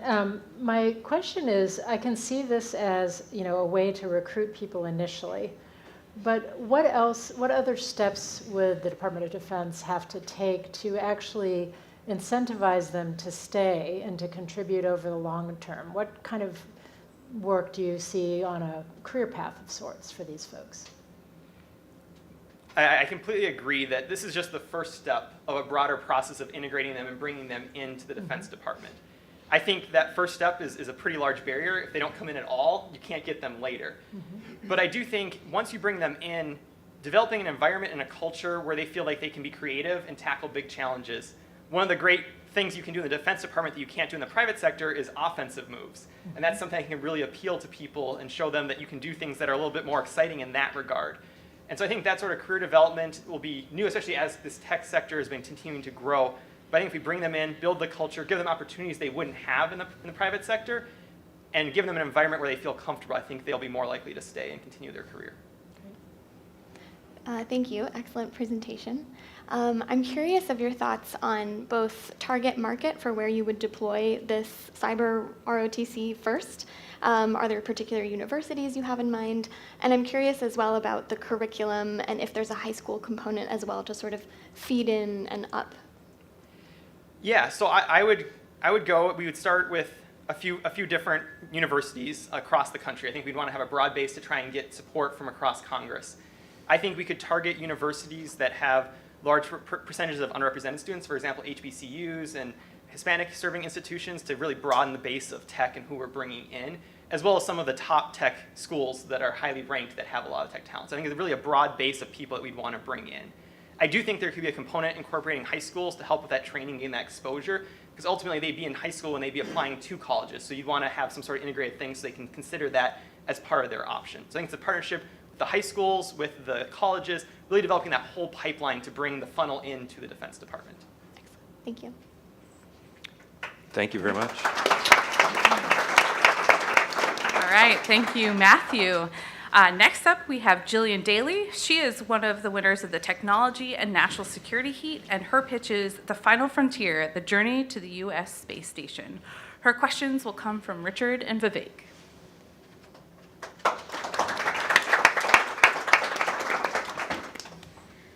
Thank you. It might sound like science fiction when I say this, but space is the last warfighting environment, and it is critical to how the U.S. military fights. Imagine, in one instant, losing GPS, storm monitoring, TV and internet, your ability to communicate with your loved ones, our military's ability to respond to threats, logistics, intelligence gathering, mobilization, all gone in an instant. This is the unseen impact of our assets in space and how they affect our daily lives. So why are we not doing everything in our power to protect them? The US hasn't had an independent space station in orbit since the 70s. I propose we change that. Right now, today, if you look up, perhaps with a powerful enough telescope, you will be able to see that there are only 2 space stations in orbit: China's Tiangong Space Station and the International Space Station, or ISS, which is a collaborative effort between the United States and several other nations. Now, despite the strides that the ISS has made in the past 2 decades, its international component makes it unsuitable for national security projects. This, along with the fact that the ISS is set to retire by 2030, means that it is time. We need to launch an independent, NASA-led space station, and we need to do so for 3 reasons. 1, the US is already behind our adversaries. We've allowed China to become the only nation with an independent space station in orbit, and the Tiangong station has made strides in tech and research innovation, with plans to launch a CCP-owned lunar settlement in the next decade. We can't be serious about strategic competition if we're not doing everything it takes to be on the cutting edge of this emerging warfighting environment. 2, with a US space station, we could have a playground of national security applications, from in-space data processors, which would assist in intelligence operations here on Earth, to weapons development, to assisting in critical ADR missions that will allow our satellites to remain safely in orbit. 3, a US space station would allow us to lead the game. The legality of what nations can and can't do in space is complex and evolving, but if we're not providing a strong US presence, then we risk ceding a competitive advantage to our adversaries or private entities. Do we really want the CCP taking the lead, making the rules of engagement, deciding which resources can and can't be extracted from our celestial bodies? No. The ISS is set to retire by 2030. And we have to think carefully about what comes next. And remember that in order to dominate this domain, we have to be in it. Thank you.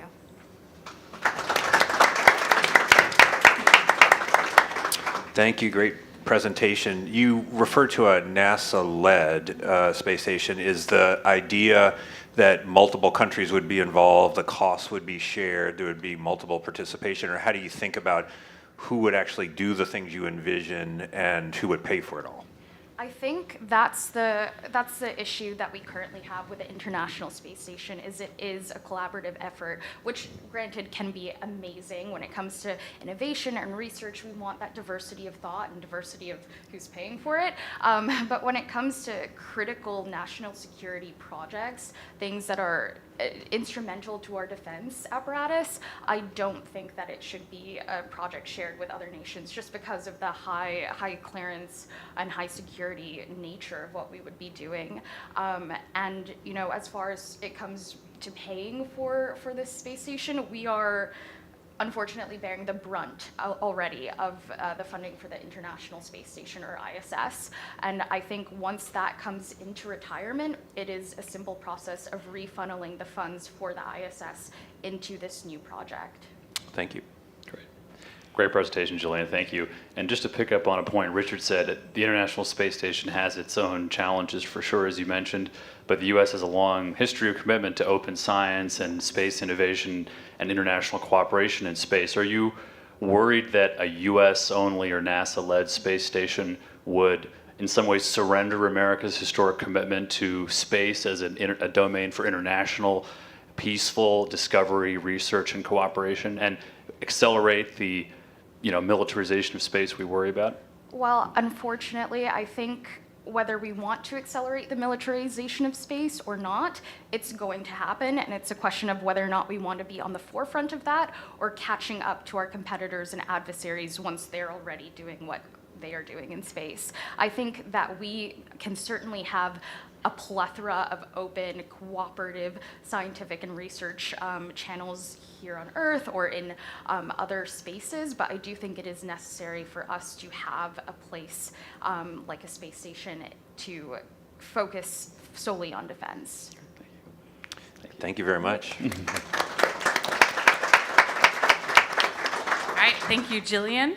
Next up, we have Connor O'Brien, our second winner of the Technology and National Security Heat. His pitch is the Chipmaker's Visa, a key ingredient to CHIPS Act success. And Connor's questions will be coming from Michelle and Vivek.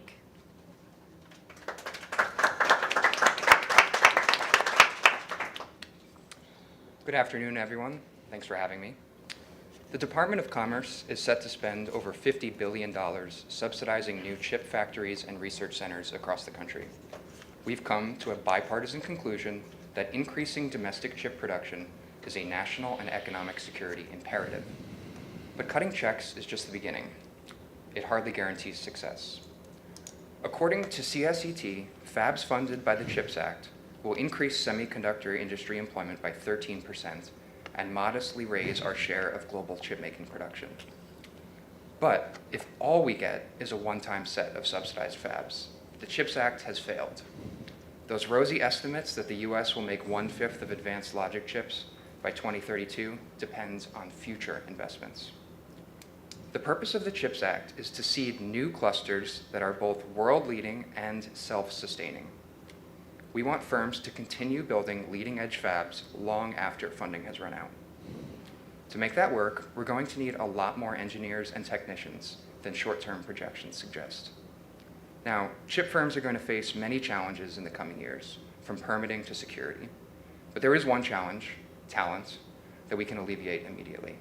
And for that, we need a chipmaker's visa. I propose a 10,000 worker per year chipmaker's visa program available to firms in the semiconductor supply chain. The chipmaker's visa should be flexible for workers and incentivize high wages. USCIS will auction off visas to companies who can then use them to sponsor workers. Ownership of the visa transfers immediately to the worker, who can then move freely within the sector rather than being stuck at one particular company. The program would allow firms to sponsor people to solve whatever workforce challenges they face. One may need a software engineer, another an experienced factory floor manager. Further, workers who earn at the 75th percentile or higher for 5 years can sponsor themselves for a green card. No need to rely on employer sponsorship, no costly, lengthy labor market tests, no per-country green card caps. While a typical Indian worker approved for an employment-based green card today will wait 130 years, that's not a typo, to get their green card, this proposal avoids that problem entirely. Finally, the chipmaker's visa can also help our domestic workforce skill up even faster by recycling visa auction revenues directly to domestic training and scholarship programs. So the US will probably never have the smoothest chips permitting regime or the most nimble civil service, but our companies can attract and integrate the world's best and brightest like nobody else. To reclaim our place as a chip-making superpower, we'll need to lean into this enormous competitive advantage. Thank you.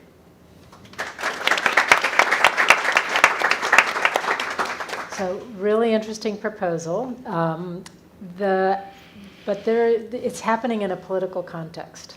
So right now, unfortunately, we're having an extremely polarizing debate about broader immigration policy. So if you were going to take that context into the account, what are the ways that you might navigate that or try to protect this proposal from being kind of sucked into those negative politics? Yeah, so as someone who works on immigration policy in DC, I am extremely aware of how toxic it is right now.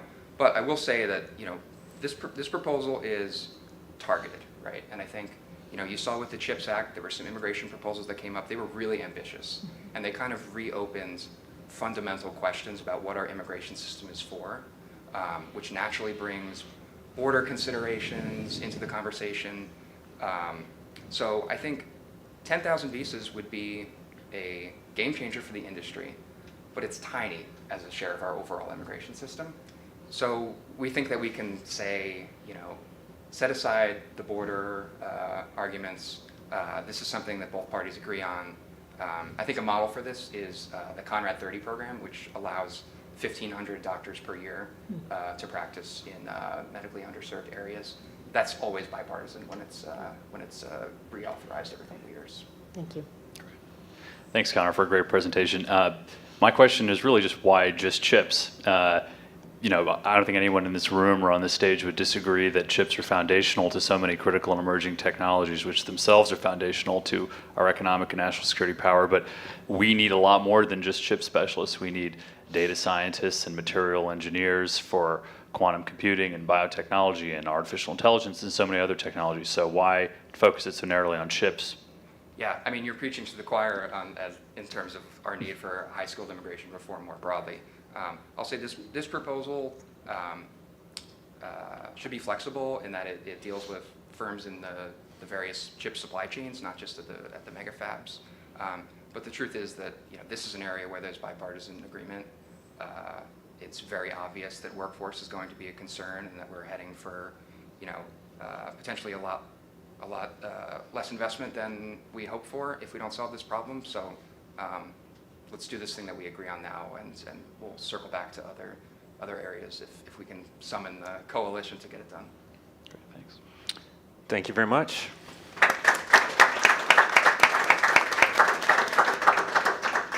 All right, thank you, Connor. Last up, we have Jennifer Lee. She is the round one winner of the People's Choice Award, and her pitch is Investing in Chinese Americans for U.S. National Security. After her speech, Richard and Shannon will pose their questions.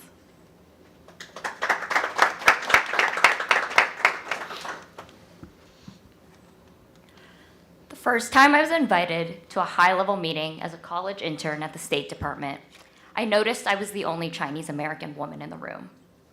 Odd, as we were discussing the Indo-Pacific without other Asian Americans present.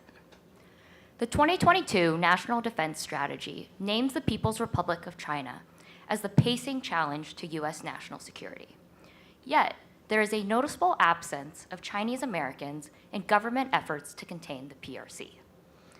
I believe the U.S. government needs a better cultural understanding of the PRC. We need to invest in Chinese Americans who understand the cultural nuances that would otherwise be challenging for those who did not grow up learning Chinese proverbs and customs to grasp. Without this sophisticated cultural insight, we risk misunderstanding how the PRC thinks and acts. So, what does investing in Chinese Americans look like? First, the U.S. should harness existing Chinese American talent within the government. To do this, the National Security Council should set up an interagency policy committee to identify existing Chinese Americans in each department and agency's workforce. After collecting this data, each department should prioritize these identified individuals for China-related roles if they are interested. It is no secret that government hiring processes take a long time, and identifying existing Chinese American talent can help us optimize our limited resources. This has been done before. A decade into the war in Afghanistan, the Defense Department developed the AFPAC Hands program, which recruited experts who spoke the local language in Afghanistan and Pakistan and trained 1,000 troops to learn the region's culture before deployment. However, the biggest shortcoming of that program was that it was rolled out too late. We absolutely cannot wait for a conflict with the PRC for the NSC to then lead an interagency effort to harness Chinese American talent. Moreover, the PRC is actively investing in understanding the United States. Nearly 300,000 Chinese students are studying in U.S. schools right now, compared to only 700 American students in Chinese university. This means that the PRC arguably understands the U.S. and its intricacies more than we understand the PRC. Second, the U.S. should actively encourage Chinese Americans to join the government, especially like places like CIA's Mission Center. Just as the State Department lifted restrictions barring employees from serving in countries where they have close ties, we must create avenues for Chinese Americans to serve where their expertise is most needed. To conclude, the PRC is not going anywhere. It is our most important and potentially dangerous relationship for at least the next century. Investing in Chinese Americans will give us diversity in thought, and I firmly believe that bringing more Chinese American voices, historically underrepresented in government, will pay off and strengthen our ability to respond to the PRC threat. Thank you.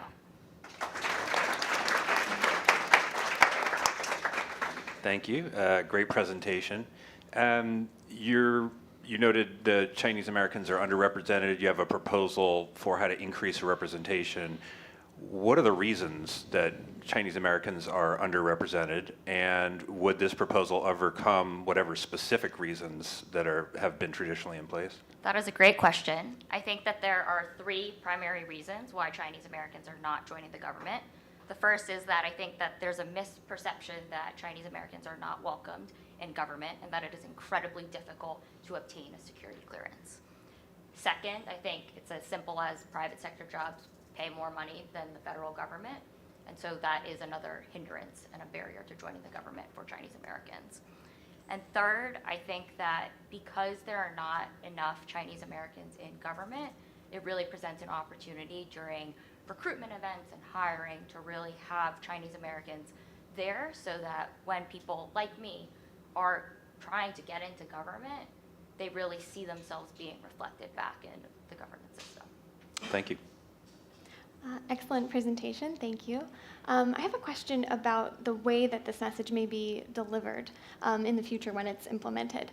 The national security community has received criticism in the past for the way that it has dealt with certain national security initiatives regarding academics, for instance, who have alleged ties to China. And I'm curious how you may manage those potential remaining feelings of distrust about how the U.S. government has handled that relationship with diaspora communities, that kind of thing. I think that is an excellent question, and here I would turn to the State Department, which has already sort of begun these initiatives to bring in more people with Chinese expertise and lateral positions to sort of think about how they sort of went about the messaging and what lessons we can learn as a whole of government approach. Thank you. Yeah. Thank you very much. Thank you.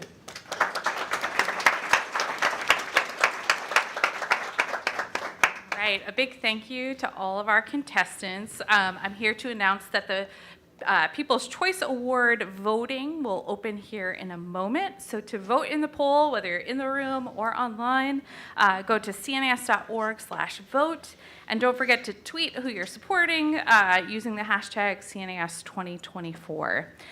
So we're going to give our audience a little bit of time to actually vote in the People's Choice Award and to give our esteemed judges a chance to vote as well. During this little bit of time, a couple of things that we're going to do. One, I'm going to walk through some of the next generation programming that we have here at CNAS to involve all of you in the audience. And then we have such a distinguished panel of judges here who have experience in the policy world, on the Hill, in journalism. So I'm going to pose some more professional development questions to them for our audience members about how to succeed at pitching your ideas to a big boss or to a journalist. So to walk through some of the next generation opportunities that we have here at CNAS, certainly you're watching the pitch this year, and if you're in the eligible age range next year, we encourage you to submit those ideas. Every year we are overwhelmed with the amount of thoughtful, innovative, and practical ideas that come through the pitch screening process, and we love seeing those shift into an actual publication that we here at CNAS put out for our pitch contestants. We also have our Make Room initiative, which is an inclusive professional development program on those entering the field of national security, both to get a sense of what the broader trends are in national security and educate themselves on different parts of government, to include the State Department, the intel community, and the defense community. And then also practical training, so how to write an op-ed. We have a newsletter for the Make Room community as well, so do check that out on the website. We also have our Sean Brimley Next Gen National Security Leaders Fellowship, which takes place each year for those between the ages of 27 and 35. We have a select group of about 20 people per cohort, so do check that out if you are in the applicable age range, and we'd love to involve you in that. Next up, there's opportunities to actually work with CNAS. So we have 6-month internships across all of our research programs, but also across all of our functional areas that really make the center run. So it's worth checking that out. And then joining our team. We frequently have folks who launch into government or go on to do great things, and so there are opportunities up on the CNAS website. So give that a check if you are interested in the work that we do here. I do want to take the opportunity to consult with our experts here. Shannon, as a journalist, you interview a lot of experts on national security, and you're trying to balance innovative ideas and practical ideas and well-sourced material. So how does someone successfully pitch an idea to you, and what does it take to get that successful piece in the end? I love this question because I think about it every day, all day long. I think the most important thing for me is I love listening to and quoting people who are able to both dive in really deep and explain complex, nuanced issues and distill that out in very simple ways. But they're also able to zoom out and provide that big picture.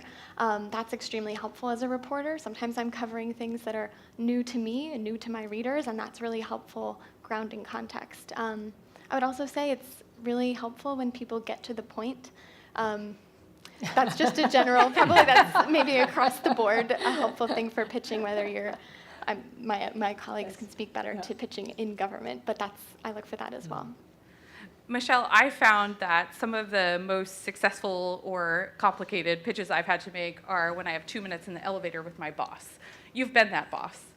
What makes for a successful, succinct pitch to your boss in the national security sector, a policymaker who's trying to really think through the implications of a decision, and what advice would you give to junior folks coming up the ranks in how to pitch an idea to their policymaking boss in a very short window of time? So I think the number one thing is bottom line up front. You have to really think about what if I only have 30 seconds in the elevator or 2 minutes and I'm running alongside them down the hall and trying to speak at the same time. What do I absolutely have to convey? But also, what can I add that might buy me a little bit more time? That might make them sit up and say, oh, wait a minute, I need to hear more. And so I think that is key. But being concise, getting to the point, having the most compelling facts or analysis to make your case. I think that is the key. And Richard, you're really good at pitching ideas on the fly and getting to the point, getting to the heart of the matter. What's your secret? We did not rehearse any of these questions. I didn't plan any of them either, just for the record. Well, I think as we were saying here, I mean, concision is key, but also clarity. If you put the bottom line up front, you have to know what the bottom line is. You can't have a vague idea of what your bottom line is. You have to know specifically what your bottom line is and specifically what that is addressing. What is the problem you're trying to solve? What is the issue you're trying to address? What is the upcoming thing that you're trying to deal with or something like that? And then know your audience so you can anticipate what questions might come back on the other side. Vivek, you and I are in similar positions as program directors at CNAS, and when we're thinking about our research, we're balancing some of these exact things, the judging criteria that we're using. We want an innovative idea, but we also want one that's practical. We want an innovative idea, but we also want there to be rigor. How do you think about that as you're either doing research and pitching ideas yourself or managing a team of researchers? Yeah, no, that's a great question. Again, not planted. I think, one important thing is, especially in technology policy, there's so much happening and there's so much green space, so we have a bit of luxury in terms of, it's important to do horizon scanning and seeing where people are actually working and where there are gaps between the policy, and then trying to identify underlying technological trends and projecting that onto the landscape, and then saying, okay, this is an area where, I was just having a conversation with a colleague today about this, so robotics, for instance, is something that is probably going to be something that people at this conference 4 or 5 years ago are going to talk a lot more about, but that suggests that maybe we should be doing more work on it today. So I think you want to try to find an area that is going to be accessible to a broad audience. Everybody understands why robots could be transformative, to take that example a little bit further, but also is not crowded in terms of the work that's happening in DC. Shannon, I'm going to go back to you as our resident journalist on the panel. If you could go back to college and give yourself a piece of advice of what skills to invest in as you're pitching new ideas and researching things on tight timelines, what advice would you give yourself? That's a fascinating question. I think the advice would be to put myself out more into the universe. As a reporter, a lot of the skill sets I find myself leaning on are those, I hate to say it, but those soft skills of just, sending a DM to someone who's definitely not going to answer me, right? Cold calling people. Those are things that we didn't learn in classrooms, at least in my experience, and seeking out opportunities to put yourself out there. I think that would be my advice to my former self. And Vivek, I'm going to turn to the panel this afternoon. You'll be featuring a number of researchers from across different ranks on your team on your panel. So can you give us a little preview of what we're going to see this afternoon? Yeah, I hope you will stick around. Our session is titled Tech Tipping Points, a National Security Forecast. So we're going to be doing something a little different where we're going to be doing 4 lightning talks where different members of our team are going to be addressing interesting, current, provocative questions in technology policy, like when will Moore's Law end, or how long will it continue, for instance, or what will be the cost of sequencing a human genome by 2030, or how soon will AI be able to perform a task, virtually every task, as well as a human. So our staff are going to be trying to tackle those very simple questions in 5 minutes. And then we also just came out with one of my colleagues, Sam Howell, just came out with a new report assessing the state of the U.S.-China competition for quantum computing. So we're going to have a chance to discuss her report a little bit more in depth, and hope everybody sticks around for that. I'm going to ask a nerdy management question. So how do you prepare your team to be able to do all of these lightning talks? What was the process like? Well, for my sins in a past life, I was a speechwriter. Richard knows also had to do this. But I think, people when you're sitting in a think tank or you're used to doing detailed policy research, it's easy to forget that when you were delivering something, writing something that's meant to be delivered orally is very different than preparing something that's meant to be read. People say writing for the ear versus writing for the eye. You don't have to follow the rules of grammar. You don't have to have complete sentences. The human mind can pay attention to much more if it's reading a paragraph than it can if it's listening to something. So I think trying to push people away from extremely dense, long sentences and something simpler, more accessible. A lot of words that you would use when you're writing something don't really work as well when you're saying it out loud. So we're going to find out how well that advice was heeded in a few minutes. Richard, you write a lot of op-eds, but you also just published a book, which is coming out next week. So can you give us a sense of how the writing process or the pitching process is similar or different when you're writing for short form versus long form? Well, if you're talking about a book, this is my first one, so this is a sample size of n equals 1.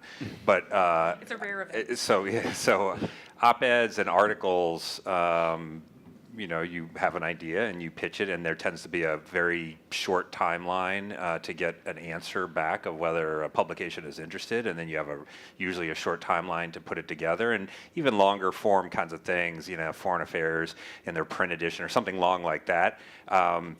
Used to feel like a long timeline. Now it feels lightning short compared to books because they have a very long gestation process, and so you find out, among many other things, yourself thinking not only what would I try to say today, but what would I say when this thing actually comes out, and how long will that be relevant? So the timeline is much longer. It's a much more kind of integrated, lengthy kind of process throughout, and then hopefully the whole thing has to hang together. Op-eds are more like grunts sometimes.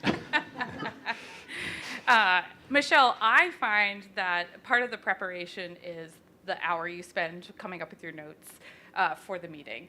But part of the preparation is the way you live your life outside of the specific preparation. It's your reading habits, it's your, taking a walk. What are some pieces of advice that you'd give to folks who are coming up in the field of how to invest in that underlying bit of research that then comes out in great new ideas? Yeah.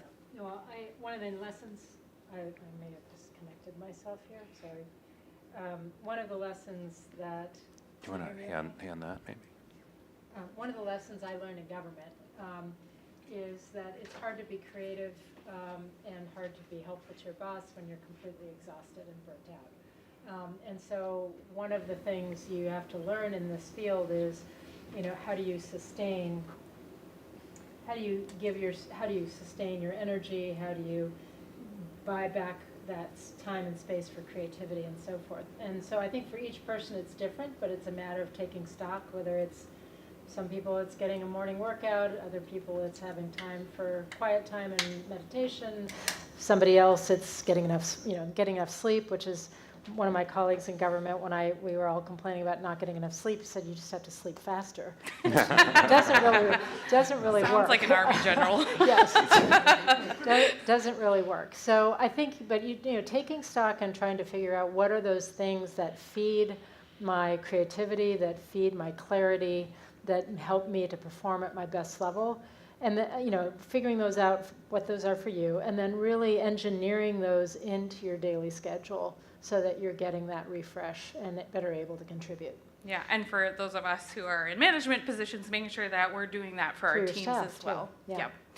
Yep. So before we turn to our next piece, what were some of the most, I'm going to go down the line, what were some of the most effective public speaking things that you saw in our pitch candidates today? What were some of the things that stuck out? Well, I think they all did what is fundamentally necessary, which is clearly lay out an issue and then clearly lay out a response, a proposed response to that issue. So that is often a lot harder than it sounds, but they did it. And so I appreciate all those presentations, and I think it was very well done.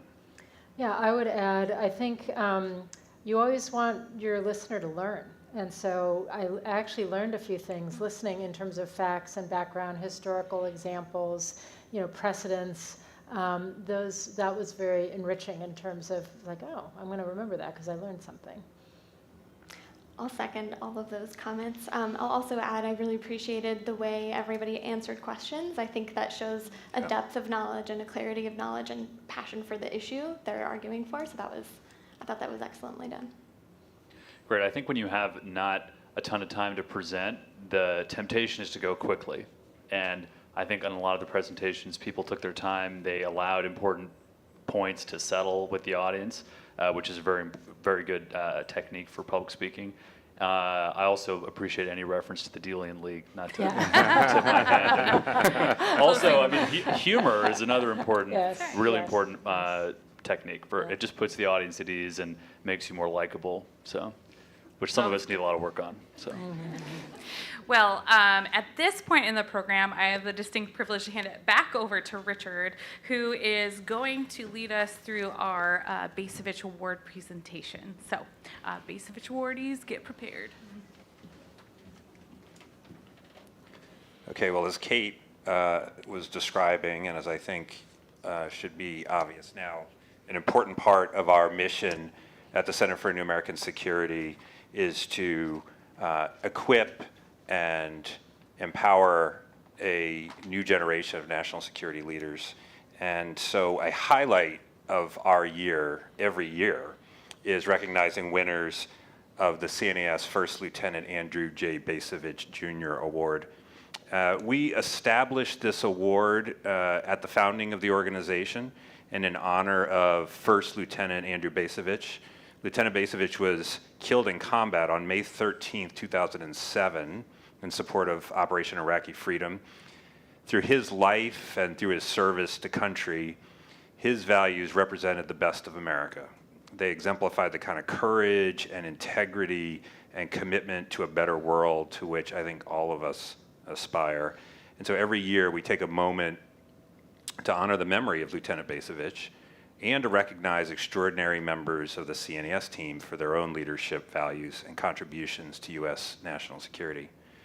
I'd like to thank Dr. Andrew Bacevich and Nancy Bacevich for allowing CNAS to name this award after their son, so that year after year we're able to present it to extraordinary young individuals, and we thank them again this year. In 2024, there are 2 recipients of the Bacevich Award, Gibbs McKinley and Anna Peterson. Gibbs McKinley is the research associate for the executive team at CNAS. Before joining the center, Gibbs worked at the Countering Foreign Authoritarian Influence program at the International Republican Institute's Center for Global Impact. She spent time at the Brookings Institution and at the U.S. Embassy in Malta, and she has degrees from the University of St. Andrews in Scotland and the University of Kentucky's Patterson School of Diplomacy. Over her time at CNAS, Gibbs has become an integral part of the center's research and organizational success. She's an emerging thought leader in areas like international order, global institutions, the role of human rights in U.S. foreign policy. Gibbs is also committed to guiding and mentoring each of our intern cohorts, investing in those just breaking into the national security field. So through these and other contributions to the center's mission, she has and continues to make our work more successful. Gibbs, congratulations.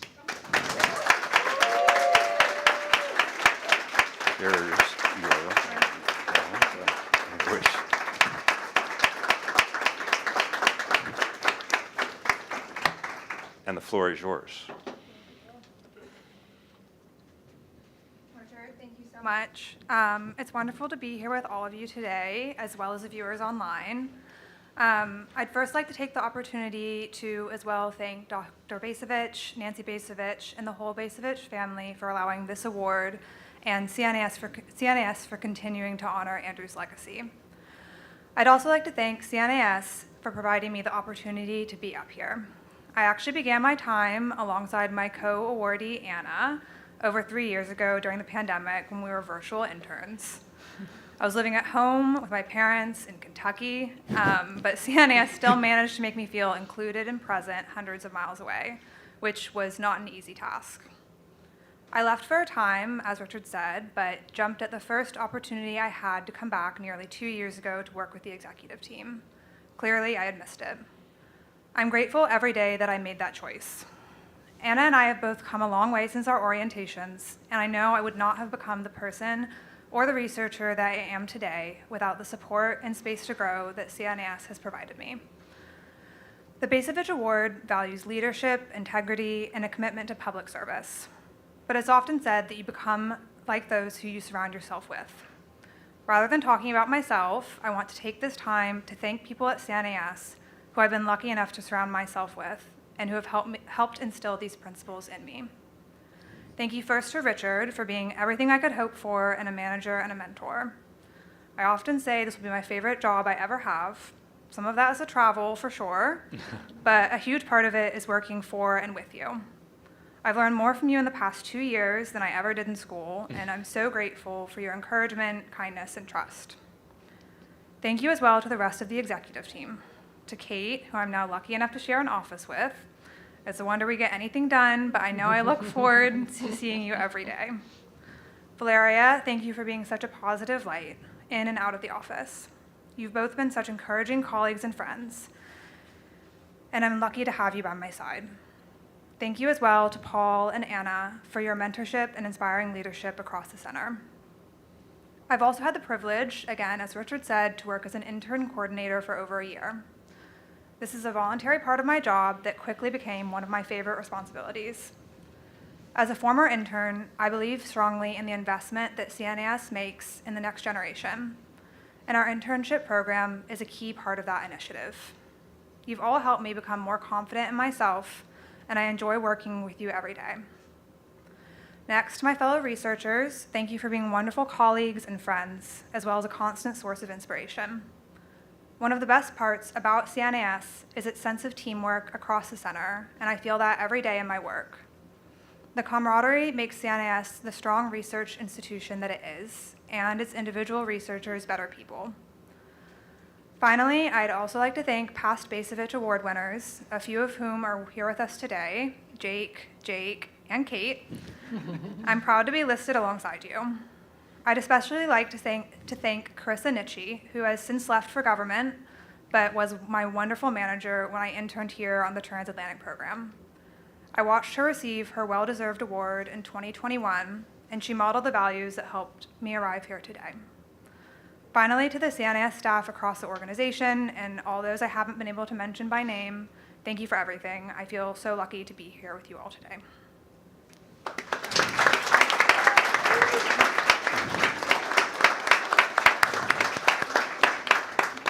Congratulations again, Gibbs. Anna Peterson is the Digital Communications Officer at CNAS, where she manages the center's extensive digital footprint.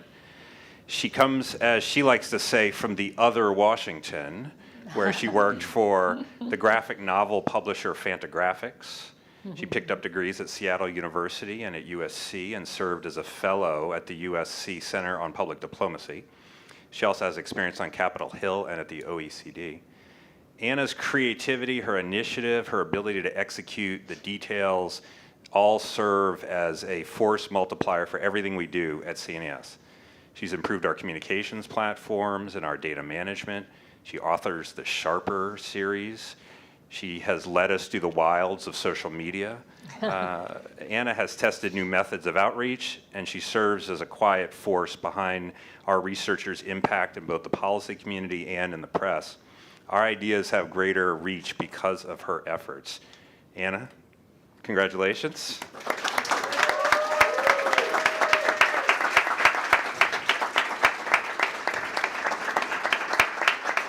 All right. And the floor is yours.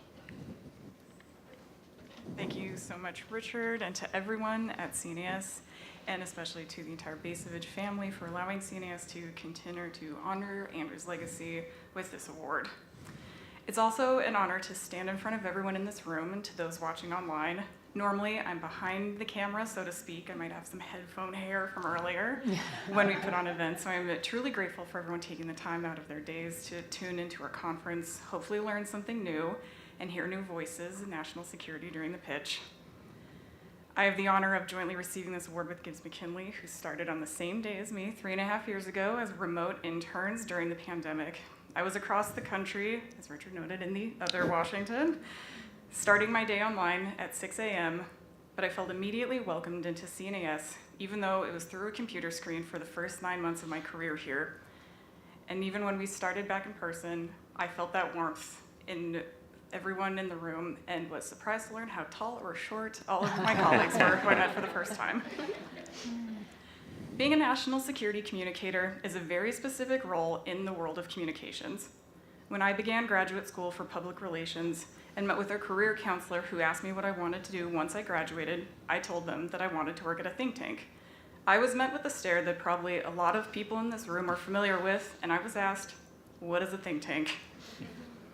Think tanks, especially in DC, have many things in common. They research, they convene, they share new ideas to pressing challenges. But at CNAS, I feel so fortunate to have found a home where mission and values matter, people matter, and leadership matters. I've learned lessons in leadership from everyone, to our interns, to our CEO, to our military fellows, and to my fellow colleagues who have gone on to become dedicated public servants. They have all given me the breadth of experience needed to communicate that policy, and that policy affects people's lives, and we must take care to remember that. It's fitting that today is D-Day, because I wouldn't be here if it weren't for my Army and Navy grandfathers who quietly lived those leadership values of their service and the memories of loss and triumph gained during World War II. In their memory, and in the memory of Andrew Bacevich, I would like to thank all the service members here today, my father and grandparents who are no longer here, my mom who holds down all of the forts with all of her animals, my Coastie brothers who live underway from their families for months at a time, Semper Paratus, and finally, I want to thank the communications team at CNAS. Their support, their love, their late night glasses of wine, and willingness to say, yes, we can do that, has taught me with a great team, you can do anything. Thank you again for this honor and for being here with us today.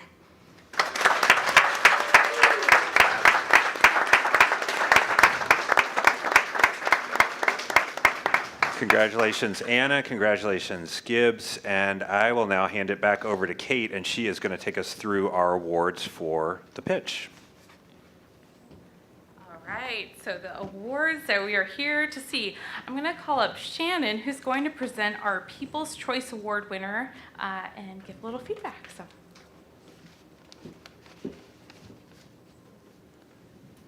All right, thank you. Thanks, Kate. I am pleased to announce, after wonderful presentations, that the People's Choice Award goes to Jennifer Lee.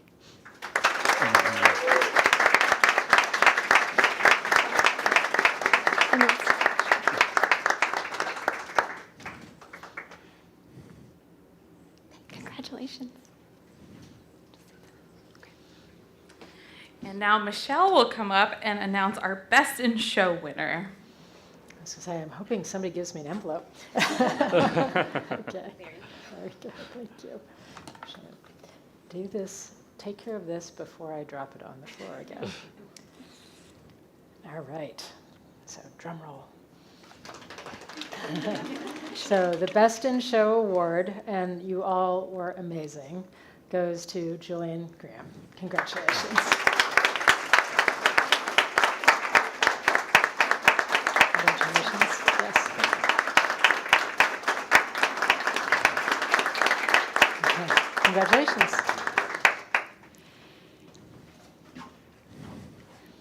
So congratulations to our winners, but congratulations truly to all of our pitchers. Look forward to their publications in the coming months that will build on the pitches that they made here today. So we're about to transition to our next segment of the day of the conference. When we return, Carrie Cordero is going to unpack how federalism is filtering national security policy in her session, National Security in a World of Robust State Power, featuring Samantha Vinograd and Corinne Stone. So join us here soon for that. Thank you.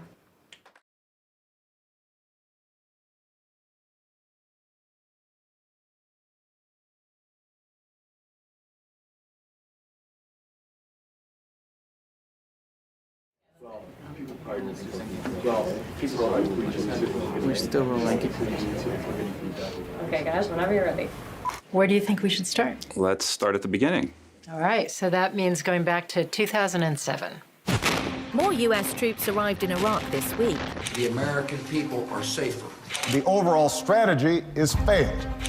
It was the height of the Iraq War. It was a very polarizing issue between Democrats and Republicans. We think back to that time as some sort of bipartisan heaven compared to now, but it certainly wasn't. Kurt Campbell and I were working at a very well-established think tank in Washington, and we both, as national security professionals, thought, whether you were for or against the war, we have to find a way for the United States to responsibly meet its objectives and conclude this war. I had proposed this study and was told that I couldn't undertake the study at the time because it would be too polarizing. So we started to have some conversations about maybe there's a better way to construct a think tank. We started talking to other people, and the first reaction was, "You're crazy. Do not do this. You are at the best think tank in town. Why would you risk your careers? Why would you risk security? Why would you do this? Washington doesn't need another think tank. You're nuts." But we really believed in what we were doing.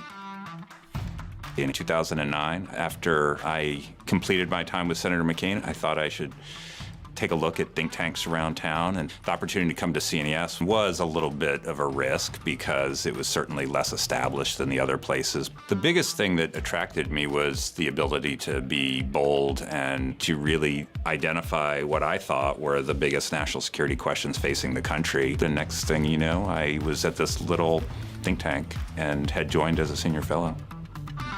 Fast forward all the way till today, I think the thing that I am personally most proud of is that CNAS is at least as relevant today as it was when I joined this organization 14 years ago. Kurt and I were very ambitious, but I think CNAS has exceeded our wildest dreams at the time. To be one of the, if not the most respected national security think tank in Washington, to have our work having directly impacted U.S. and allied policies, to think of all the young people we have trained and developed over the years. It's very exciting work. We've never tried to be the biggest. We've always tried to be the best. We really tried to focus on where's their white space? Where can we do something new and different? What gets me most excited about the Building the Future campaign is not just continuing to do the great work that we do. It is the chance to go into that future white space, to stay on that cutting edge, to be bold and innovative, and continue, even in this environment, to be bipartisan. We cannot do this work without you. This is a moment where new ideas are desperately needed, new ways of doing business are desperately needed. This organization is committed to defining those new ideas and those new approaches, and you can make all the difference with your support.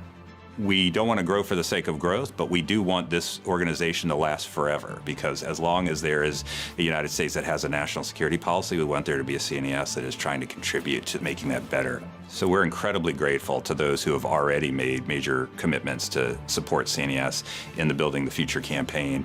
We've come a long way, and we hope that you will join us in keeping CNAS indispensable to U.S. national security.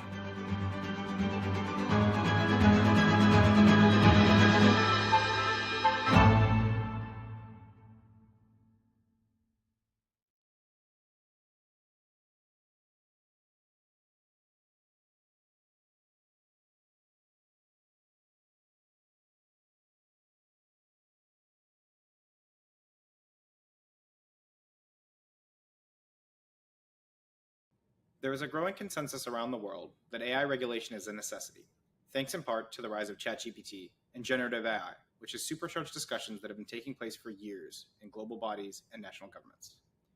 Many have proposed something like the International Atomic Energy Agency, an IAEA for AI, something to ensure that AI's benefits are widely enjoyed while its harms are minimized or prevented. OpenAI, the very firm that fomented this fervor and fear with the release of ChatGPT, has proposed this, and other scholars have followed. I'm not here to do that. I'm here to argue the exact opposite. The IAEA mostly works as intended. Only a small handful of states have acquired nuclear weapons after the Nuclear Non-Proliferation Treaty was signed that gave the IAEA its mandate to prevent proliferation. Unfortunately, that success is very much a product of the history of nuclear weapons and of nuclear technology generally. It took great effort for the international community to fashion the IAEA into the organization it is today. Its mission to prevent nuclear proliferation was only seriously pursued after the Cuban Missile Crisis, where humanity stood on the very precipice of total annihilation, stared deeply into the abyss, and thought better of it. Even still, it took several years. Of course, an idea that takes such effort does not make it necessarily bad. We often do things, important things, not because they're easy, but because they're hard. Maybe an international institution to regulate AI, like the moon landing, is a challenge undertaken precisely for this reason. No. The IAEA is also a product of the technology it regulates. Nuclear weapons require specific resources that are not replaceable in the supply chain and are trackable and detectable thanks to radioactivity. Nuclear arsenals and payloads are countable and calculable. The main nuclear arsenals were concentrated in 2 states who had the lion's share of the world's military power that could credibly enforce moratoriums on others. Finally, peaceful uses of atomic energy can be separated from military production with judicious inspections. None of these factors match AI. Instead of putting all of our eggs in a basket designed to carry another problem, we should think differently about AI regulation. We should think of targeted agreements for specific dangerous uses like integration with nuclear weapons. We should think of norms that create conditions for commonality based on safety. We should think of carefully considered legislation in key countries where AI progress is concentrated. And we should think of restraint and care from the private sector that is driving so much of the technological change. Technology is ever-changing, and so too must our methods of controlling it. We should not blindly follow the past to protect our future.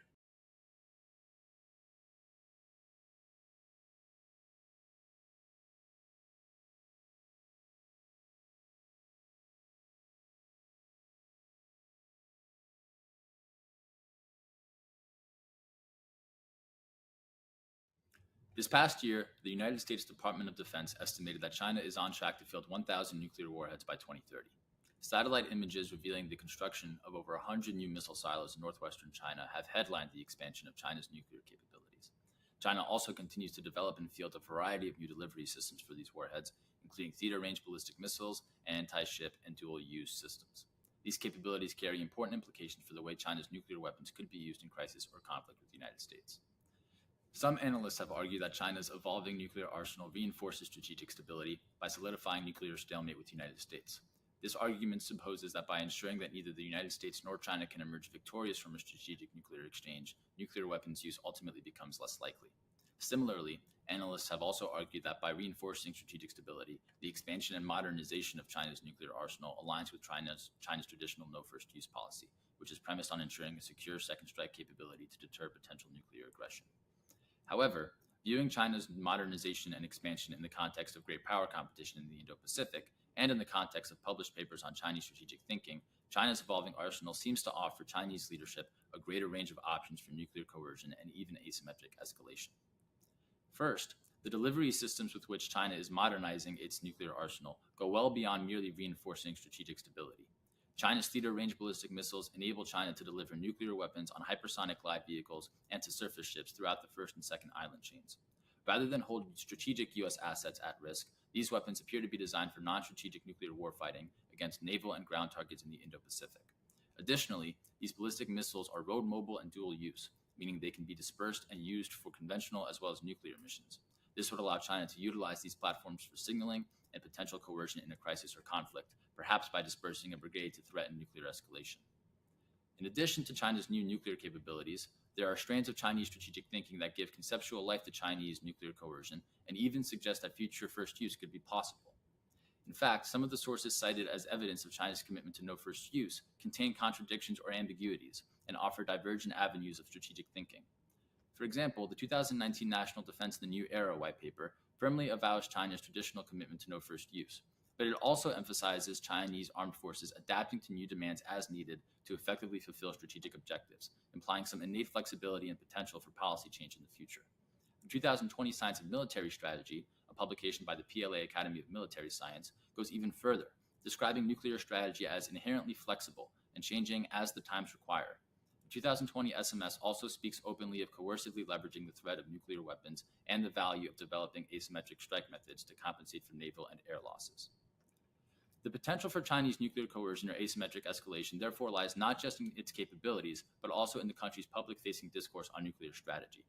As China continues its nuclear modernization, U.S. leaders will need to continue pursuing confidence-building exchanges and will need to reinterrogate the sufficiency of U.S. nuclear capabilities.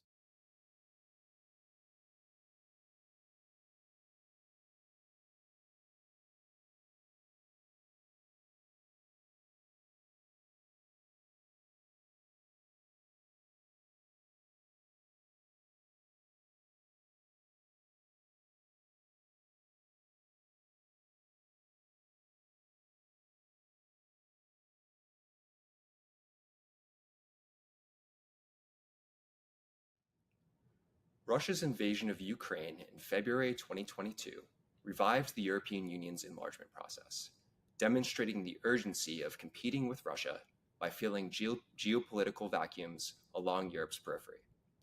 Since then, the European Union has abandoned its former strategic ambiguity toward its eastern neighborhood, opening accession negotiations with Ukraine and Moldova, as well as granting EU candidate status to Georgia.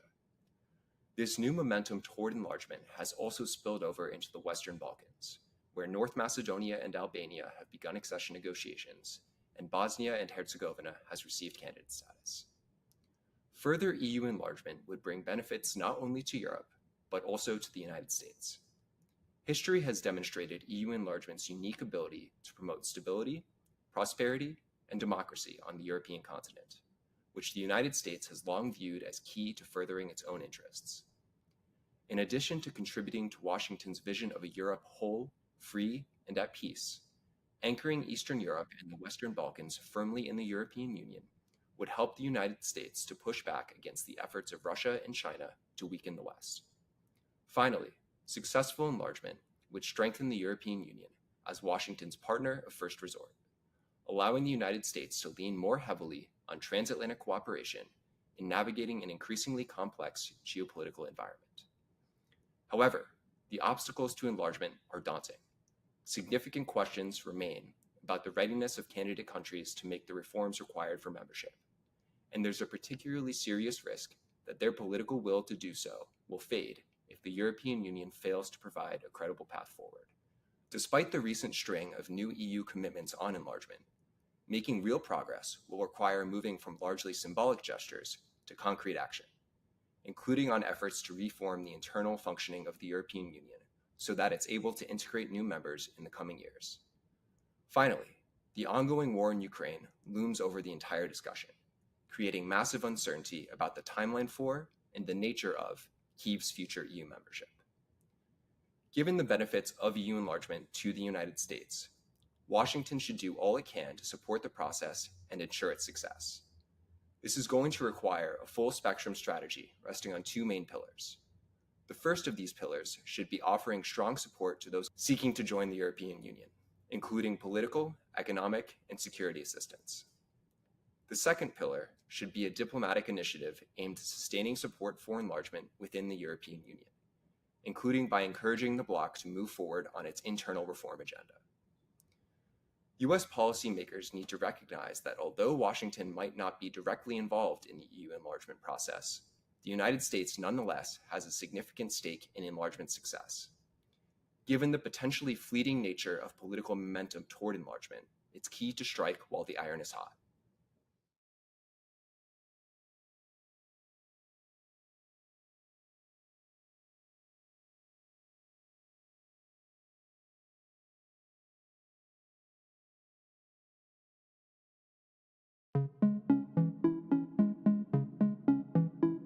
The People's Bank of China, China's central bank, is developing the digital yuan, the first digital version of a fiat currency from a major economy. The digital yuan will likely strengthen the Chinese Communist Party's domestic digital authoritarianism. As countries look for models to manage central bank money, Beijing's digital yuan will bring about new standards in the global financial system that risk privacy and governance principles. So far, we know that the digital yuan system will have a two-tier structure, with the central bank managing the back end and state banks and private companies facilitating everyday transactions. It will not be blockchain-based. The most groundbreaking and alarming feature of the digital yuan is controllable anonymity, which allows China's central bank to see nearly all real-time transactions. China's central bank wants to harness the market share and technological innovation of private firms and gain direct access to Chinese consumers' financial data. It aims to shape monetary policy, monitor illegal activity, and curb corruption. The Chinese Communist Party will likely leverage the system to surveil Chinese citizens. The digital yuan system would make it easier for the party to cut off financial access of any individual. Pilot tests have been underway since mid-2020. If successful, China may gain an edge over the United States in financial technology innovation. China will make the digital yuan available for wider use during the Beijing Winter Olympics in February 2022. U.S. policymakers must address the digital yuan's potential to further Beijing's coercive power and influence in the global financial system. America must adapt to the evolving payments space, counter the digital yuan's threats to political and economic liberty, and ensure that innovation in financial technology does not advance China's digital authoritarianism.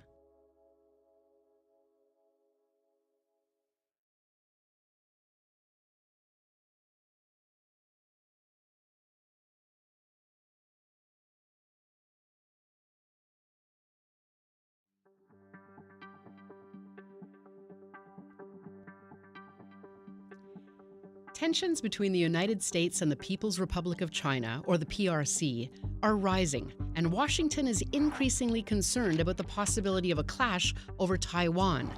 The United States would look to sanctions as one tool to manage a crisis with the PRC. But would sanctions work? And can the United States and its international partners impose harsh sanctions without crushing their own economies? To explore this, the CNAS economics team developed a strategy game to explore how countries might use sanctions in a potential conflict over Taiwan. Players used economic tools to influence each other's actions while mitigating damage to their own economies.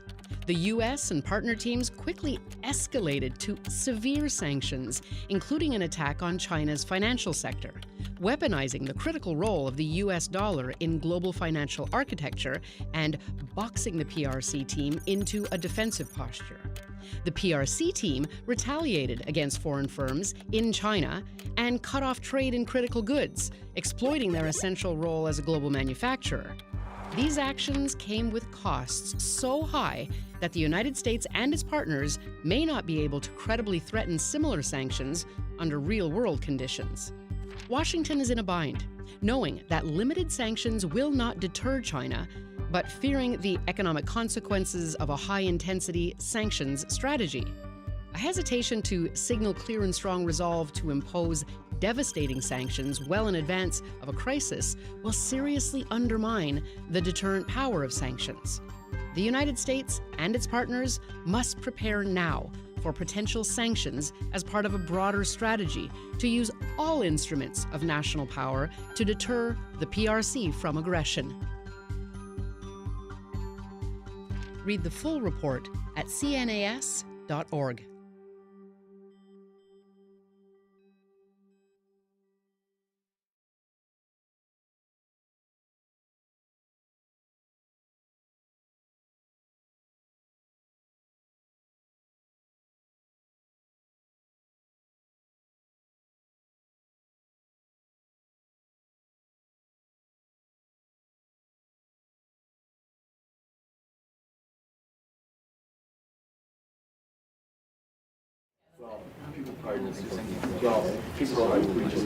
We're still rolling. Okay, guys, whenever you're ready. Where do you think we should start? Let's start at the beginning. All right, so that means going back to 2007. More U.S. troops.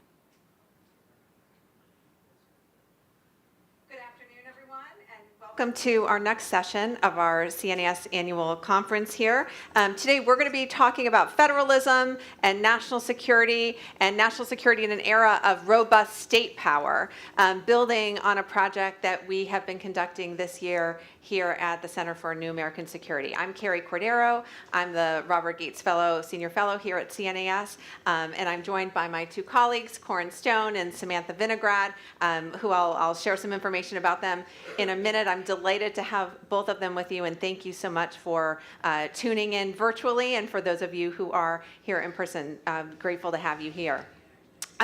This project, I want to give you a little bit of an overview of why we're talking about state power and state authorities and state involvement in national security issues. This comes from a project that we launched early this year that is focused on an emerging trend of greater state involvement in national security issues. And there's really two different ways that we are thinking about this issue. One has to do with when states at the state level, whether it's governors or state legislatures, are doing things, taking some action that impacts national security in some way. The other side of that issue is when states or at the local level, but primarily states, either governors or through their legislators, are doing something in response to a national security justification. So for example, intelligence community reporting or issues regarding foreign affairs or national security issues that then is causing the state to take a particular action. So in our project, we're looking at both of those types of issues. And we conducted a scenario-based exercise last month with both Corin and Sam were able to join us for.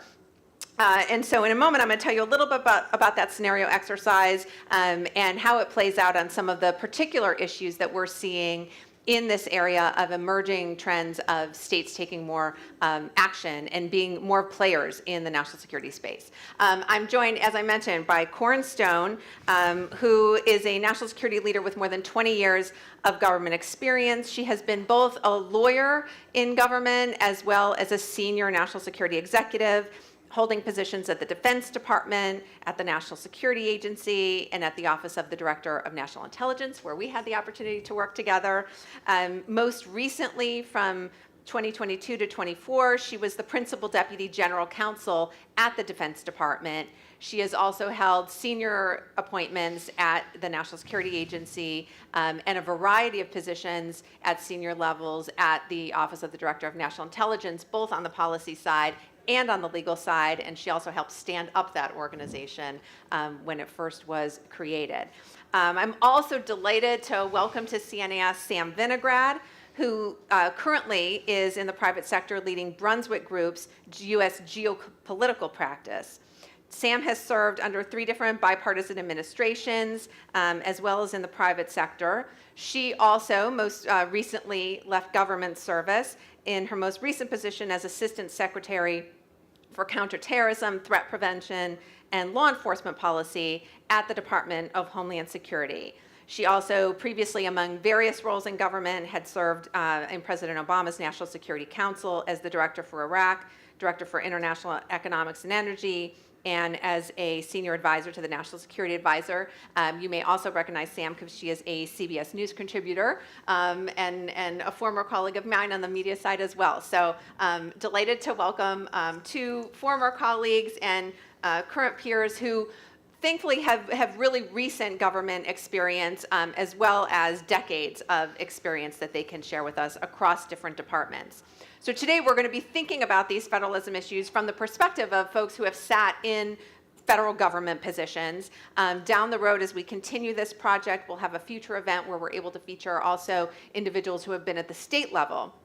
But as I mentioned, last month we conducted a scenario-based exercise here at CNAS based on this project. And both Sam and Corin were able to participate in that with a good number of other national security lawyers, constitutional lawyers, national security practitioners, folks who had been in and out of government and had a wide variety of experiences. And what we did is we ran 2 different scenarios that we thought really teased out some of the issues that we're currently seeing in terms of state involvement in national security. The first scenario was focused on National Guard authorities and the tensions that can potentially arise between the federal government, between the presidency and states, particularly in a circumstance where they might disagree about the use of National Guard authorities. Sort of controversy or consideration of National Guard authorities is nothing new. We happened to run the exercise the same week that was the anniversary of the Kent State shootings in 1970. And yet, more recently, when there were questions regarding the use of National Guard authorities after January 6, 2021, old issues also become new issues again. And so we currently are in an environment where there is some question, and some of the events of January 6 brought out some questions about whether or not the legal authorities governing the use of National Guard could use some clarity. And so we'll get into that a little bit more. The second scenario that we ran during the exercise had to do with the potential scenario where a state might limit use or ban use of a particular social media app. And the premise for that was foreign influence, and foreign influence that would potentially impact an election.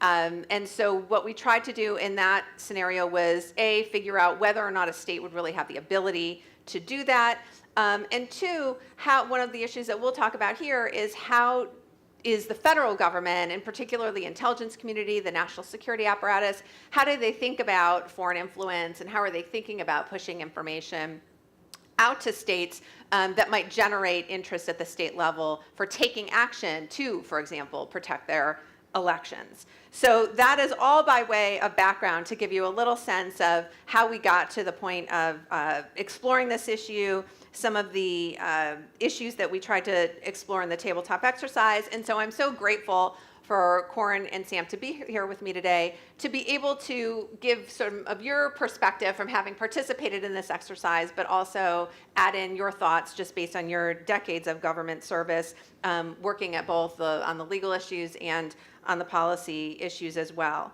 Let me start with you, Corin. You've both served at the Department of Defense, and in our exercise, you were in the National Guard scenario, which, by the way, was set in Texas, pertaining to a protest activity surrounding Middle East exercises, but we worked on that scenario many months and weeks before real-world events sort of caught up to it. Corin, you were on the Defense Department team, logically.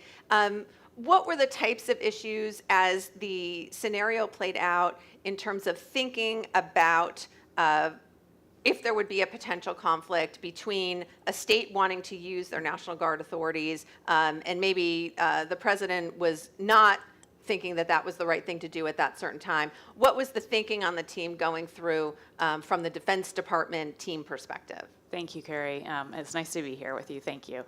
So the team initially, of course, started questioning what the Texas governor wanted to do, wanted to understand more fully the intent of the Texas governor and whether the Texas governor wanted the federal government to come in and play a role or wanted it to be a state matter.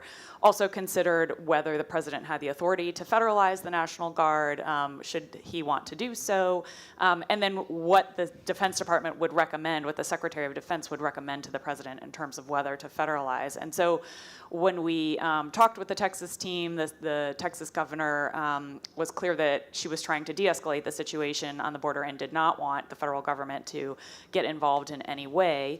We did think in talking ourselves and with the DOJ team that we did, and the president did have the authority to federalize the National Guard if he wanted to. And some of the conversation was about whether the president should federalize the National Guard so that it would sort of take it out of the state space and could have a little more control over how the National Guard would be used.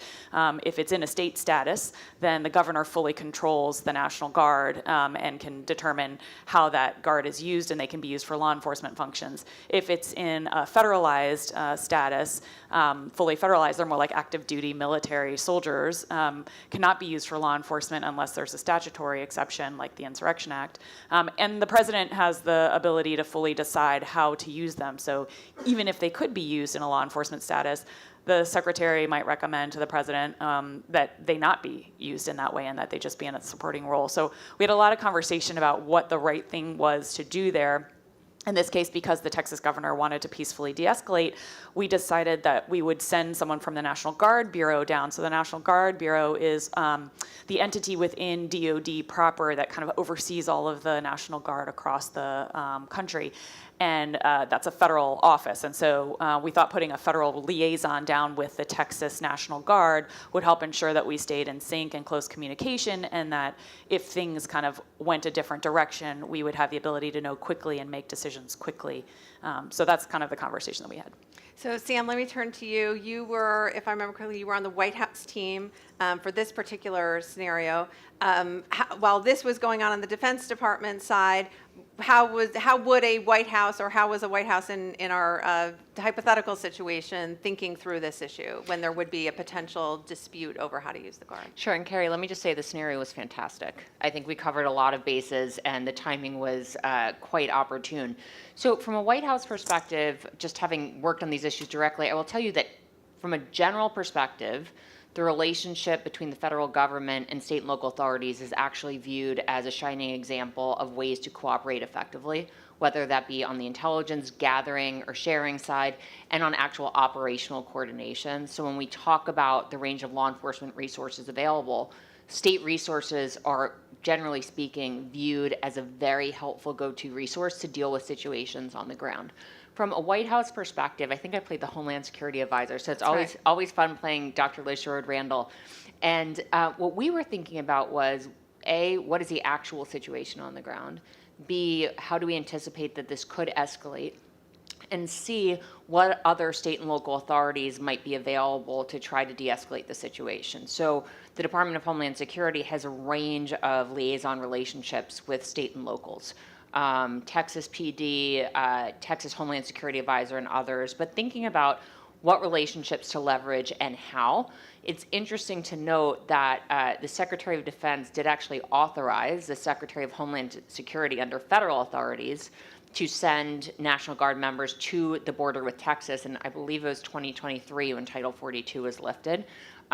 So there is a history of using the National Guard in Texas. In this particular scenario, we did decide from a White House perspective, and again, the Homeland Security Advisor is not about politics or press, it's about really the operational response coordination, that it was not appropriate for the White House to weigh in on whether the governor did choose to deploy the Texas National Guard under Title 32 authority. So Texas is a little bit of a unique situation in comparison to how some of the other states, Corin, just speaking generally about the use of National Guard authorities across the country, not just in Texas.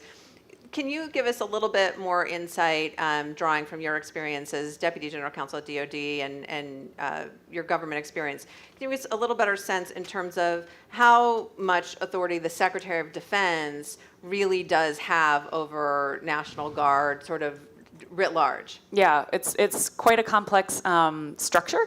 So there's 3 different statuses that the National Guard can have. The first is in a state active duty status, where the state governor fully controls the National Guard, and really the Secretary and the President have very little control whatsoever. And that's, to do things like respond to state natural disasters or to smaller events that are really state contained in the state.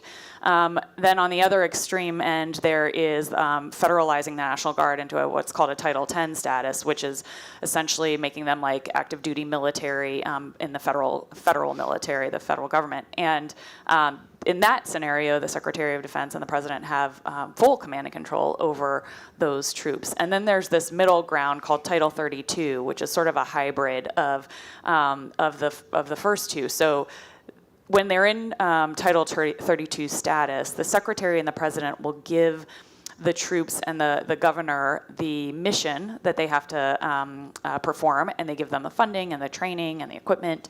But it is the state governor and the adjutant general, also called the TAG, that actually is in command and helps ensure that the troops are carrying out that mission. And so the cooperation is absolutely critical between the state and the federal government. And one example of this was in 2020 with the COVID vaccine, when they needed the vaccine to be given all across the country, the federal government did. And there weren't enough people necessarily everywhere to do that. As Sam said, it's a great surge capacity for all sorts of things. And so the federal mission was to provide the COVID vaccine to whoever wanted it, but the states really had the con for how to do it. They were the ones implementing that mission, and the governors were in charge of making sure that the National Guard did what they needed to do to be able to get the vaccine to people. So that's a hybrid status, and it's just a good example of the coordination and cooperation that's so critical amongst the federal and state authorities. And I would say that the control over the National Guard in that situation is quite complex, especially if there is a disagreement. So, Sam, you mentioned something earlier when you were talking about the role of the Homeland Security Advisor, and you said, the Homeland Security Advisor is focused on the mission. I think what the takeaway is focused on the mission, not a partisan person. So, whether it's Homeland Security Advisor serving in this administration or another, it's really tends to be an individual in the job that is there to perform that particular mission and, protect the security of the country. One of the things that came out of some of the observations that our participants made after the exercise, particularly because this was a scenario that involved federal government and Texas and sort of a heightened, protest activity, so heightened sort of political sensitivities. One of the observations that I remember was made was that so much of the outcome of how this would play out depended on the participation of rational actors. That all the individuals in the positions of authority, whether it was, in this case, Texas National Guard, the governor's office, the adjutant general, or in the federal government, that it depended on political leaders and national security leaders who are acting in a rational way. What was sort of your thinking in terms of when we think about this particular use of authorities, which is a really critical use of authorities, and there's so many protective and proactive ways that it can be used to help the country. You mentioned COVID, hurricane, you know, there are all sorts of national disasters that National Guard has used. How do you view sort of the role of the players in the process? Great question. I will actually note that when COVID did break out, and Corinne can correct me if I'm wrong, there's actually a court case about whether the Department of Defense could mandate that all National Guard members become vaccinated. I forget which state sued, but ultimately the Supreme Court sided with the federal government, and that blanket vaccination had to go through. So when we think about the National Guard, as a general matter, at the federal level, we viewed calling in the National Guard as somewhat of a last resort. We viewed relying on state and local authorities who frankly know the operating environment better as better first steps and kind of a knee-jerk, let's call in the National Guard, because calling in the military, whether it's a National Guard or the, you know, actual like permanent army or something of that nature, does send a different signal, and there's very different skill sets. So calling in the National Guard to de-escalate a protest or civil unrest on a college campus, I'm unclear whether they actually have the training and skills to perform that task. And they very well might, but I'm just unsure. From a law enforcement perspective, generally, that's a key question, particularly post George Floyd. There was litigation in New York on that front. Post George Floyd, post January 6th, you know, who do you send in for First Amendment protected activity that's escalated into something else? So it does depend on having actors on the ground that understand the different skills and capabilities of the law enforcement resources that they have available. And you could see a scenario where a governor may choose to activate a state National Guard under Title 32 or as state active duty status to send a message and as a deterrent for other behavior that that governor views as undesirable.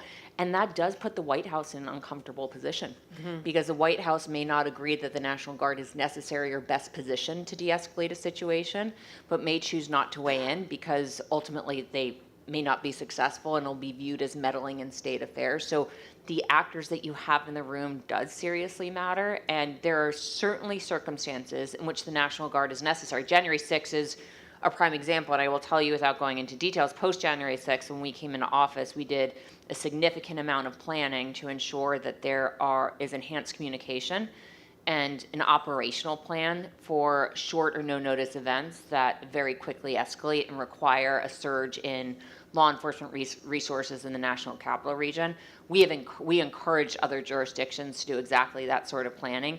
The trucker convoys, I don't know if anyone remembers those, that was another example of where we had these exact discussions about federal resources, law enforcement resources versus state and locals. And ultimately, in the trucker convoy scenario, we deferred largely to the states, which did end up in convoys coming to Maryland and Virginia and kind of circling the Beltway for a while. But the decision was made that that was the most prudent path forward.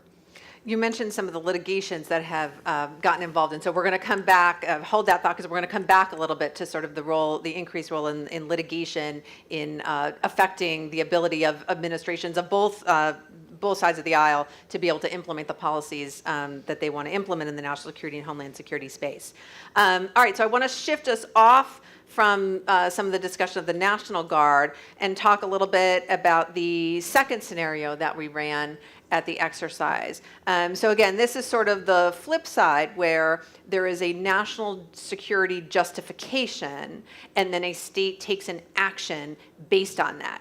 So we see this in other types of events that play out in the world. Sometimes there are governors currently who are making economic decisions for their state. For example, whether to allow certain foreign investment in a certain industry or physical plant in their state, and they're making decisions based on what they perceive as national security equities or national security concerns about that foreign investment.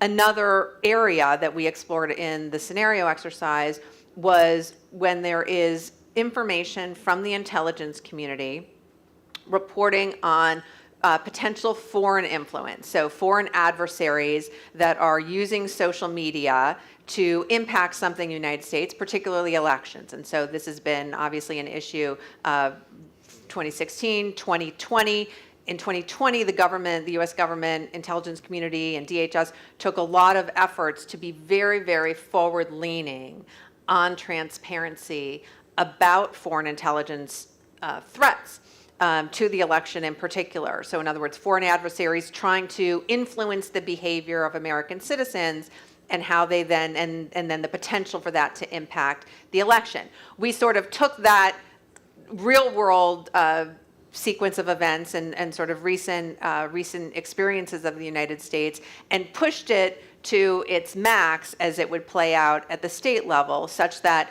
a governor, in this case, in this scenario, it was the governor of California, was on the receiving end of intelligence information from the U.S. intelligence community that there's foreign influence, adversary countries trying to influence the election, and the state having responsibility for administering elections felt like it needed, in the scenario exercise, felt like it needed to do something with that information. And therefore, the scenario that we played out was that the governor issued an executive order to ban access to that particular social media app. Now, that's a pretty dramatic activity, particularly if it's a US-based company, but that's how we played it out.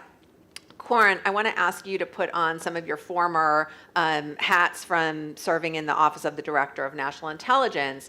Can you just share with us a little bit about sort of the arc of intelligence transparency and how the intelligence community over time has thought about pushing information out, not just to state and locals, but to the public generally as well? Yeah, absolutely. I think it has evolved a lot over the last 10 to 20 years. Of course, after 9/11, it started with making sure that we were pushing information to each other in the intelligence community and connecting the dots. And then we saw a lot of different policies come out of the DNI's team that basically talked about writing for release, so writing intelligence products that could balance the protection of sources and methods with getting information where it needed to go, when it needed to go there. And of course, that's always the two sides of the coin that people are always concerned about. There was another policy related to writing tear lines, which essentially is a product that is at a lower level of classification that provides enough detail to act on, but not so much, again, that it would harm sources and methods. And so there's a constant conversation as this is happening in terms of how much information we can put out, how much warning we can give to people with clearances, without clearances, the American public, and what information we can provide without causing damage to our sources and methods. In 2015, the DNI put out the IC Principles of Transparency, again, to push even more forward this idea that we have got to be open as much as we can with the American people about what we're seeing as an intelligence community and the threats that exist, and putting, real good information out there in a world that, now was seeing a lot more misinformation and disinformation, and that was causing great concern, of course. And then we had the election scenario in 2016, and that just continued to reinforce this need to be more forward-leaning. That said, it's still the intelligence community. There's still a lot of concern about, of course, for good reason, protecting sources and methods. And so it's an art. It's not a science. And each time you put something together, you have to do that balance and make sure you're thinking about the public interest and the need of the public to have information and sort of how far you have to go in releasing information and what you need to protect. And so I would guess, I haven't been there in a couple of years, but I would venture to guess that in this election cycle, they're constantly thinking about that again and trying to be as forward-leaning as possible and as transparent as possible while, of course, protecting sources and methods. Sam, how do you think about the intelligence transparency piece, particularly as it relates to foreign influence in elections? I think we've made a lot of headway. I think that there is now, as Director Haynes briefed in front of Congress, there is now a notification framework process for alerting the right folks within the federal government, potentially others, about a foreign malign influence campaign. The Department of Homeland Security, Cybersecurity and Infrastructure Security Agency, or CISA, under former Director Chris Krebs, really doubled down on something known as rumor control, which would, after a very rigorous process, put out factual information about false narratives that are percolating related to elections. It's not every disinformation or foreign malign influence narrative. Again, rigorous process to choose what to really issue factual information about, but I think that's been effective. I think where it gets very dicey is the fact that our adversaries are not static. Our adversaries are consistently innovating. And when we talk about farm line influence versus quote unquote domestic disinformation, we know that our adversaries try to launder disinformation narratives through Americans. And they've been quite successful in doing so. So if you try to separate out what's foreign misdis or malinformation and what's domestic disinformation, it's really just an amalgam of a lot of the same actors laundering content. And so while I think that identifying and in certain instances responding with factual information to counter farm line influence is important, I also think we have to look at the demand side for that information, and that's where we get into how do we build up resiliency within our communities to both identify it. Social media companies, I do think, could do more on that front, but also just as consumers of information, whether it's us, elderly people are very prone to farm line influence attacks, young people, how do we build up the kind of resiliency to try to guard against that information? I oftentimes use a metaphor that in every other part of our lives, we take security precautions, right? We lock our doors, we put on our seatbelts, we look to cross both sides of the street. There is not a culture in this country of taking security precautions when it comes to the information we're digesting, and that's where I think we need to focus going forward. So in our exercise, we asked you to sort of look through things through the looking glass, and we put you on this. You were on the state team, thinking about things from a Homeland Security advisor perspective for our fictional state of California at the time. It would be a pretty dramatic action for a state government, for a governor, to limit access to a social media platform. But from the governor's perspective, if they're thinking about it, they're getting this scary information from the intelligence community, they're thinking about their responsibilities at the state level to conduct a free and fair election. So put us a little bit in the room of your team that was the state of California. Like, how were they thinking through either the First Amendment issues or just the nature of taking such a dramatic action? Yeah, and I think there's a bit of a misunderstanding generally in this country about what social media platforms are. I mean, they are private companies at the end of the day. So I would expect if this move actually happened, there would be significant litigation. Right. But that is where our scenario went. Very quickly tied up in litigation. Yeah, you all are the lawyers. I'm not. But the First Amendment issue, sure. But by the same token, the fact that these are private companies, right, I believe, does make a difference. Now, I think from a Homeland Security advisor perspective, I would assume at the state level that this was unlikely to have a massive impact on the ground insofar as, banning a social media app in my state just meant that it could probably go somewhere else.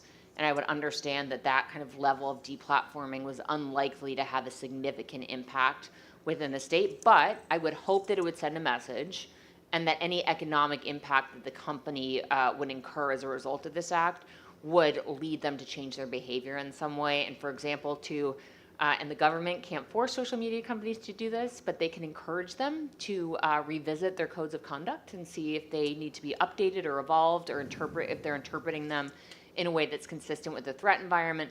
Would hope that social media company would think through steps that it could take to ameliorate any issues on their platform. And that type of interaction itself is the subject of ongoing litigation right now as well. Corin, I want to ask you just one sort of last question on this transparency piece. Is there something special about elections, that elections in particular, that you think lends itself, thinking back on your roles in terms of developing policies for the intelligence community on transparency and information sharing? Are elections sort of a special category, or should we be thinking about it in a more general way, and there are just particular issues that the community needs to be more public about, the intelligence community needs to be more public about, or be more forward-leaning on declassification? I think it's a little bit of both. So in one sense, you're not going to see elections necessarily called out in these policies, but I think everybody recognizes that the public interest in fair and open and free elections is core to our democracy. And so, people are very, very concerned and focused about making sure that we do everything we can to support free and open and fair elections and ensure that the American people have the information they need when it comes to elections. So I think there are certainly those conversations when it comes to what the public interest is, and in the case of elections, it's certainly very clear and much, much stronger than some other cases. You both have mentioned litigation, so throughout this conversation, and of course some of the drivers when we talk and think about state action or states getting involved in national security, the way that that has played out in practice as a practical matter has often been through litigation and through states' attorneys general litigating against particular issues. Probably the most prominent example that everybody is familiar with, and so we did not actually run it as an exercise because we think there is sort of allowed in the public to deal with it, is the issue of immigration and border security and how states have litigated in that area on a bipartisan basis. I mean, there was a lot of attention drawn to litigation against Trump administration and border security immigration policies, but just today I read that I believe the ACLU is going to litigate against just a new order that President Biden issued on asylum. So it's really the spectrum of litigation, whether it's state generated or by outside organizations, really does affect administrations on a bipartisan base from trying to implement certain types of policies. I mentioned border and immigration security because that's sort of the issue that is in the public domain quite a bit and is reported on quite a bit. But just zooming out a little bit more generally, Corn, I'll start with you. Zooming out a little bit more generally, because you've served as both lawyer to cabinet heads, agency heads, senior executives in government, and you have been a policy leader yourself in different roles. Can you talk a little bit, maybe sort of if you look at like the last 10 years or so of your experience in government, how has the impact of litigation on national security and national security related issues affected the policymaking process?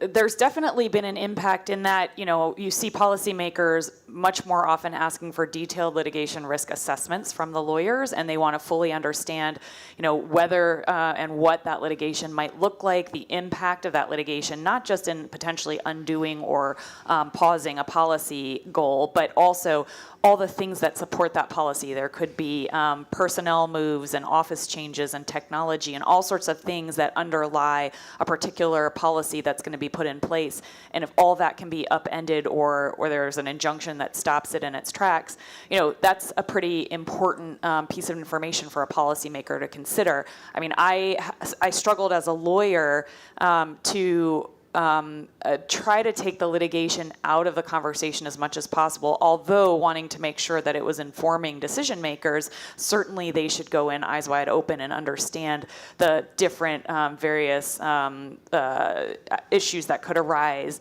from litigation. But on the other hand, I felt as a lawyer it was my job to say, you need to make the decision that you think is right from a policy perspective, and it's our job, along with DOJ, to try to defend that decision, and we'll do our very best to defend it. But there are practical implications. Even if we win after, at the end of the day, after much litigation, there could be an injunction, it could be paused, it could be delayed, there could be all sorts of other things that happen. That have a real impact on the department, on the federal government, on the people, and so it's quite important to understand that, but I didn't want litigation to drive policy.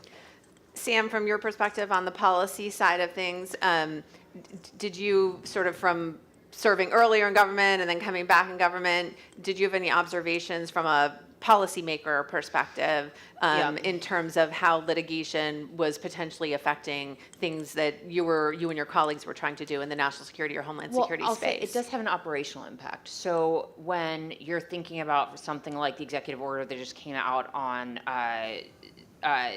banning certain asylum processing between ports of entry at the border, if you are expecting litigation, if you're expecting an injunction, your operational components, in this case Customs and Border Protection and potentially immigration and customs enforcement need to understand that there might be a halt in operations and build an operational plan that can be flexible in that regard. So I have never been in an instance where a policy that could make a significant difference for national security was put on hold because litigation was expected. But it is factored into the discussion, and it should be, to do operational planning and just to understand what kind of strategy needs to be in place. Great, great. Well, I want to thank Sam Vinograd and Cornerstone. Please join me in thanking them for joining us here today. Really thoughtful conversation. Appreciate both of you lending your vast experience and expertise with us. And if you are watching virtually, please stay with us. Next up, we've got the CNAS Technology and National Security Program that's going to ask and answer some of your most important questions on issues of technology policy, talk about some of their new research. So please join us. That session will begin at 2:50. Thanks.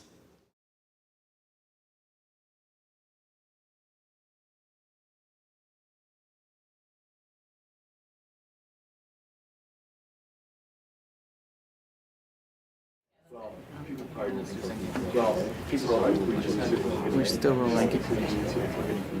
Okay, guys, whenever you're ready. Where do you think we should start? Let's start at the beginning. All right, so that means going back to 2007.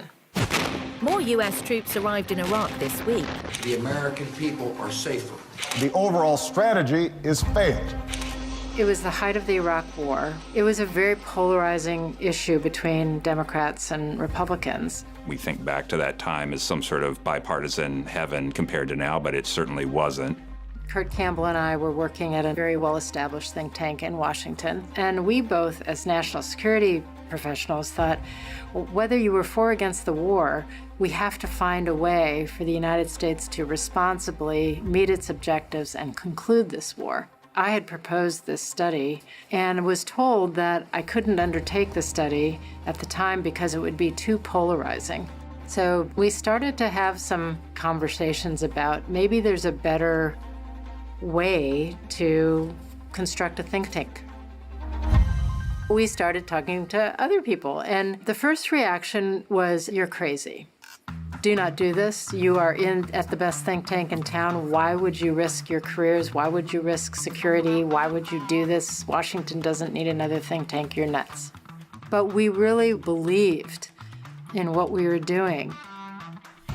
In 2009, after I completed my time with Senator McCain, I thought I should take a look at think tanks around town, and the opportunity to come to CNAS was a little bit of a risk because it was certainly less established than the other places. The biggest thing that attracted me was the ability to be bold and to really identify what I thought were the biggest national security questions facing the country. The next thing you know, I was at this little think tank and had joined as a senior fellow. Fast forward all the way till today, I think the thing that I am personally most proud of is that CNAS is at least as relevant today as it was when I joined this organization 14 years ago. Kurt and I were very ambitious, but I think CNAS has exceeded our wildest dreams at the time. To be one of the, if not the most respected national security think tank in Washington, to have our work having directly impacted U.S. and allied policies, to think of all the young people we have trained and developed over the years. It's very exciting work. We've never tried to be the biggest. We've always tried to be the best. We really tried to focus on where's their white space? Where can we do something new and different? What gets me most excited about the Building the Future campaign is not just continuing to do the great work that we do. It is the chance to go into that future white space, to stay on that cutting edge, to be bold and innovative, and continue, even in this environment, to be bipartisan. We cannot do this work without you. This is a moment where new ideas are desperately needed, new ways of doing business are desperately needed. This organization is committed to defining those new ideas and those new approaches, and you can make all the difference with your support. We don't want to grow for the sake of growth, but we do want this organization to last forever, because as long as there is a United States that has a national security policy, we want there to be a CNAS that is trying to contribute to making that better. So we're incredibly grateful to those who have already made major commitments to support CNAS in the Building the Future campaign. We've come a long way, and we hope that you will join us. Good afternoon, everybody. My name is Vivek Chilakuri. I'm the Senior Fellow and Director of the Technology and National Security Program here at CNAS. We have an exciting session organized for everybody this afternoon. It's no news to people here that technology issues have gone from the periphery of the conventional national security conversation in Washington, D.C. to the heart of that conversation in recent years. And we're living at a moment of accelerating, rapid, and converging technological changes. And the work of the Technology and National Security team is to explore the trends themselves and also their implications for our economic and national security. And so in that spirit, our session this afternoon is Technology Tipping Points, a National Security Forecast, and we have organized it into two different sessions. So the first, we have 4 lightning presentations, 5-minute talks by 4 members of our Technology and National Security Program who will be diving into current, interesting, provocative questions in terms of trends for national security and technology policy. And then the second half will be focusing on a little bit deeper dive on a recent report that came out that looks at the state of U.S.-China competition in quantum computing. And without any further ado, we will begin with our very first presentation from Mr. Tim Fist, an adjunct senior fellow on our Technology and National Security Program. So Tim, come on up. Thank you.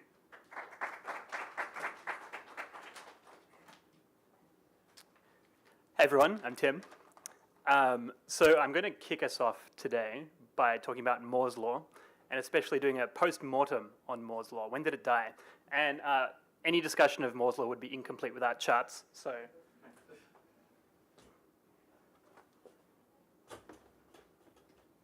everyone say this?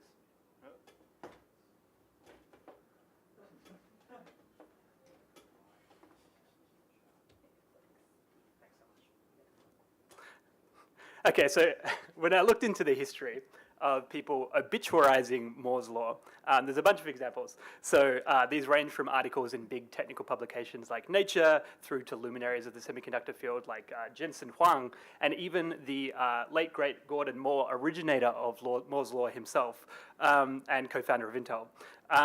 So today I'm going to be looking at exactly when it died. And to properly understand when Moore's Law died, we need to understand what it is. So generally construed, Moore's Law is the observation that the number of transistors on a chip doubles approximately every 2 years. So probably the best way to pinpoint the dying moment of Moore's Law is to look at transistor count data for chips over time.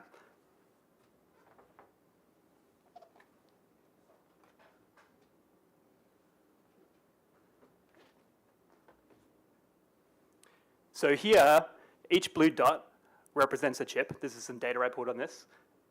The red line is the 2-year doubling rate. So the vertical axis here is the transistor count on log scale. And the eagle-eyed among you might be noticing, hey, Tim, I can't quite notice when Moore's Law died. Like, what's going on here? And so I would say, let's look at the obituaries.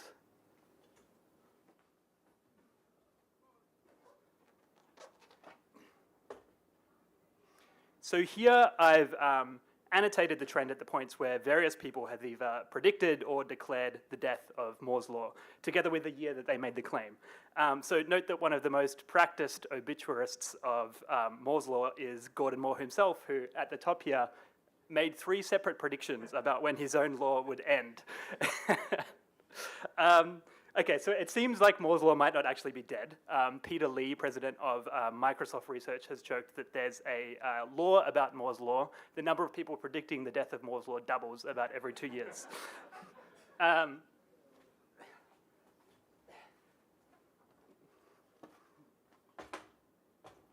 This joke was recently referenced in the MIT Technology Review, who write, the end of Moore's Law has been predicted so many times that rumors of its demise have become an industry joke. The current alarms, though, may be different. To accommodate Moore's Law, the industry will have to meet fundamental problems to which there are no known solutions. This was written 24 years ago. in the year 2000. Since then, the density of transistors on chips has increased by a factor of over 1,000. So I think there's some pretty interesting reasons for why the history of mispredictions on Moore's law exists. But I want to close by talking about what the continued growth in Moore's law means and why it's a very good thing that it's continued.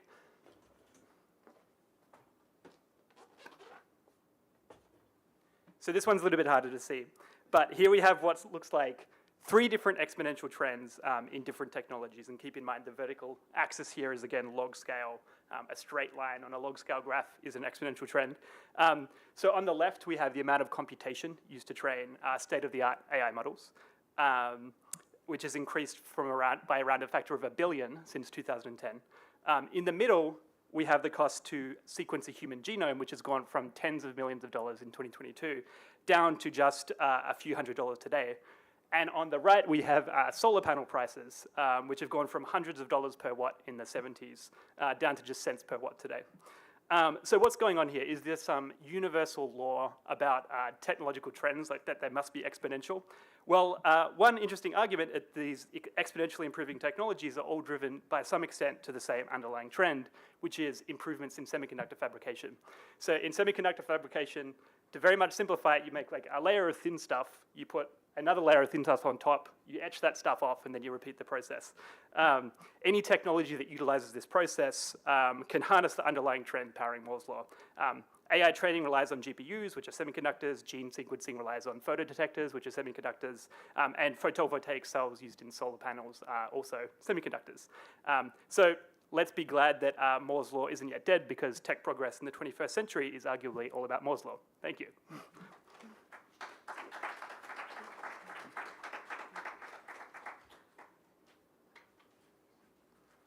Hi everyone, so I'm Caleb Withers. I'm a research assistant in the Technology and National Security team. And in some sense, my talk is a great follow-up to Tim's. Today's AI systems have superhuman capabilities in some domains, and I'm going to be talking about when we might see human-level performance across all domains. People often refer to this as artificial general intelligence, or AGI. I think this is a term that can muddy the waters, but I'll stick with it for this talk. Technologists have been saying that AGI is close for over half a century, since 1956, when leading cognitive and computer scientists predicted they would make significant progress towards it over a summer. Since then, like other elusive technologies like fusion power, we've consistently seen predictions that AGI was a mere 20 to 30 years away. Last year, a survey of AI experts found that on average, they expect that AI will outperform humans on all tasks by 2047, and they place 10% odds on this happening as early as 2027. Some leading AI labs have put forth even more aggressive timelines. Is this time different? Or will we look back and see this as just another period of unjustified hype? I think there's actually a strong case for the former, that our default expectation should in fact be AGI arriving within the coming few decades, and potentially even the next few years. In particular, the hype around large general-purpose models, like those powering ChatGPT, seems justified. Historically, building capable AI systems required carefully structured data sets tailored to specific tasks. Now we're seeing AI systems develop broad capabilities simply by ingesting massive amounts of raw, unstructured text data. This progress has been driven by 3 key factors: exponentially increasing spending on training, exponentially more powerful chips, and exponentially better algorithms. As Paul Charret laid out in a recent report, if we continue to stack these trends up, by 2030 we'll have AI models trained on 1 million times the effective computation used for GPT-4. To give a quick sense of what this progress has looked like in practice, skilled generalists can beat GPT-3 at answering challenging questions in biology, physics, and chemistry. But even if you give them access to the internet, they don't beat GPT-4. Admittedly, leading models' progress has been jagged, with glaring weaknesses in spite of impressive strengths. But these weaknesses are certainly diminishing. Some researchers have attempted empirical projections of AGI timelines, looking at things like human cognitive development and evolution, or how fast the gap is narrowing between AI-generated text and the human text it looks to emulate. These estimates shouldn't be naively relied upon, but they generally support that we may finally be on the cusp of having enough raw computing power and algorithmic power to achieve AGI, even if contrary to previous hopes of elegant solutions, it may in fact take brute force training on trillions of data points or more. Why does this matter? Why focus on AGI specifically? Approaching AGI would imply unparalleled societal and geopolitical disruption. probably eclipsing even the industrial and nuclear revolutions. To date, automation has changed what jobs we do, while still boosting the overall value of human labour. But whereas technologies like the plough or the mill made horses more productive, the combustion engine rendered them nearly obsolete. So AGI could have a similar effect on human workers. Today, China is our near-peer competitor, a feat only possible because it has 4 times the US population. If human competitive AGI begins to decouple a country's economic power from how many workers it has, it could massively upend the current geopolitical order. Additionally, the stakes of ensuring that AI systems are trustworthy increase dramatically once they can go toe-to-toe with human intellect. Now, the exponential trends driving current AI progress could hit a wall. Researchers and policymakers should be paying close attention to whether they persist, along with potential bottlenecks on the horizon, like energy supply or the need for new sources of data or ways of generating data synthetically. They should pay particularly close attention if these trends accelerate. Something to watch here would be if AI systems themselves start driving rapid progress in AI hardware and algorithms. But as Tim highlighted, prematurely counting out exponential trends can be unwise. Even if we consider ourselves to be on an S-curve, it's tough to know where on that curve we are. And so given the recent trends and progress we've seen, we should be allocating resources and taking policy actions in a way that account for the real possibility of AGI arriving in the coming decade.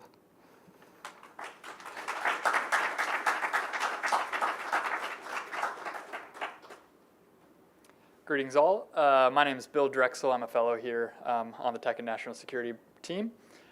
I'm here to cover what will be the cost of sequencing a full human genome by 2030 and why does it matter. So as Caleb's just detailed, we hear a lot of wild things about future AI capabilities. I think if you hear about future bio capabilities, the future looks even weirder. So I'm thinking 3D printed organs, custom microbes to produce biofuels, biotech-laced clothes that are self-repairing, these sorts of things. When or if these specific developments materialize is unclear, but what is clear is that a biotech revolution is around the corner and genetic sequencing is at its heart. Genetic sequencing allows us to read and record the genetic data that makes up DNA, the fabric of life, unlocking insights into how and why organisms grow and behave the way they do, from microbes to plants to animals to everything in between, including human bodies.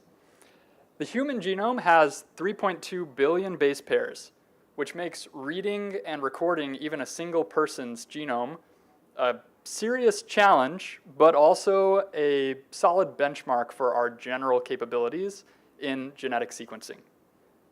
Luckily, since the first human genome was successfully sequenced in 2003, the cost of sequencing human genomes has fallen precipitously. Tim touched on this, but according to the NIH, the price of sequencing a human genome has fallen not only at Moore's Law's pace, but actually significantly faster. I won't go back into the Moore's Law baseline, we saw that, but that means it's getting really cheap really fast. So think about that for a second. Obviously, Moore's Law has delivered tremendous transformations to our society and to our individual daily lives in the last few years. We now face an even faster rate of change for perhaps biology's fundamental core technology, enabling technology. The current rate of change suggests that by the end of this decade, the cost of sequencing a human genome could likely drop to low-ish double digits, maybe even further. It's already fallen from an estimated cost of $50 million in 2003, when it was first accomplished, to $10,000 a decade later in 2013. We're now in the 300s and heading towards 200. So why is this important? First, and most obviously, an explosion of human genetic data should unlock major advancements in healthcare. At the moment, genetic mapping has become cheap for researchers, but not yet for consumers. That should change soon. Additionally, there are still about 20% of human genes that we know are essential to human kind of general life functioning, but which we basically know nothing else about. That'll change soon too. And with it, and generally accelerating sequencing capabilities, we should be able to shine a lot more light on important contributing factors to diseases like Alzheimer's, schizophrenia, ALS, and the list goes on. Second, Genomic sequencing is a tech enabler well beyond healthcare. And this can be the one that is rather difficult for us to wrap our minds around because it's hard for us to really imagine the applications of biotech outside of healthcare. But especially in combination with maturing AI technologies, building large pools of genetic data will be fundamental in unlocking next generation technologies such as smart crops for enhanced food security, biomanufacturing dynamic new materials, and things like engineering climate-friendly, plastic-eating bacteria. Third, in our interconnected world, the risks of pandemics are only rising, a fact that we have all recently experienced with COVID. Dramatically expanding our sequencing capabilities will be essential to strengthening our biodefenses, enabling more effective real-time early warning systems and potentially faster vaccine development. Fourth, and finally, China and the United States are locked in a competition for biotech advantage in the years ahead, with major economic stakes and strategic capabilities on the line. China has declared its intention to surpass the United States as the world's biotech leader by 2035 and has taken an industrial approach to harvesting genetic data en masse in what the Washington Post has termed a DNA arms race.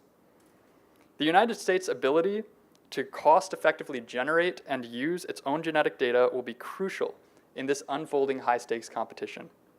For more on CNAS's biotech work, please take a look at our biotech task force. Thank you very much.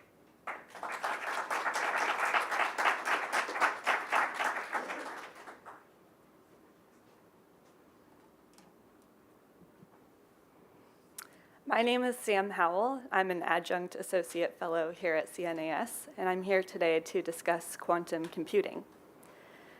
So why should the United States care about quantum computers, and which country builds one first?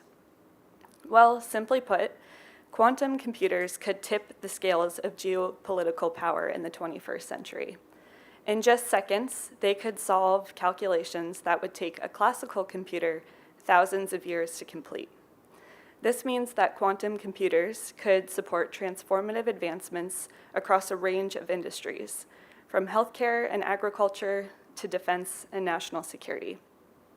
They could significantly enhance a country's national competitiveness and confer extraordinary economic and military benefits.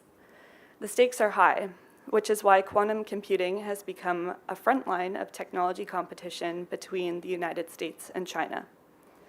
The challenge facing both countries is to develop quantum computers strong and stable enough to deliver on quantum's promises. Today's quantum computers are still in their early stages. They're prone to errors and relatively small in scale, which limits their value. The first country to overcome the remaining engineering hurdles will possess a powerful tool and technical know-how that is extremely difficult to cultivate. So who will construct the first workable quantum computer? The United States or China? Of course, we can't say with certainty, but taking a look at research and development expenditures, patents, and research publications can help us assess each country's odds. Take spending. The Chinese government outspends the US government on quantum R&D by approximately $15.3 billion. The US does have a higher level of private investment, however. US companies receive the largest share of private funds globally, and 5 of the 8 top-funded quantum technology companies in 2022 were headquartered in the US. Thanks to this investment, the US quantum industry is large and diverse, which is a key advantage. Private industry is driving innovation in quantum and will have an important role to play in moving quantum from the lab to the market. China's private industry is comparatively small, and 2 of China's most prominent companies involved in quantum R&D recently terminated their quantum programs, potentially hindering China's progress. The US also has a leg up on quantum technology patents and research quality. The US Patent Office received over 1,800 quantum computing patent applications between 2010 and 2022, while China's received only about 900 during the same period. US quantum researchers were also cited more frequently than their Chinese counterparts, indicating that the US produces more impactful research, despite the fact that China has a higher volume of publications. Taken together, these metrics suggest that the US has a slight edge over China in the quest to build a useful quantum computer. But that lead is far from secure. At the technical level, the countries are essentially neck and neck. The question thus becomes, who can cultivate the human and material resources required to continue moving quantum forward fastest and most sustainably? Access to talent and a reliable supply chain will determine who leads the next leg of the quantum race. Quantum talent is a commodity in short supply. Neither China nor the US has a sufficient number of the people needed to actualize quantum tech. Similarly, neither country has a supply chain that is invulnerable to potential disruptions or void of dependencies on foreign competitors. These realities, though bleak, might actually tip the scales in the United States' favor.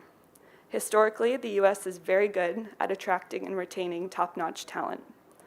Unlike China, the US also has an extensive network of allies and partners it can leverage to share resources and build more secure supply chains. The US can win the quantum race, but only with thoughtful, timely policies that capitalize on US strengths. The onus is now on US policymakers to pick up the pace on quantum and take active steps to mitigate our vulnerabilities. Inaction now will benefit US adversaries later.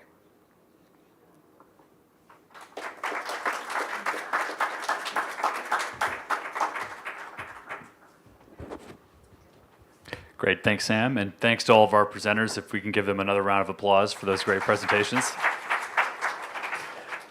So we're really glad to have Sam here, and we wanted to end the last lightning talk with Sam because she has just come out with a report a few weeks ago, The Quest for Qubits. And I can say, as somebody who's tried to pay some attention to quantum over the last few years, whenever I was looking for something to help me fall asleep, I would read about quantum until this report came out. And then I don't know that I've encountered a clear distillation of the stakes and the actual technologies and paths to quantum computing until I read this report. So I want to congratulate you, Sam, on a terrific report, and I commend it to everyone here if they want to pick up their own copy. It's around.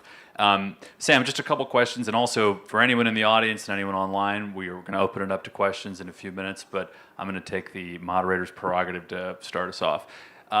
It's sort of I wanted to talk about the national security case for U.S. quantum competitiveness. I think people are generally familiar with its role in unlocking secrets and breaking cryptography, but are there other applications of quantum that U.S. policymakers should be thinking about? And as policymakers are thinking about AI and biotechnology and some of the other technologies that were referenced today, what's the case for quantum in the competitive technology landscape? Absolutely. Well, quantum computers are a national security concern because of their broad and far-reaching potential.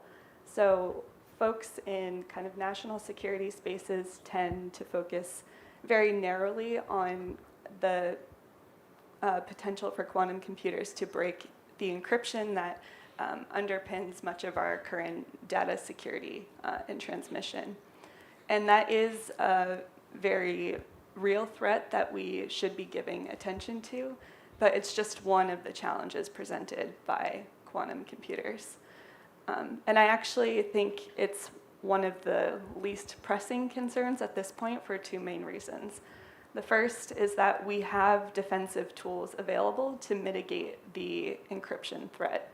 And those are actually actively being deployed. As we speak, federal agencies are in the process of replacing legacy encryption systems with new algorithms that are resistant to quantum computers.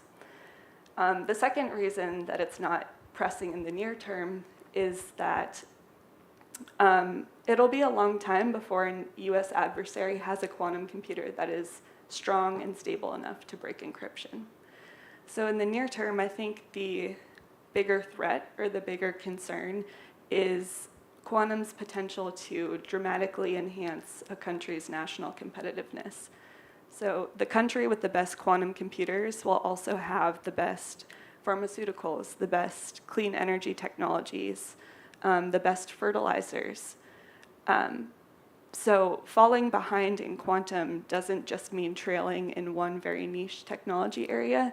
It actually means falling behind in nearly every facet of modern life. Yeah, thanks for that. I feel like I read something, maybe it was in your report, about how they applied some quantum computing techniques to a model of the Port of Los Angeles and optimized the efficiency at this one port, one of America's busiest, by 20%, just to give you a sense of the potential economic impact if we think about it across all of American ports, let alone airports or anything that requires optimization in our economy. Sam, you obviously, the heart of your report is assessing the U.S. versus China quantum competition, and we have very different models of technological development. I was hoping you could elaborate a little bit more on how China versus how China thinks about its own technological leadership in quantum and how it's supporting its quantum industry. You referenced how some leading quantum companies in China have shuttered their quantum computing programs recently. The flip side of that is it could be also giving them to the government. And maybe talk a little bit more about China's approach to quantum computing versus America's. Sure. So the United States and China take very different approaches to quantum R&D, both in terms of the technology areas they prioritize and the ways in which they've structured their innovation ecosystems.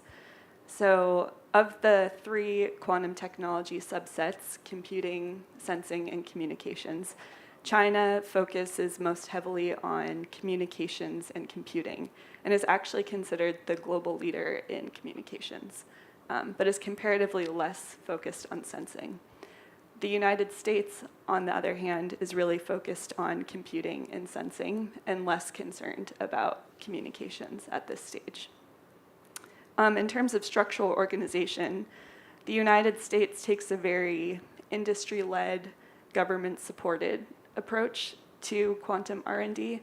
So government is providing a lot of patient capital and covering the high overhead costs associated with quantum and kind of facilitating research or resource sharing. But it's really industry who is leading the charge on innovation and achieving key development milestones. In China, quantum R&D is government-led and industry-supported. So most of the big technical breakthroughs you see in China are happening in government-funded labs and research institutes. So it's not clear yet which of these models will prove most useful, but I would bet on the US model because I think once the technology hits a point at which we're ready to commercialize it, industry is going to have a really important role to play in identifying use cases and supporting implementation. Yeah, I think that was an important point that you just made in this report, which is it's not just a matter of getting to the fault-tolerant quantum computer first. It's do you have the applications ready for that capability? Because if you don't, you've sort of hit the finish line with nowhere else to go. So I thought that was a useful point to circle back on. One thing I wanted to ask you about, Sam, is in the course of doing research for this report, there's a certain conversation around Washington, D.C. about quantum technologies, but you went to MIT, you went out west to Silicon Valley, you've talked to people internationally who are working on quantum computing. Can you give us a sense of what some of the insights were that you drew from conversations sort of beyond Washington, D.C. about the future, the state of quantum sciences and R&D? Absolutely. I think what stood out most to me was that folks outside of the Washington, D.C. Beltway are much less concerned about or focused on the China challenge. And they don't necessarily view quantum development through the lens of US-China competition. And as a result of that perspective, the risks that they think most about also differ from the risks that US policymakers think most about. So as we discussed earlier, policymakers and folks in the national security space are very narrowly focused right now on the encryption threat, and folks outside of the Beltway tend to think more, for example, about the potential for the benefits of quantum computing to disproportionately benefit wealthy countries with deep technical expertise and leave others behind. I'll ask another question or two, but if there's anyone in the audience that wants to ask a question, I can happy to come to you next. Okay, great. Let me ask one more, and then I'll come to you. When we talk about tools for protecting American technology and securing America's technological edge, you know, one of the conversations this morning that my colleague Emily Kilcrease had with Daleep Singh touched on export controls. But export controls are not discussed at length in your report. And I sort of was curious why you chose to not focus on that and why you sort of assess that to be premature given where we are with quantum R&D. We decided to exclude a discussion about export controls from this report very intentionally for really two reasons. The first is that from my point of view, it's too early for export controls. Quantum technology is still in its infancy, and we don't really know what its full potential is at this point. We have some ideas about what it could do, but there's still a lot of uncertainty. So given those conditions, implementing restrictions now carries more risk than reward. It could, for example, unintentionally stifle U.S. innovation by limiting U.S. researchers' access to promising prototypes abroad, as an example. The second reason is that if and when we do reach a point at which export controls become beneficial, we're gonna have to have done some legwork already to understand what the technology choke points are, which is why we decided in this report to focus on supply chain and workforce, because that'll give us a really strong understanding of where the choke points lie that we can leverage in the future. Thanks, Sam. All right, let's go to questions from the audience now and online. Sir, gentleman in the back. Hi, Sam. I'd like to ask, when you were talking outside of Washington, were people talking to you about language? I mean, right now we kind of write as linear, zeros and ones. Are people talking about a more graphical language that writes around a cube, or how are they thinking about software implementation? Folks outside of the Beltway, I think the biggest thing they're concerned about in terms of language is actually how we frame quantum technology strategically. So they, for example, really struggle with understanding the tendency to frame quantum technology as a race between the US and China, and they think that is potentially, could really adversely affect US national security, because from their point of view, there's a lot of benefit to be gained from maintaining open lines of communication with China on quantum R&D, especially when it comes to quantum communications, where it's logical to conclude that China actually has a leg up and has some knowledge that we would benefit from gaining. So I would say that their use of language on the technical side aligns pretty well with what we hear here in DC. But the use of the word race or quantum race is really concerning to folks outside of the Beltway. Great. Stephen, go ahead. Very, very interesting, Sam. Thanks so much. Look forward to reading the report, and so many issues to unpack. But at national, and I'm with Intel, but this is a non-Intel related question. There's a bipartisan agreement that one of the gravest threats to national security or the security and prosperity of the United States is the national debt. Can quantum, help solve that? Not by erasing $35 trillion, but efficiencies at CMS that spends over $1 trillion a year, DoD, even make it cheaper to build a bridge or roads and things like that. Are those some of the types of things we could see through quantum? As Vivek alluded to earlier, quantum is already being used in port logistics. It's also already being used in the aviation industry, in the automobile industry, and we've just seen huge gains in terms of efficiency. I think the one open question at this point is whether the cost of operating quantum systems will kind of override those potential benefits, because it's still very expensive to make these systems work. So in order for this to be kind of a sustainable solution, we're going to have to find ways to lower those overhead costs. Great. We have a question online, and then we'll go to someone else. I think we have time for two more. A question from Elizabeth online. What's your view of the correct way to forecast advances in quantum? There are often quite different estimates depending on who you ask, and that gets even more complicated when you're forecasting advances for a country like China. How can the U.S. make sure our forecasts are accurate? There's a softball question for you.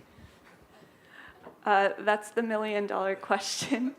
I don't think anyone really has a good answer to that. I will say I find that in DC, people worry a lot that tomorrow we're going to have a quantum computer that's capable of breaking encryption. I think that's a little bit unrealistic. I'm a bit more of a pessimist, I think, in terms of how long it's going to take to produce fault-tolerant systems. There are some pretty significant research and engineering challenges that still need to be overcome. So I would say we're at least 10 years away from a fault-tolerant computer that's capable of kind of the most concerning applications of quantum. All right, a dose of reality there. We have a question in the audience. Please go ahead. Hi, Cecil Haney from the board here at CNAS. Question relating to in your report, you have a lot about education. And, it seems to me that a lot of momentum going on in STEM education today, in both secondary schools to college level. Can you elaborate, put a little more color on the kind of education you would want to see more specific in these areas to help us be a leader, not just now, but well into the future? Yes, that's a great question.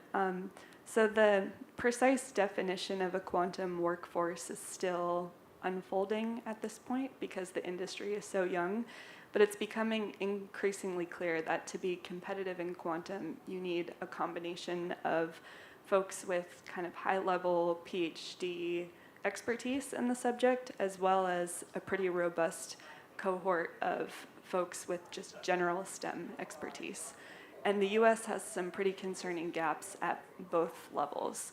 So in the report, one of the things we recommend is that industry, the quantum industry, actually develop partnerships with colleges, universities, even K through 12 schools to help develop curricula and experiential learning opportunities for students so that they're getting exposure to quantum concepts earlier. And maybe if they're at the university level, they can actually gain some kind of hands-on internship experience as well. That's a model that we've seen work very well in the semiconductor industry in recent years, and I think it could be applied to the quantum industry as well. Great. If there are no more questions from the audience, I might use my moderator's prerogative to ask you a final question, which is another key part of your report focuses on supply chains in addition to the workforce issues that were just mentioned. I mean, one of the issues when we're talking about quantum computing specifically is there's so many different pathways to a quantum computer. There's so many different modalities, I guess is the term that we use. And how do we even begin to think about securing our supply chain when we don't even know the modality that is going to get us to a supply chain, it could get us to a fault-tolerant quantum computer? You write a little bit about this. Can you maybe elaborate on it for everyone? Absolutely. I think that's the biggest challenge in terms of supply chain is that there are so many materials and components that are relevant, which makes an entirely domestic U.S. supply chain infeasible. It would just be unreasonably expensive. The other big concern at this point is that the quantum technology supply chain is global and highly specialized with a lot of single points of failure. So in survey data, US quantum companies indicate that they have one supplier for their most critical components and that it would take at least a year to find an additional supplier. So I think the best way to ensure supply chain security at this stage of technology development is to cooperate with allies and partners to leverage each country's comparative strength, and to do some hard thinking about where we're willing to accept risk. And for components that are too sensitive to reside outside of the US, the White House should think about leveraging financial tools such as the Defense Production Act, for example, to kind of promote production of those products here. Well, thank you, Sam, and that we're at the end of our session, and I want to thank Sam and all of our speakers for making the time both to join us and speak today, but also to prepare for this afternoon. And I also want to thank everyone in the audience for your great questions. And just coming up next, the CNAS Defense Program Fellow Andrew Metrick will be joined by Heidi Shue, Undersecretary of Defense for Research and Engineering, Mac Thornbury, former House Armed Services Committee Chairman, and Ellen Lord, the former Undersecretary of Defense for Acquisition and Sustainment, for the panel titled Speeding to Scale, Institutionalizing Defense Innovation, which is up next. Thanks, everybody.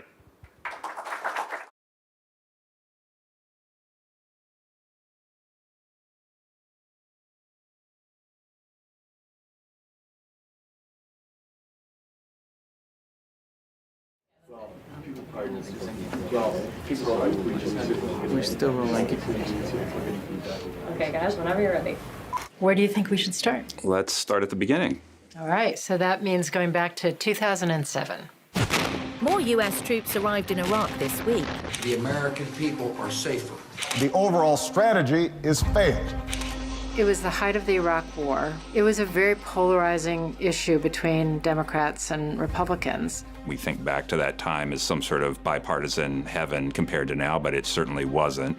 Kurt Campbell and I were working at a very well-established think tank in Washington, and we both, as national security professionals, thought whether you were for or against the war, we have to find a way for the United States to responsibly meet its objectives and conclude this war. I had proposed this study and was told that I couldn't undertake the study at the time because it would be too polarizing. So we started to have some conversations about maybe there's a better way to construct a think tank. We started talking to other people, and the first reaction was, "You're crazy. Do not do this. You are at the best think tank in town. Why would you risk your careers? Why would you risk security? Why would you do this? Washington doesn't need another think tank. You're nuts." But we really believed in what we were doing.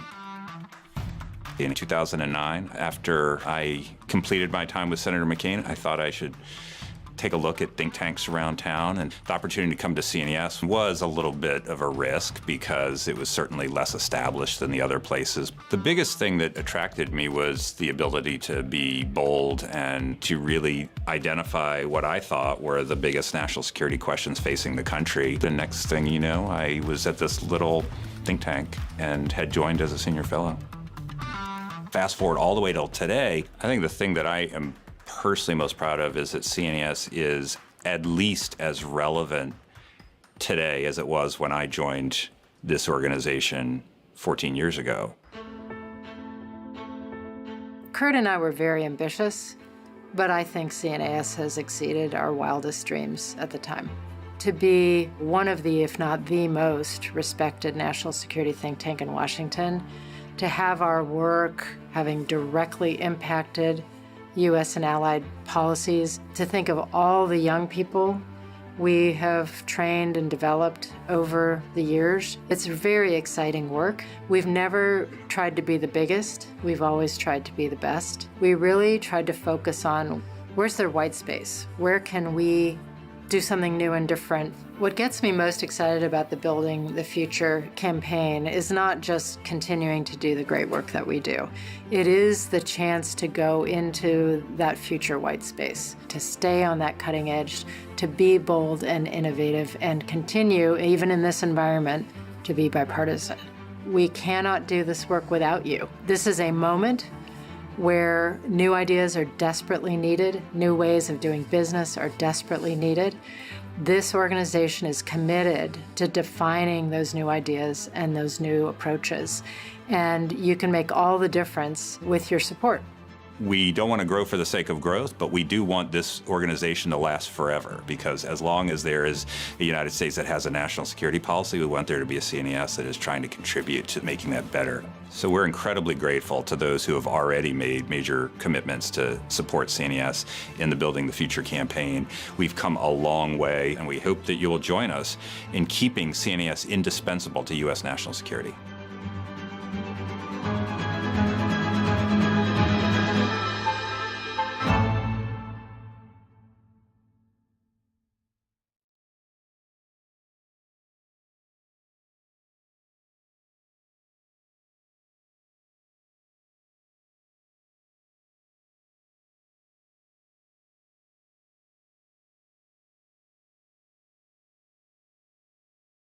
There is a growing consensus around the world that AI regulation is a necessity, thanks in part to the rise of ChatGPT and generative AI, which has supercharged discussions that have been taking place for years in global bodies and national governments. Many have proposed something like the International Atomic Energy Agency, an IAEA for AI, something to ensure that AI's benefits are widely enjoyed while its harms are minimized or prevented. OpenAI, the very firm that fomented this fervor and fear with the release of ChatGPT, has proposed this, and other scholars have followed. I'm not here to do that. I'm here to argue the exact opposite. The IAEA mostly works as intended. Only a small handful of states have acquired nuclear weapons after the Nuclear Non-Proliferation. Good afternoon to both our audience here in 1701 Pennsylvania and to all those joining us virtually online. My name is Andrew Metrick. I'm a fellow in the defense program here at the Center for New American Security, and I have the distinct honor and privilege of moderating today's discussion, Speeding to Scale, Institutionalizing Defense Innovation. It's not every day that you have the chance to have a discussion on this interesting and vital topic with such an august group of panelists. By the way of introductions, before jumping into the discussion, although for most of you, I'm sure none of these individuals need introductions. All the way on my right, your left, is Ellen Lord.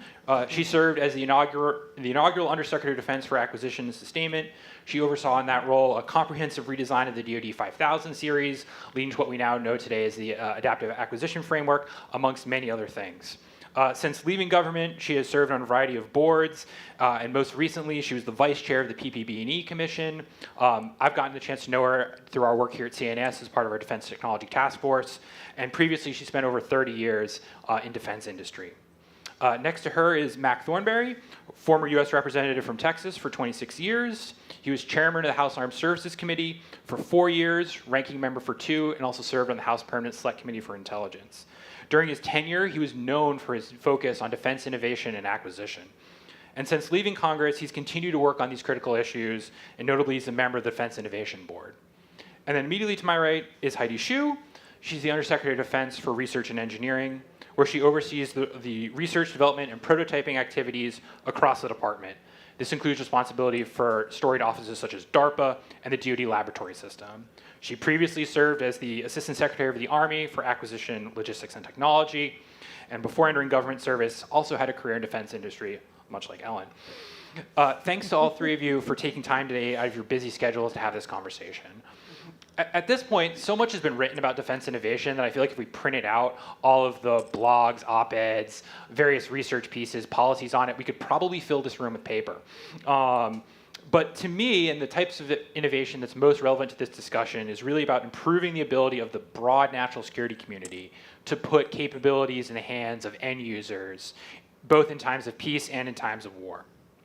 And I really take a glass half full approach when I look at the defense innovation ecosystem. There have been successes, there have been failures. There have been periods of great progress, and there have been periods of stagnation. So as sort of a kickoff discussion, and I want to start, Secretary Shyu, with you, what do you see as sort of the biggest successes to date that you would point to and want people to know about, and what do you think has been different about that process or that program? Well, thank you so much for asking me this question. I will tell you the biggest difference that I have seen, certainly throughout my career, is the focus on combatant commanders. Before, it's really service focused. So what we have done differently is when I came into the Pentagon, we stood up the Rapid Defense Experimentation Reserve, what's called the radar activity. Okay, the radar activity is working very closely with the Joint Staff to understand what the joint warfighting capability that's needed in a highly contested fight. Okay, and from that, from the requirements and the desires and the challenges, we decompose that into what is the critical capability we must have. We work collaboratively with all the services and industry. We identify prototype we can pull through rapidly. We establish technology readiness experimentation utilizing the National Guards in Indiana. We gave them a set of prototypes that's ready to be tested out. They are the ones, the users test it out and provide a feedback and say, this is great, this needs some more work, that didn't work, right? So that user feedback is extraordinarily important. Out of that, the next step, we went to the Northern Edge exercise, namely held by the Indo-PACOM up in Alaska. And what happened there is, once again, the users provided feedback on the military utility of these systems. And the system that was mature, we immediately go up to a Defense Management Action Group, what's called a DMAG, which is a 4-star board, to literally say, these are the product that's really ready to transition into production. Okay, so this short circuit, a lot of the development process. And I can tell you, last year we took 4 major activities that literally were mature and went up to the DMAG. We got thumbs up from every single COCOM, every single service, which is unprecedented, right? And this is the type of capability we're delivering very rapidly. And I will say one other thing, this is really important. We don't want to go to any conflict by ourselves. We want to work closely with allies and partners. So as part of the TRES activity, we actually invited UK and Australia to witness what we were testing. Right after we finished, we went down to Australia to witness what they were doing. Okay, and then we collaboratively are designing a technology readiness experimentation this year in Australia. So now you can see we're converging in terms of pulling our system that we have mutually developed. How can we accelerate the capabilities much faster, right? And there will be a Raider 25 exercise in Australia with UK and US all participating. So this is unprecedented. I want to give, I'm sorry to be long-winded. One more thing I want to say is AFIT. I want to say, I really want to thank the Hill for giving us the ability to rapidly provide procurement money to help small businesses to accelerate capability into production. Because typically what we do, we wait until one of your small businesses to demonstrate capability that we want, right? And I say, okay, we'll put it on Palm. Well, at best, 2 years from now, well, you'll get money, right? So what we do is we, once again, work closely with the COCOMs and the services to identify what are the top things that small companies are doing that we want to pull through rapidly in low-rate initial production. I will say first year we got 100 million, we funded 10 companies. Second year we got 150 million, we funded 11 companies. And this year we got 300 million, and we have already we were in the process of pushing out contracts with 17 companies. So this is exciting. If we could only get more money, I could help out more companies. Okay. So thank you for that. You know, it was really great to see how you sort of went from Raider, which I think there's tremendous goodness in, but often it doesn't necessarily get talked about as much as probably it should be. But AppFit is really exciting, but and you're also talking about how it's being grown. I want to turn to Matt because you were also talking about money, and that's where the Hill sort of enters this equation. And I'm curious to your perspective on the changes from the Hill perspective and how the Hill looks at this question of defense innovation, as well as the ever important question of where is the money coming from to have this degree of flexibility and this degree of speed. You started out a while ago, Andrew, saying if you printed out all the studies done on innovation, it could fill the room. I don't think it's a question of any of us in the executive or legislative branch knowing what to do. The issue is actually doing it. And I think there are a number of promising efforts. Secretary Hsu just talked about some of them, but yet, I'll be slightly contrarian here, not change on the scale and at the pace that the adversary requires. And I'm concerned about that. So when it comes to the Hill, I'll say one hopeful sign, I think, is it wasn't really $1 billion, it was more like $600 million that they gave to DIU to take prototypes and get it fielded. The reason I'm encouraged by that is it was the initiative of the appropriators. And generally, that's not where innovation comes from. And so to have, in this case, House Defense Appropriation, not requested by the administration, put money on their own volition into trying to deal with some of the valley of death issues is a promising sign that they recognize and are willing to put some money into it. And I would say the other promising thing to me from a slightly different perspective is what the Deputy Secretary has done with Replicator. And the reason that's promising to me is she put it on her shoulders to say, I'm going to do this in this amount of time, and I'm going to make sure it happens. So she can be judged on a pass-fail basis. You don't usually see that amount of accountability at that level, and if it happens, then it can start to change the way the department operates. And that's what we need. So if it's successful, then you can give Heidi a whole bunch more money for other programs, and you can see actually things getting to the warfighter. Last point, Defense Innovation Board last summer said, it's not about the inputs, it's about the outputs to the warfighter that count. And we've got to keep our eye on the ball, and that's the ball. I think that I'm so glad to hear you talk about that idea of leadership, especially. But Ellen, I want to turn to you with sort of two thoughts that have occurred to me thus far, which are both things I know that we've talked about.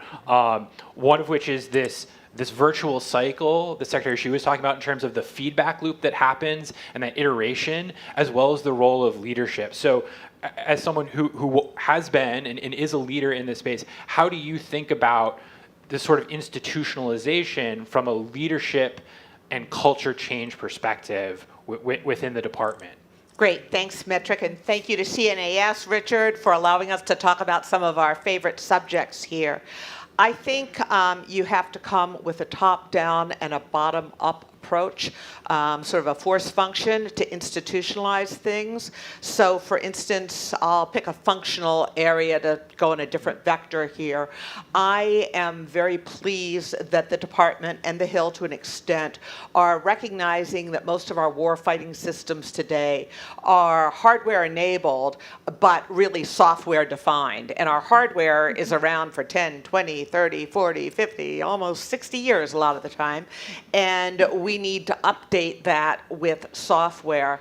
And through a lot of good work from the Defense Innovation Board, Beth Dobkin, who's in the audience here, led that effort from inside the building. We actually came up with some arguments that convinced the Hill to come up with a line item for software, BA8. So we had a software color of money because, you know, we're in this conundrum where most of our innovation is coming from industry, not from government, yet we're very government-centric, very inward-focused, and we recognize that if we really want to capture contemporary coding, we have to be able to develop, produce, and maintain software on a daily basis and not be constrained by RDT&E, procurement, and O&M money, and spend so much time on the administrivia. So I'm pleased that we're doing that, but what we needed was some policy to begin with that actually leveraged statute that was written. Then we had to take it and turn it into implementation guidance in the lexicon of the building to actually have people do things. So that's the top down. But we had to have individuals lean forward and embrace those authorities and move forward and have PEOs and PMs say, yes, I have the intestinal fortitude to take on something new and different, knowing there aren't an enormous number of motivations and rewards for doing risky types of things in acquisition like this, and actually begin to make a difference with moving code very, very quickly, not being constrained. And I think we need to really do this type of behavior over and over and over again. And now, because of some of the successes, we're seeing more interest in doing this in areas other than just software. So whereas I can think about a lot of things that aren't going so well, I'm very excited about the fact that we have a little bit of momentum with software, and we really need everybody to echo and amplify that success, talk about the wins we've had so that we can continue. Thanks for bringing up software, because when we think about future capabilities, future technologies, like you said, it's so much enabled by software, but that often changes the way that we do research, we do acquisition, we do fielding. And for some it might be a 4-letter word, but CJAD C2 is something that we're trying to strive towards. So, and I know it's something that flows through a lot of the work in R&E. And so a question, Secretary Hsu, for you would be, how is the changes within the software space impacted the work that's going on within R&E, especially as it pertains to R&E's work on a lot of the joint enabling capabilities that span across services? I'll give, since you brought up the example of CJAT C2, I will give an example of what we end up doing to enable that, okay? About 2 years ago, Admiral Aquilino, at the time the commander of Indo-PACOM, literally said, I need joint fires network, right? That's my #1 priority. Well, once he said that, I told Shock and Browning on my lead, say, let's lean forward, help him to solve that. Because that is networking everything together, right? It's not a simple problem. So what we're able to accomplish in 10 months is literally live constructed virtual simulation, right? That's fully informed physics-based simulation. So it's not just some hand waving, okay? This is physics-based simulation, literally to tie a realistic red versus blue conflict. This is really incredibly impressive. So we were able to literally have a site in San Diego that's tied in to another site in Hawaii to say, okay, it's 8 o'clock in the morning, let the war begin, right? San Diego played red, Hawaii played blue, and we conducted the entire day 1 of a conflict, right? And live constructed shoot down of actual, these are real targets we use. Obviously, we didn't kill them, but we modeled that. The model is based upon actual platforms with actual range, altitude, actual weapon loads, right? And the missiles are literally the actual range, right? Capability, all of this are real. So we conducted a complete wartime scenario for Indo-PACOM, right? And this is unprecedented in 10 months. Software was the backbone, right? And we're rapidly iterating, adding more and more capability in there. And it is informed by real live data as well as the model data that I talked about, right? So if I could just pull an audible here, I have to say in the CNAS Defense Innovation Task Force, the Joint Fires Network came up as a great example of using existing technologies and moving innovation forward quickly. Exactly. It was unbelievable. And everybody who's seen it has been incredibly impressed. Yeah, Navy did a good job along with everybody else. Yeah. So I think a lot of what this is highlighting is that we do have the tools to move with speed, but maybe there's things that we're missing.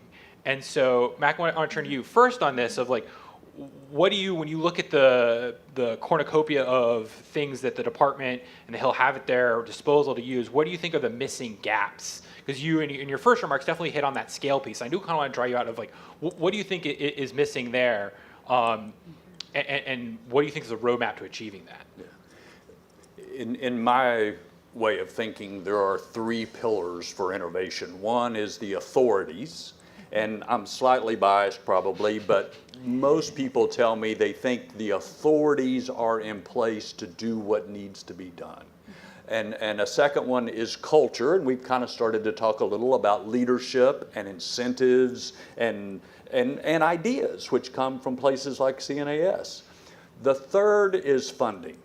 And to me, the critical missing piece, if I could wave a magic wand, would be more flexible funding that's available, especially when you're talking about software and AI and things like that, where the technology changes so quickly.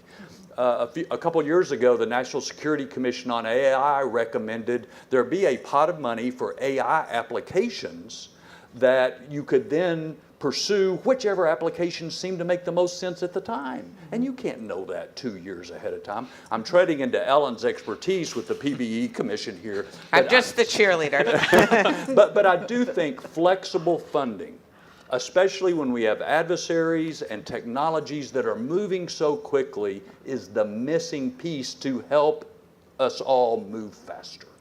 So that was one of the best straight man acts that I've Speaking seen. of. Because yes, speaking of PPB&E, Ellen was one of the vice chair of that effort. Planning, programming, budgeting, and execution, how the building gets its money. Thank you. Sorry, that probably You have that worth saying. acronym hang up. Yeah. Yes. But I was hoping that you could tease out for us some of the really good recommendations that come out of that effort that get to a lot of the stuff that we've been talking here about today, especially around year of execution flexibility, colorless money, as well as just the ability to move at a speed that is commensurate with the threats that we face. Absolutely, thank you. So just a little background on the PPBE Commission. It was formed in the FY22 NDAA. It was a 24-month effort that finished in March of this year. There's a great website that I'm sure everybody's going to run to now, if you Google PPBE Commission, that talks about what we did. We interviewed over 400 different groups, doing a lot of listening, because obviously there is a great deal in the literature. There have been commissions before. There's been a lot of thought around basically how do you meet this need where we are accelerating emerging technology, which is exciting and good, and we at the same time have geopolitical threats popping up around the globe on a pretty consistent basis. Yet we have a PPBE system that's literally 60 years old and is based on a way of doing business where the government basically funded and developed most innovative technology, where fast forward today, the commercial sector is the one that is developing, doing most of the innovation. How do we embrace that when our system doesn't respond to the need for speed? Essentially today, if a requirement comes up, it takes 3 years to get in the big budget. And we do have other acquisition authorities that allow you to move faster, whether it be other transaction authorities or middle tier of acquisition. We have some great groups like the Rapid Capabilities Office or the Defense Innovation Unit. However, they have never been scaled. They're sort of pillars of excellence. So we fundamentally came up with 28 recommendations, trying to be relatively concise, but I'll talk about a few of them. One is the need to link budgets to strategy, which is always the hope and expectation. But what we found through our research, and we were very lucky to have a staff of actual practitioners, financial managers, programmers, people that have actually been doing the work for 20 to 30 years, we found that the defense planning guidance was way too general. It didn't say what not to do. And that often there was this bifurcation in terms of time and sometimes focus between the defense planning guidance and fiscal guidance. So we are really advocating in many different ways for CAPE and Comptroller to work much more closely together in the same business systems so that you don't have separate systems. And there is some good work beginning to happen on this. So basically, get the guidance out there early, make it specific, and then keep updating it. Another area that we looked at, and by the way, we thought the whole process, PPBE process, is really a bit antiquated. So we think it needs to be rebranded, and it's the Defense Resourcing System. Of course, we had to come up with an acronym, so it's DRS for those that want to know. So we have a new system, a new way of doing things. We really focused on communication with the Hill as well. It's not too surprising sometimes that reprogrammings get shot down when all of a sudden there's a crisis and it didn't happen yesterday, but Congress hears about it yesterday and there's an expectation that they will act today on it. So we talk about a series of ongoing dialogues, especially with a mid-year budget update, but also transmitting information much, much more quickly in a more transparent way. So right now, the justification books that are the budget, every military service and agency kind of does it their own way, and it makes it very, very difficult for the staffers. There are also flat files that go up there. They're not searchable. They're not sortable. So we said we need a consistent series of systems that talk to one another, because data is the most valuable IP that the building has, and we need consistent J-books to go up that are searchable, sortable, and have the detail that allow the staffers to do the work, and oh, by the way, allow everyone in the building to go to really understand what's there. Because right now, there are a lot of beltway companies that make an enormous amount of money sorting through what actually is in the budget, and congressional members are paying for it, DOD is paying for it, where, you know, an industry just kind of throws up their hands half the time because it's hard. So we need to make this transparent. I could go on forever. I'll say one other thing. One of the areas we looked at was training the workforce. One of the challenges with all the different authorities that the building has, all the different policy that's been developed, all the implementation guidance, is people get into roles through whether it be planning, programming, budgeting, and again, we're kind of mushing together programming and budgeting a little bit, and then execution, and they are not trained on how to do their job. And we had people on our staff that had great examples. Our executive director actually was writing the budget for one of the services, and she was to develop the J-books, and she was given last year's J-book and said, good luck, go for it. You know, so it's a little scary, the lack of training. So we need to train, but we also need to motivate and reward people. And it's not just money, it's recognition. And all of this, in my mind, really comes down to leadership. We need leadership to understand what right looks like, what the challenges are with communicating these critical efforts between the building and the Hill and back again. And we need to use modern tools, because if we want to get the best and brightest at DOD, they're not going to be wanting to work on C+ systems that, you know, they never even saw in school because it was so old. We need to update things. I really appreciate you laying out such things in such a comprehensive but yet succinct way across a variety of different issues. Because if you looked at the full commission report, the amount of good work and recommendations in it are really quite staggering. But before I turn and open up to the audience, both here and virtually for Q&A, I did, Secretary Hsu, want to ask you a slightly different version of the same question. But like, when you look at what you're able to achieve today, is there that one thing that you lie awake at night and saying, oh, I wish I could do that if only I had a tool to do this from an authority's perspective? What would that one thing be? I would say I completely concur with my colleagues, first of all, okay? We have a common shared sense of here's what's missing and here's what we've got to move quickly. Mac also said absolutely the right thing, the lack of funding in current year. If I see a threat, I want the ability to develop techniques to counter that threat. Well, all my money's already in specific PE lines, a zillion little PE lines. How do I even rewicker that, right? One of the PPBE Commission recommendations is take all those budget line items and start consolidating them into capability elements. Which we're trying to do right now. So thank you very much, right, for doing that. But it's absolutely needed. We need the flexibility to pivot because the threats are not going to wait, right? They're continuing advancing. So if we don't have the flexibility to rapidly pivot, we're just shooting, we're tying our shoelaces together and trying to run, right? Not very fast or effectively. So that's I'm 100% aligned with you. May I just say one more thing? One of the service acquisition executives said he has more strings around R&D money than any other kind of money.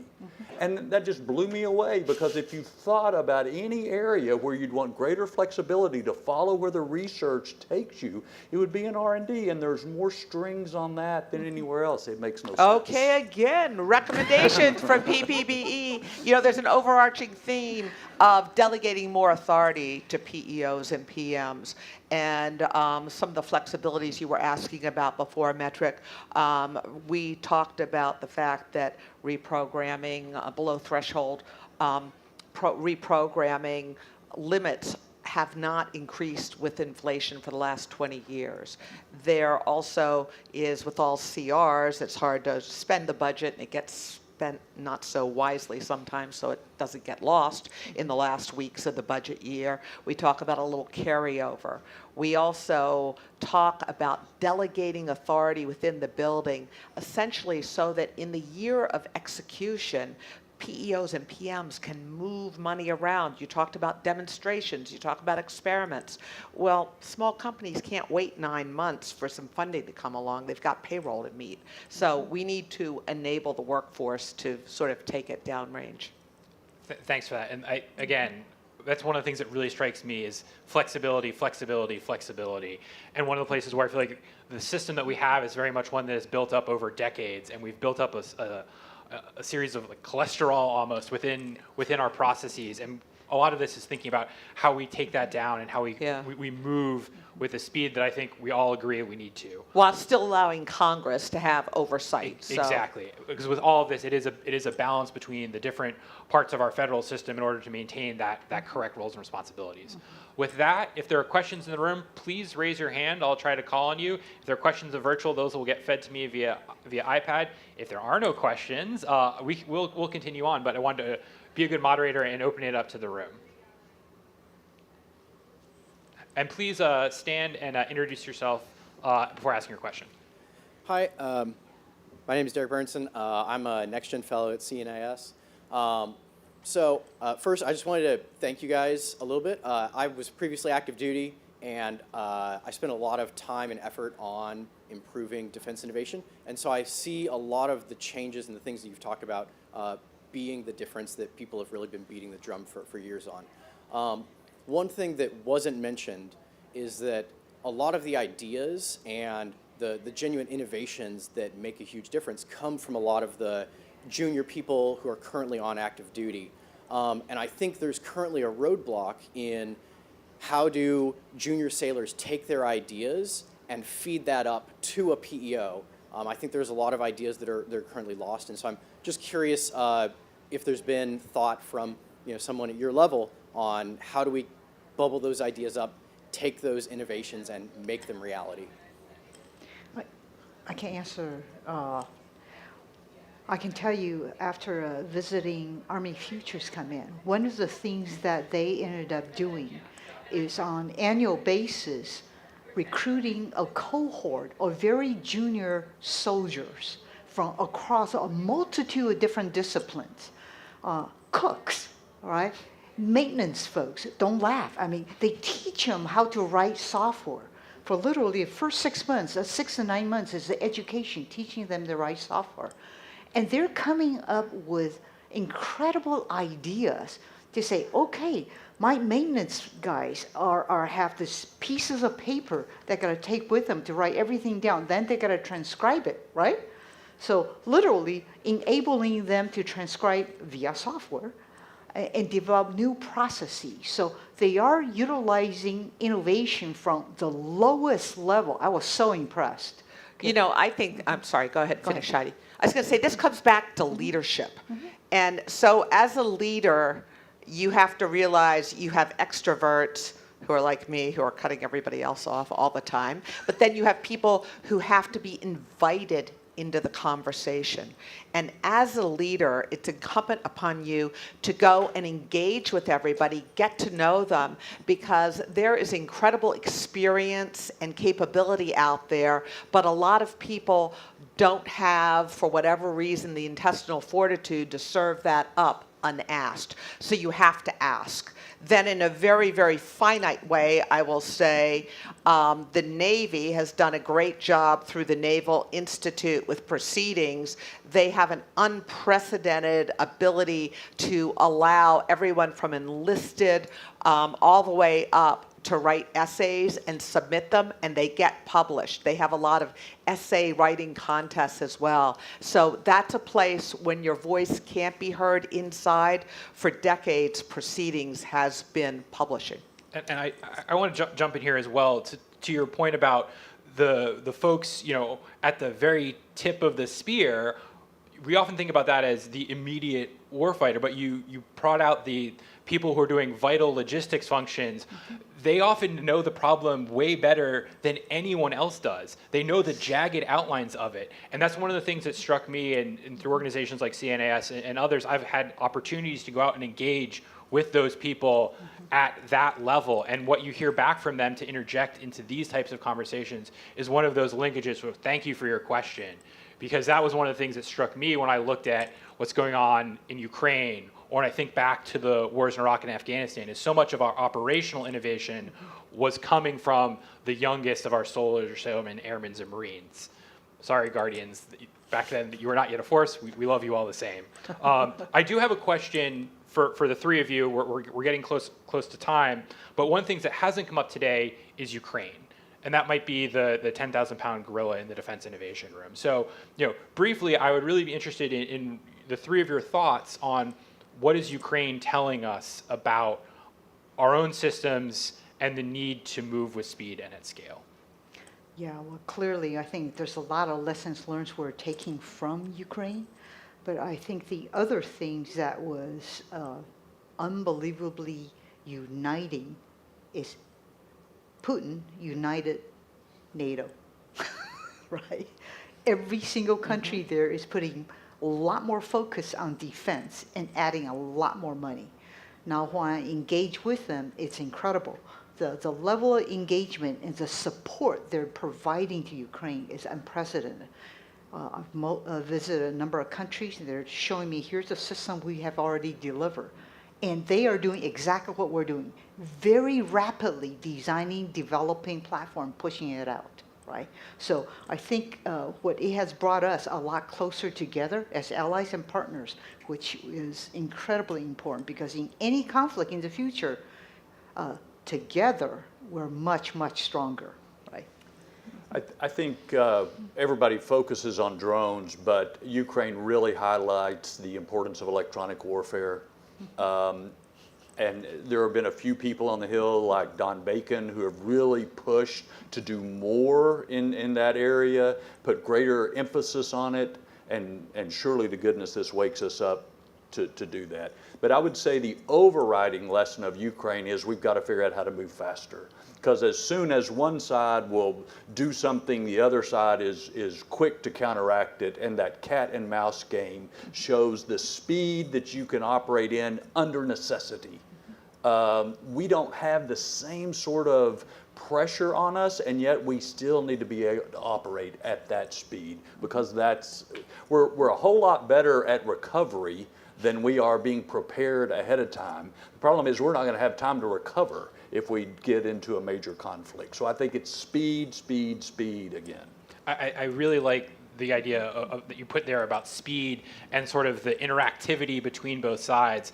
When Dr. LaPlante was here earlier last year, it was before CNAS moved into our great new space, which seems like so long ago. He was in a fireside with Dr. Stacy Pettyjohn, the director of the defense program, and showed a great chart about how lagging munitions production has been in each conflict the U.S. ends up in.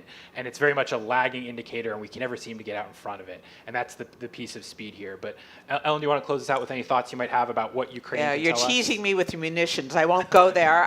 What I think Ukraine has taught us is that commercial technology is absolutely critical, whether it be streaming video from satellites or all other kinds of sensor modalities, to all of the drones where they did have a lot of EW problems. But if the Ukrainians had not had that commercial technology, I don't believe they would be in as strong a position as they are today. And we learned through all of that commercial technology that quantity has a quality all of its own. So an 80% solution in quantity makes a difference. Thanks for that. I think that also helps to maybe set up a panel for next year or a panel for later about the role of commercial tech within the defense space, because that isn't something we necessarily dove super deeply in today, but is an important part of that. So I want to thank the three of you for a really spectacular panel, for coming, sharing your insights, and sharing your time with us here today. To our virtual and live audiences, thanks for joining us for this session. We hope you stick around, because next up we have Kate Kuzminski, Senior Fellow and Director of the Military Veterans and Society Program, and she's going to talk about some of her new research on how conscription shapes the modern battlefield. I hope you stick around. Thank you.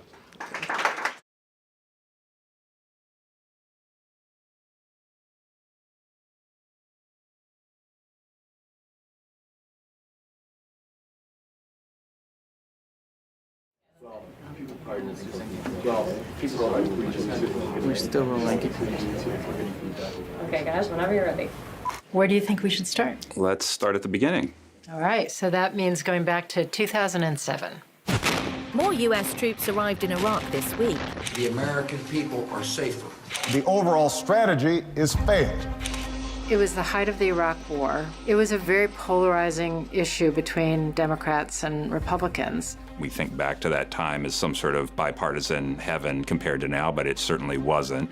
Kurt Campbell and I were working at a very well-established think tank in Washington, and we both, as national security professionals, thought, whether you were for or against the war, we have to find a way for the United States to responsibly meet its objectives and conclude this war. I had proposed this study and was told that I couldn't undertake the study at the time because it would be too polarizing.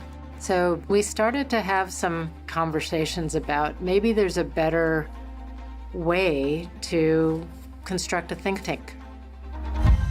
We started talking to other people, and the first reaction was, "You're crazy. Do not do this. You are at the best think tank in town. Why would you risk your careers? Why would you risk security? Why would you do this? Washington doesn't need another think tank. You're nuts." But we really believed in what we were doing. In 2009, after I completed my time with Senator McCain, I thought I should take a look at think tanks around town, and the opportunity to come to CNAS was a little bit of a risk because it was certainly less established than the other places. The biggest thing that attracted me was the ability to be bold and to really identify what I thought were the biggest national security questions facing the country. The next thing you know, I was at this little think tank and had joined as a senior fellow. Fast forward all the way till today, I think the thing that I am personally most proud of is that CNAS is at least as relevant today as it was when I joined this organization 14 years ago. Kurt and I were very ambitious, but I think CNAS has exceeded our wildest dreams at the time. To be one of the, if not the most respected national security think tank in Washington, to have our work having directly impacted U.S. and allied policies, to think of all the young people we have trained and developed. Today, June 6, 2024, marks the 80th anniversary of D-Day. The anniversary serves as a reminder that wars are a fundamentally human endeavor. Our social media feeds are filled with images of American service members heroically storming the beaches of Normandy and accomplishing the impossible. We think about their sacrifice, but what we don't tend to think about is how the nation went about mobilizing the human capital necessary to address a truly existential threat. 16.4 million Americans fought in World War II. Over 10 million men were drafted into service, the largest conscripted cohort in the nation's history. The United States moved away from conscription to the all-volunteer force in July of 1973. The AVF provides and continues to provide the nation with the most professionalized fighting force in the world. The quality of those who currently serve is higher than the mixed force of professional and conscripted service members that preceded the AVF across a range of metrics, including educational attainment, physical performance, and mental aptitude. It has provided a degree of predictability across the force, service members who have the tactical proficiency to accomplish their mission, and the experience to understand their commander's intent in high-stress, high-stakes environments. Across the international landscape, the concept of conscription, once relegated as a mobilization tool of a bygone era, is undergoing a massive resurgence. In part due to Russia's invasion of Crimea in 2014 and its full-scale invasion of Ukraine in February of 2022, we've seen a return or increase in conscription across European countries. Rising threats posed by the revanchist CP in the People's Republic of China are similarly resulting in Asian nations doubling down on their conscription models. The recent Russia-Ukraine war brings to light the critical nature of human capital in modern conflict and highlights the possibility that nations may need to mobilize their populations quickly. The resulting conflict has given military leaders, policymakers, and scholars insights into traditional warfare in a modern context. Both Russia and Ukraine face challenges in military recruitment and the complications attendant to conscription on the battlefield and across their societies. Both sides have experienced high casualty rates, and both are exhausting the soldiers who entered the war early on. Changes to law and policy, including adjustments to age minimums and maximums, revisions to medical and physical standards, and harsher punishments for draft evasion are intended to fill human capital requirements. But as Russia's invasion of Ukraine continues into its third year, these efforts generate much-needed manpower to sustain a protracted conflict are falling short. This modern conflict makes evident that despite the pace of technological development, the execution of war continues to be a fundamentally human effort, not unlike the Normandy invasion. While Ukrainian policymakers intended to return to a volunteer force in the mid-2020s, the circumstances changed when Russia launched its full-scale invasion of the country in 2022. Ukraine instituted martial law and barred men ages 18 to 60 from leaving the country. In the first year of the war, more than 28,000 Ukrainians joined the National Guard's Offensive Guard assault brigades. However, as combat slogged on and the front ground to a halt, fewer people volunteered to fight. Efforts in the last few months alone aimed to identify every draft-eligible man more easily and lowered the age of conscription from 27 to 25. For its part, Russia faces a similar military manpower crisis. While all Russian men ages 18 to 27 are liable for 1 year of conscripted service in the military, that service has been dependent on call-ups from the president. When Russia launched its invasion of Ukraine in 2022, many of the existing forces were poorly trained, poorly equipped conscripts. Conscript inductions occur twice a year in Russia, in the fall and the late spring. The September 2022 mobilization of conscripts shook public confidence in a popular war and led to nearly 1 million men fleeing the country. The result is that Russian leadership is actively seeking ways to enlist more contract soldiers, aware of the social constraints attendant in any future mass call-ups. From an operational standpoint, as Russian casualties mounted over the course of the war, new conscripts have been sent to the front lines with less training than required, leaving them unable to comprehend basic tactical commands. But Russia and Ukraine are not the only nations reconsidering conscription models. 74 countries have a provision for conscription in their laws, and at least 66 countries actively conscript individuals into military service, though those terms of service vary by nation. Moreover, change is afoot as nations reconsider what may be required of their human capital. In Europe, nations are observing what is happening in the war and taking notes, especially those bordering or near Russia. In August 2016, Norway implemented universal conscription, including for the first time the conscription of women. Sweden reauthorized selective conscription in 2017, moving away from an all-volunteer model it established in 2010. Lithuania reintroduced conscription in 2016 after removing it from the law in 2008, and Latvia reintroduced conscription in January 2024 after removing it in 2006. Denmark is actively considering tripling the number of annual conscripts, and just last week, Estonia made defense training mandatory in all secondary schools. France, which ended conscription in 1996, Germany, and the UK are all re-engaging with the potential for a return to conscription. Similar reconsiderations of conscription are taking place in Asia. In 2022, the president of Taiwan announced the extension of conscription from 4 months to 1 year, citing concerns about China's military threat. In South Korea, universal male conscription has been in place in 1957 for all 18-year-old men, even, as we saw last year, for male pop stars. For its part, the PRC revised its military service law in 2023, enabling the government to re-enlist retired military personnel and made provisions to draft soldiers more easily in the event of an emergency. So what is the United States to make of all of these uncomfortable trends and sobering questions raised by conscription across the globe? For the first time since the Cold War, the United States faces a threat from a great power competitor. Advanced threats, particularly the pacing threat of the People's Republic of China, have the potential to escalate at an order of magnitude that would yield the U.S. all-volunteer force combat ineffective in a matter of months.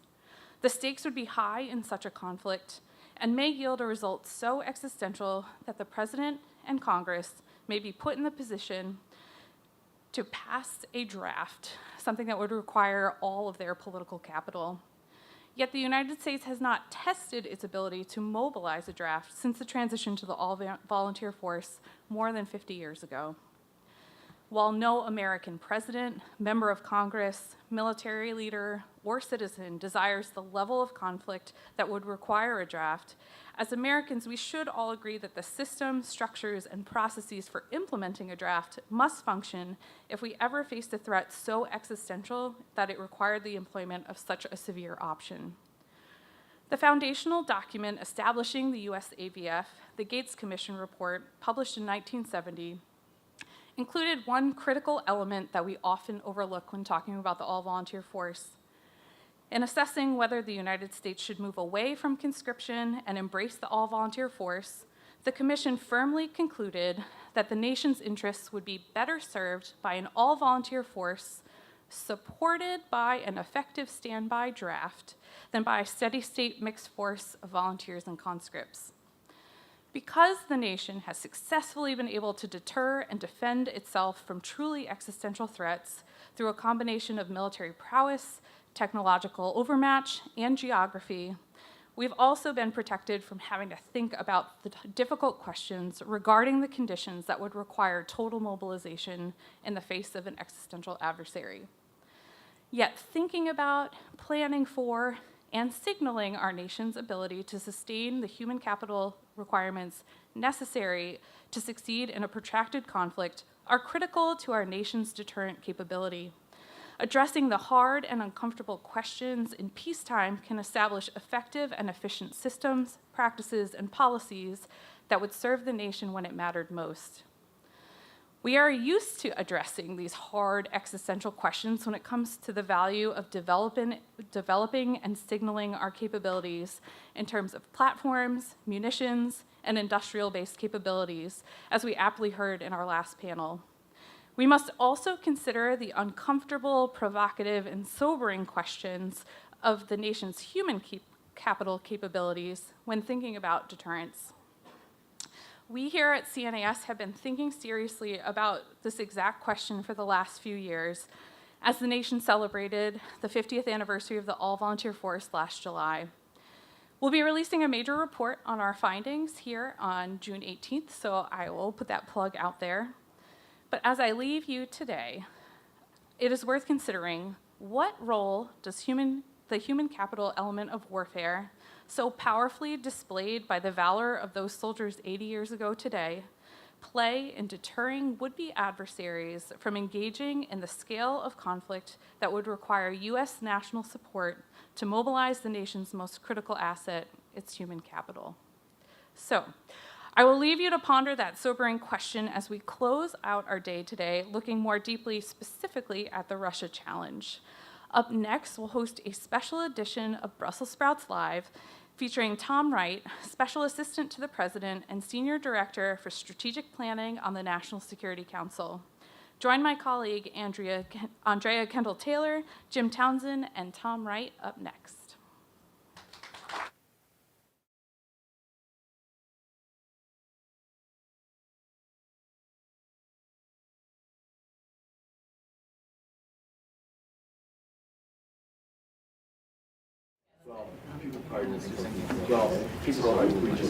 We're still rolling. Okay, guys, whenever you're ready.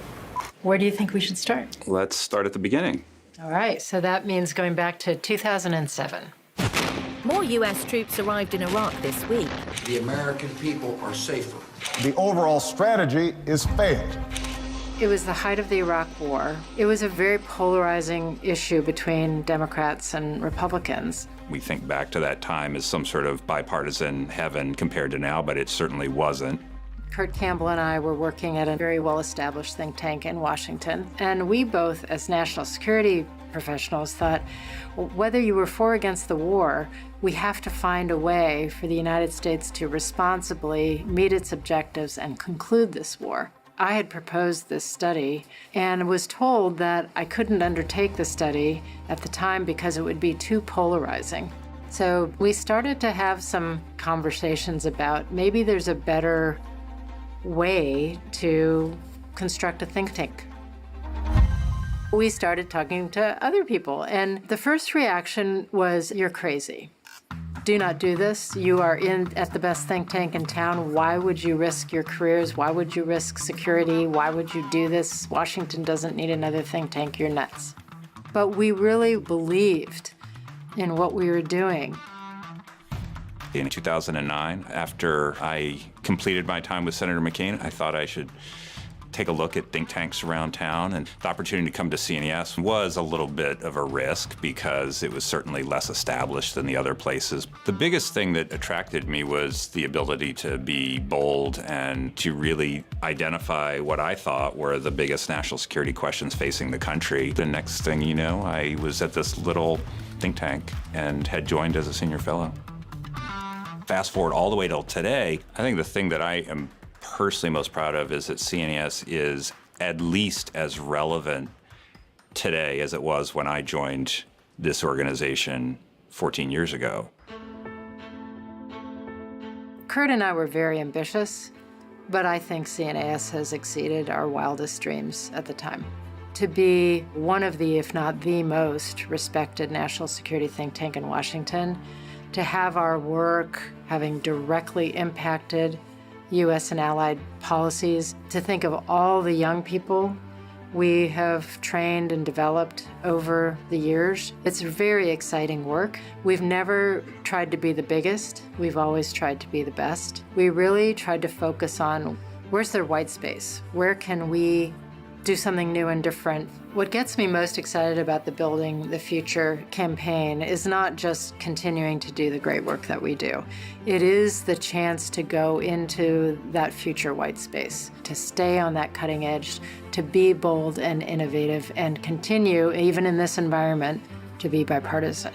We cannot do this work without you. This is a moment where new ideas are desperately needed, new ways of doing business are desperately needed. This organization is committed to defining those new ideas and those new approaches.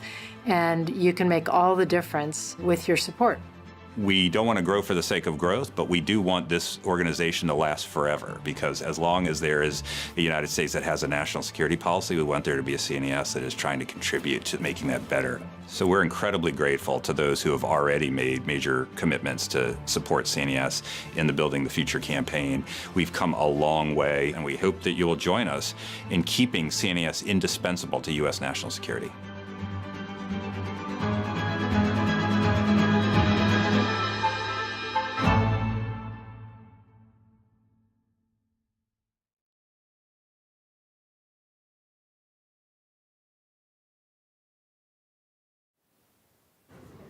Hello, and welcome to another edition of Brussels Sprouts Live. I'm Andrea Kendall-Taylor. And I'm Jim Townsend. And we're so glad you can join us.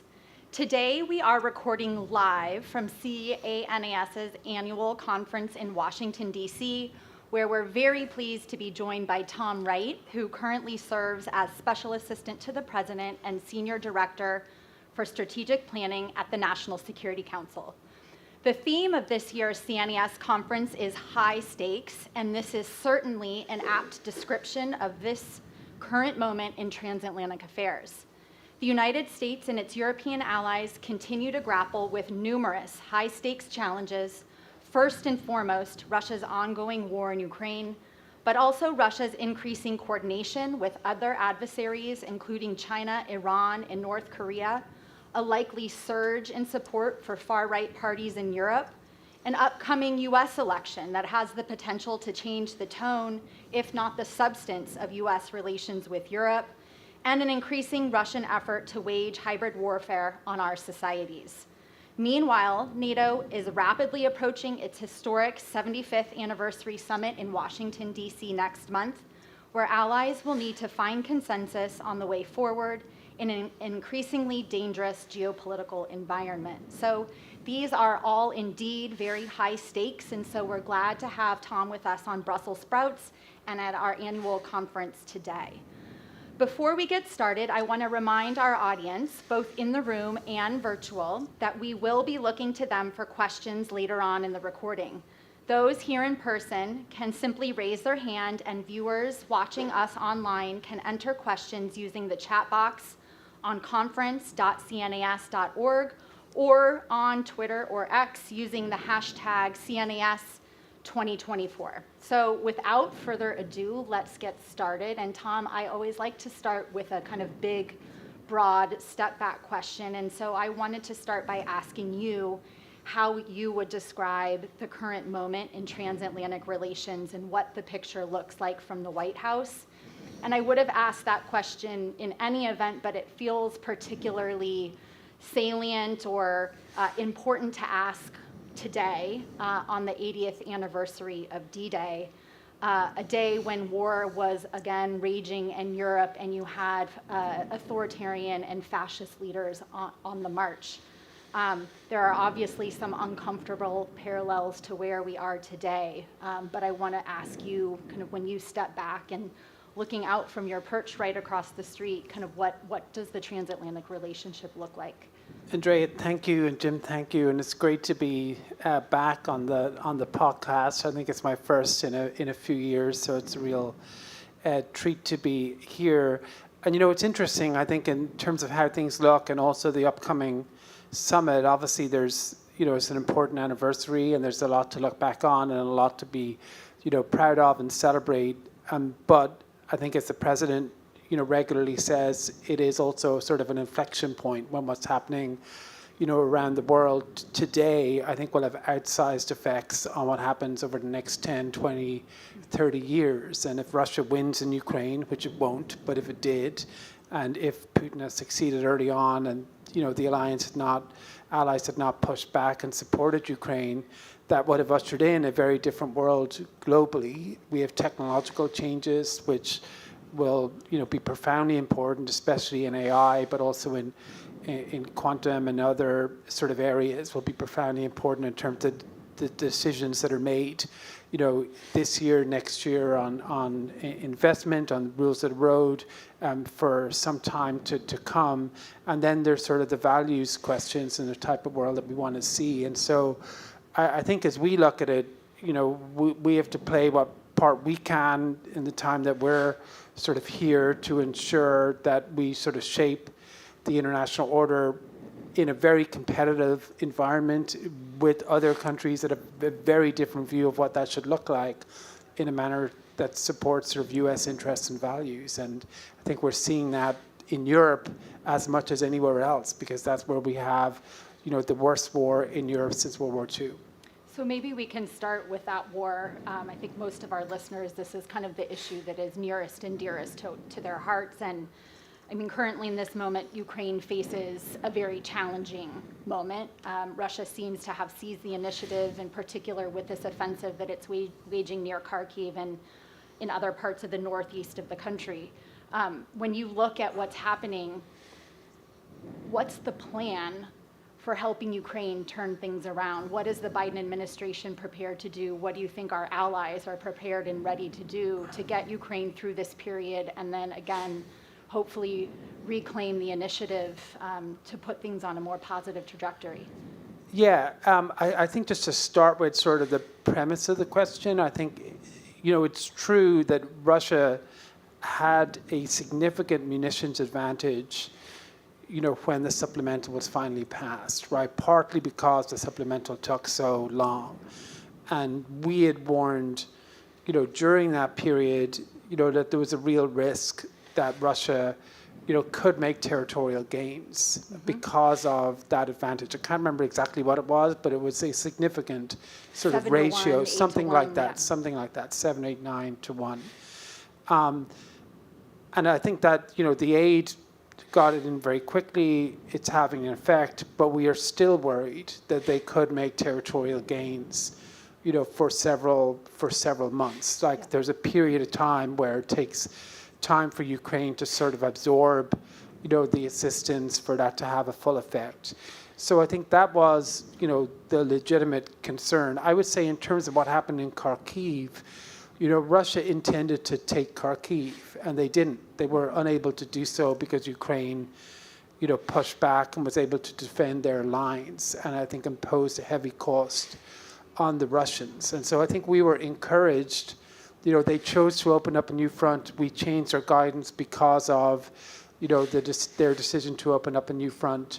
But the story here is not actually, Russia taking a small amount of territory in the Kharkiv Oblast. The story is that they were stopped. Can I ask you about that? Do you think it was that they intended to actually take Kharkiv? Because I feel like a lot of the narrative was that it was primarily a diversion, that Putin, A, wanted to create a buffer zone so that the Ukrainians couldn't fire into places like Belgorod and other places, and B, he wanted to force the Ukrainians to redeploy forces from other parts of the front to create vulnerabilities. I guess I never had the sense that they wanted to take Kharkiv, but is that what you think?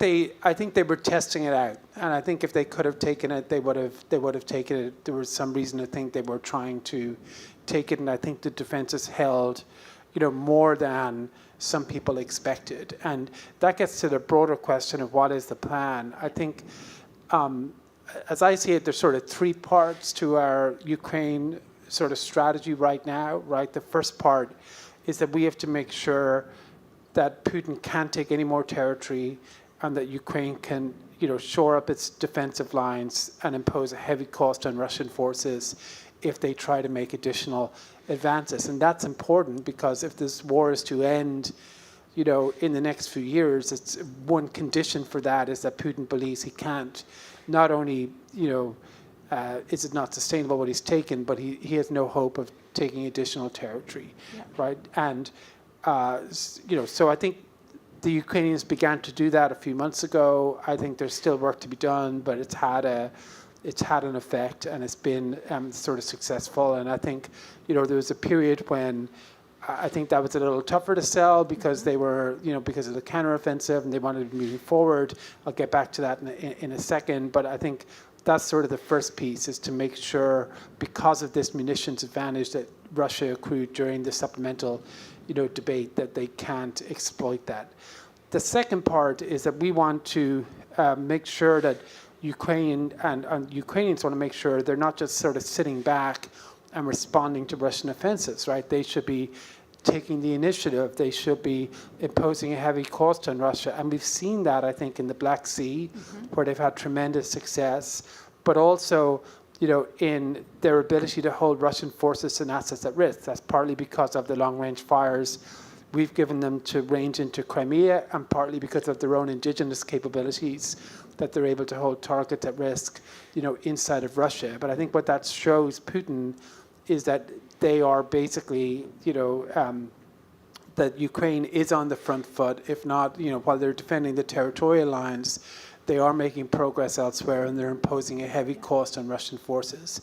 And then the final piece is, I think we, need to help build Ukraine's strength, military strength this year, through a mixture of things, whether that's the mobilization they're doing, new systems like F-16s and other things that will be coming on stream at some point, hopefully this year, so that they will be in a position next year to be able to look at sort of retaking territory. Now, that's not to say they'll replay necessarily the counteroffensive of last year, but I think, that's going to take a little bit of time, and I think, we want them to be in a position to do that. Do you think, obviously this is the question that gets asked over and over, and any time in a conversation with European colleagues, what's the plan, what's the US thinking? And right now there seems to be a very big disconnect between Ukraine's stated goals and its own definition of victory, which, as at least in the public domain, is President Zelensky is sticking to the territorial, restoring the territorial sovereignty, bringing back all of Ukraine, restoring its full borders, including Crimea. There's a big disconnect between that goal, I think, and what the United States and Europe are willing and able to do for Ukraine. Is there any conversation now behind the scenes, or even with allies, about redefining what the goal is, and then if we can kind of all agree what the objective is, then we can more appropriately align our means with this agreed upon goal? Yeah, I would just a couple of responses to that. Firstly, I think there is, in the broader sort of discourse, sometimes belief that the problem is that Ukraine's ambitions of getting its territory back are too ambitious, and that is precluding an end to the war, because if they were to reduce that and give Russia part of the Donbass, or let's set Zaporizhzhia aside for a second, or but you could flip it and say our support isn't in line with what Ukraine's goals are. Okay, well, I'll get to that in a second, but I think that's one thing I hear pretty regularly. Yeah. And I think it's misleading, because the overwhelming obstacle to an end of the war, to state the obvious, is Russia, right? And it is, I don't even, I think what the Russians would accept for an end to the conflict is so excessive that it is not by any stretch reasonable. It is not just that they would want to take territory, which is not compatible with the UN Charter and with international law, right? It's also that they would want to, impose such constraints on Ukraine that would limit its ability to defend itself and to get support from other countries. So I think it's just very, I know you both are, but I think just for the benefit of everyone listening, I think it's really important to sort of understand that, right? That this is not like a question where, the Ukrainians can't be persuaded, they're too, they're too stubborn, and if they could just moderate it a little bit, there's some trade space there. I don't think that's the case. On the other part of the question, I think we have basically been, working around the clock to get them everything they possibly need as quickly as we possibly can get it to them. I would say that I know that there's a lot of focus on one or two systems, particularly one system, on ATACMS. And I think what sort of struck me is that it's important as they can be, that they are not sort of the most important thing that they need, right? What they need more than anything else. Well, right from the beginning, they've needed two things more than anything else. They need air defense, interceptors, and systems, which are very hard to produce and to find. And they need munitions, like 155 munitions. And at one point, I think my boss, Jake Sullivan, said to the press that he spends half an hour every day thinking about 155 and where it comes from. And people, I think, thought that was an exaggeration, but it literally is not really an exaggeration. It varies a little bit depending on what, they need. But, we have like daily or near daily meetings with him on Ukraine where a lot of that is where are these, critical munitions and systems that they need. And some of that is finding it from other countries or trying to squeeze it out of our defense industrial base. And then there's been a huge effort on training and on lots of other sort of elements to it too. I think whenever you have a war like this, where you have a country fighting it that's getting assistance, there will always be sort of back and forth about, we need things faster and more. And if you look back at the original sort of documents, for instance, in World War II of, the Great Britain and the United States, really close relationship between Churchill and FDR, you see a very similar dynamic, right, of constant sort of, back and forth over some of these questions. So I think some of it is sort of baked into the cake a little bit, but I think we are, getting as much as possible. To the extent that there are limitations is almost always because of just scarcity, because sometimes these things don't exist. And we're trying very hard to ramp up the defense industrial base, but it's incremental and it takes time, and we're not patient with that. We're trying to push it further. But I think that, that there are just physical limitations on what can be given, I think, because of, stockpiles and the production lines. Yeah, Jim, I know you're going to ask a very small follow-up, which is it the case that the reporting that suggests that Russia is outproducing both the United States and Europe combined, is that your understanding of where we are in terms of our defense industrial capacity? I don't know the combined one, I'm not sure about, but I think they have been in the first couple of years of the war, especially in, the last year or so. I think they have I think they've been doing better than us in some ways on the defense industrial base. But I think, and that's for a couple of reasons I'll come back to. But I think we are catching up, and we will surpass them probably in the next, I don't know the exact time frame to hand, but in the next year or two. And so we are ramping up our defense industrial base. One of the reasons why they, I think, have had some success is because, there's a few reasons, but one is some of what they're producing is not particularly sort of, modern, sophisticated technology. It tends to be, if it's 152 rounds or something else, like they have a lot of latent sort of old Soviet manufacturing capacity that they were able to ramp up, whereas our sort of defense industrial base is both more technologically advanced, which, is not geared up to create 155, and also the war that's happening in Ukraine is fighting that war in a fundamentally different way than we would fight it. Like if the United States were fighting that war, there would be a lot of air power and all of the weapons that go with that. Whereas the U.S. Army would not be engaged with no sort of air supremacy in a artillery battle, across a bunch of tree lines like that. So the DIB does not sort of reflect, what Ukraine, like when this war started, there was a gap, I think, between what Ukraine needed and what the defense industrial base was producing. We are changing that to ramp up the artillery piece and other pieces that they need.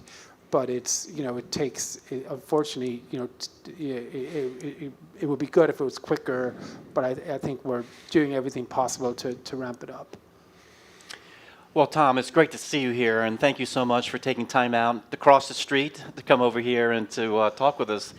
So we're going to have the summit here shortly in July, the NATO summit, and one of the issues on the agenda is European defense spending. The U.S., a lot of folks on the Hill and in the press still talk about Europe not meeting its 2% and that they're laggards and this type of thing. But I think actually the story is not that when it comes to Ukraine. That in fact Europe is doing a lot, and in some areas more than we are in terms of monies being spent on various things.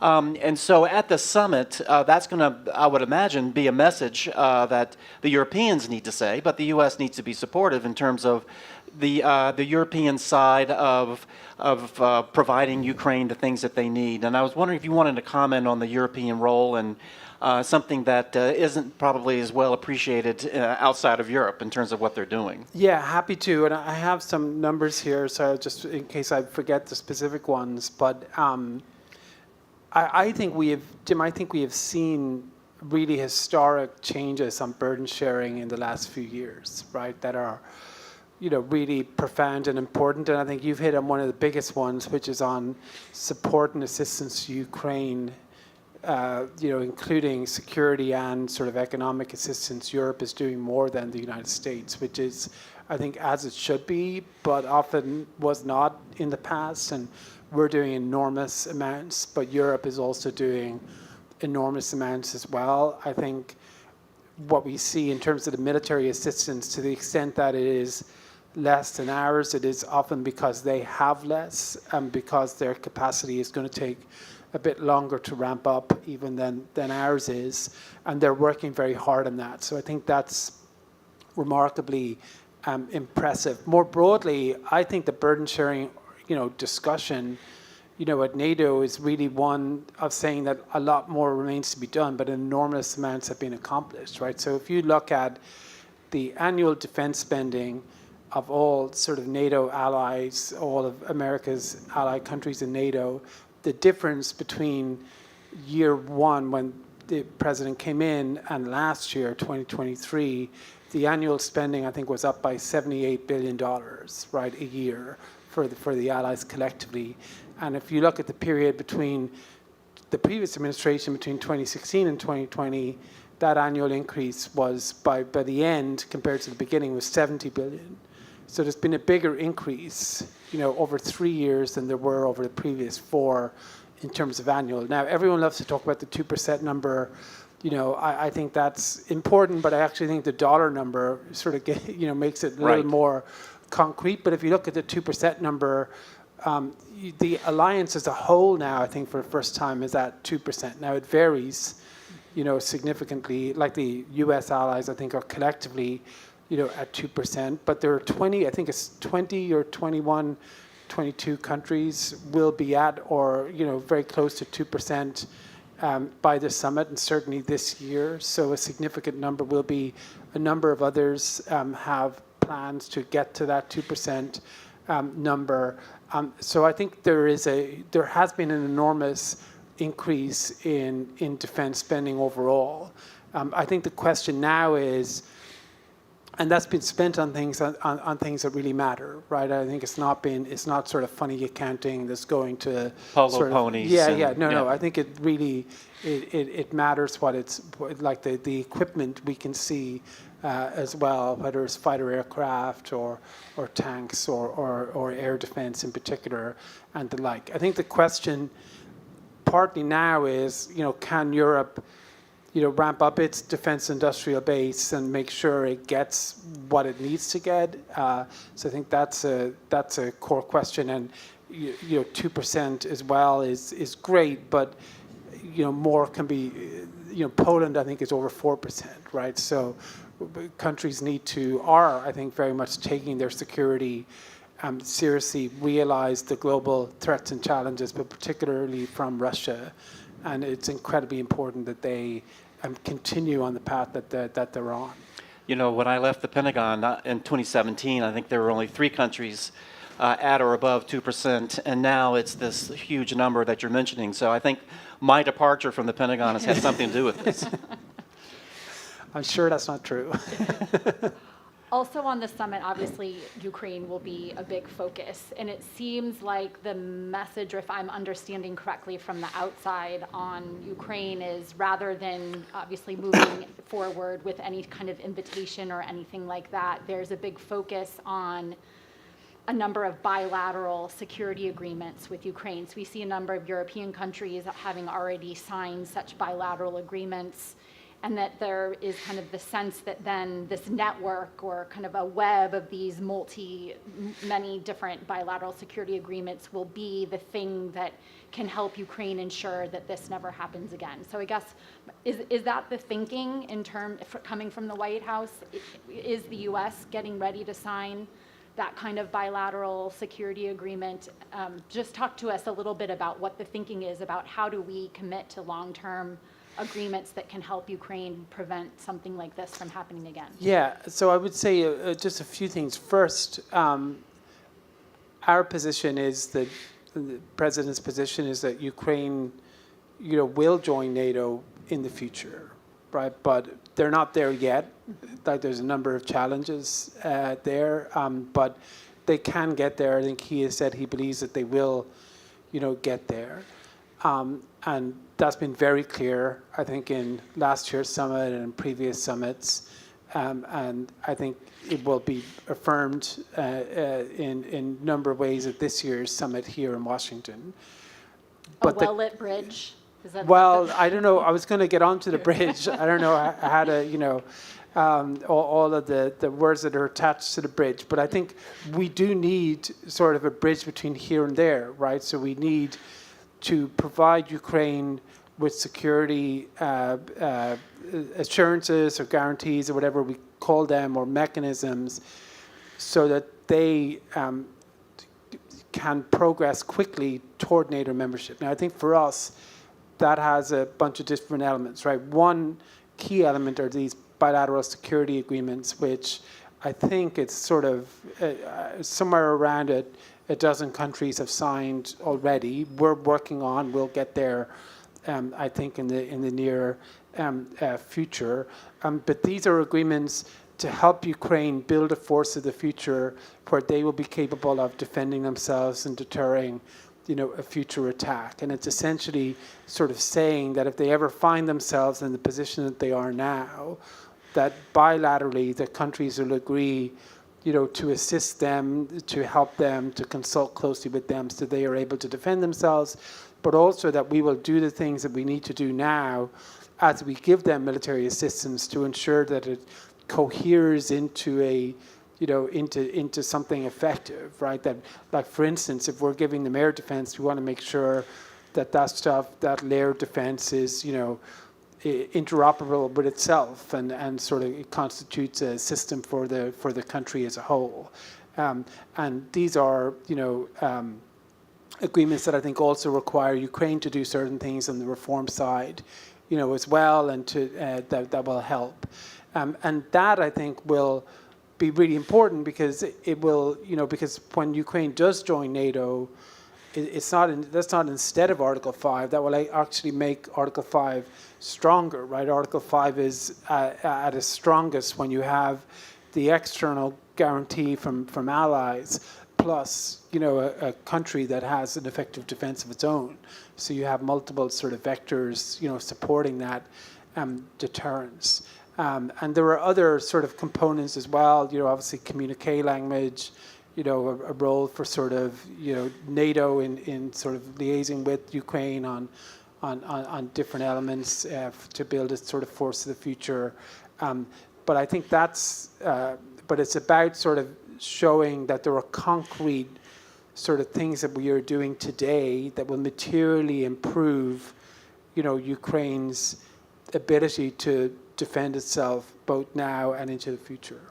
Great. We'll take questions here in a second. So if you have questions, maybe start to put hands up. Could I ask a quick question? And Yeah. usually I save Raise your this. hand. I know I did. I was being polite because I'm in front of a live audience. But I was just thinking that I usually save this question for last. But because we're going to go to the audience, so you're one of us. You're part of the the blob on the outside, part of the think tank world, and so when you went into government, we were all proud and applauded, and it was a great thing. So what's your experience now? You've been in there a couple years, I think, because I've been counting, and I think it's a couple years. How has it felt? Is it what you thought it would be in terms of working the hours you're working, the issues you're working, the pressure?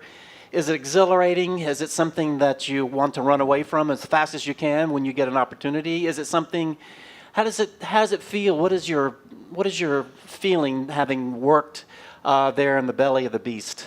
Yeah, no, it's a great question. I've really appreciated it and enjoyed it, but I would sort of start out by saying, for me in particular, I think, Jim, I'm an immigrant here. Came here when I was 25 years old for grad school and became a U.S. citizen in 2017. And I think other people have done that before as well. But I think when you do that and you go into government here, I think it's a particularly special sort of privilege and honor to be able to do that and to be able to make a contribution, to the country you've chosen as your new home. We chose you. So, I don't know if you knew that. But. So I think it has. I've really, enjoyed it, but also, just really being appreciative of the fact that it's an amazing country and system that lets someone who comes here from somewhere else have that opportunity. I would say more generally. My colleagues are amazing, really the career sort of civil servants, foreign service officers, military officials and others who, populate the NSC because as you know, most of the staff at the NSC are detailees from other, departments and agencies are just extraordinary public servants. And then I think the big issue is that obviously we have just an extraordinarily volatile international environment with two wars, neither directly involving us, obviously, but involving countries that we are helping, and very, very different conflicts. I think we saw Gaza, last week. I think it was the president's sort of speech about finding a pathway to end that, but both of them very, very difficult. And then there's all the other pieces, the Indo-Pacific and China, I think is sort of a historic deepening of alliances and partnerships in there in a really profound and important way. And then, of course, the major technological change that's happening. So what I mentioned starting out about it being an inflection point, maybe because it's my first time in government, I feel that, but I think the way the president describes it to me is exactly, right. And I think I'm just grateful to be able to have the opportunity to try to help. We're glad you're there too. Thanks. Great. Do we have any questions from here in the room? I do have one from an online viewer. So we have a question from Perry Boyle, and he asks or says, it was noted Ukraine needs air assets. Why won't the U.S. supply them? If we aren't supplying that, how can we say we are providing them with what they need? Yeah, I mean, we are supplying quite a lot of air defense. I don't have the numbers to hand, but we are giving them a number of, a lot of different pieces, whether it's systems and interceptors and finding that from elsewhere as well. I think he gets to a broader, important question, which is on readiness. I think that's often sort of bandied around.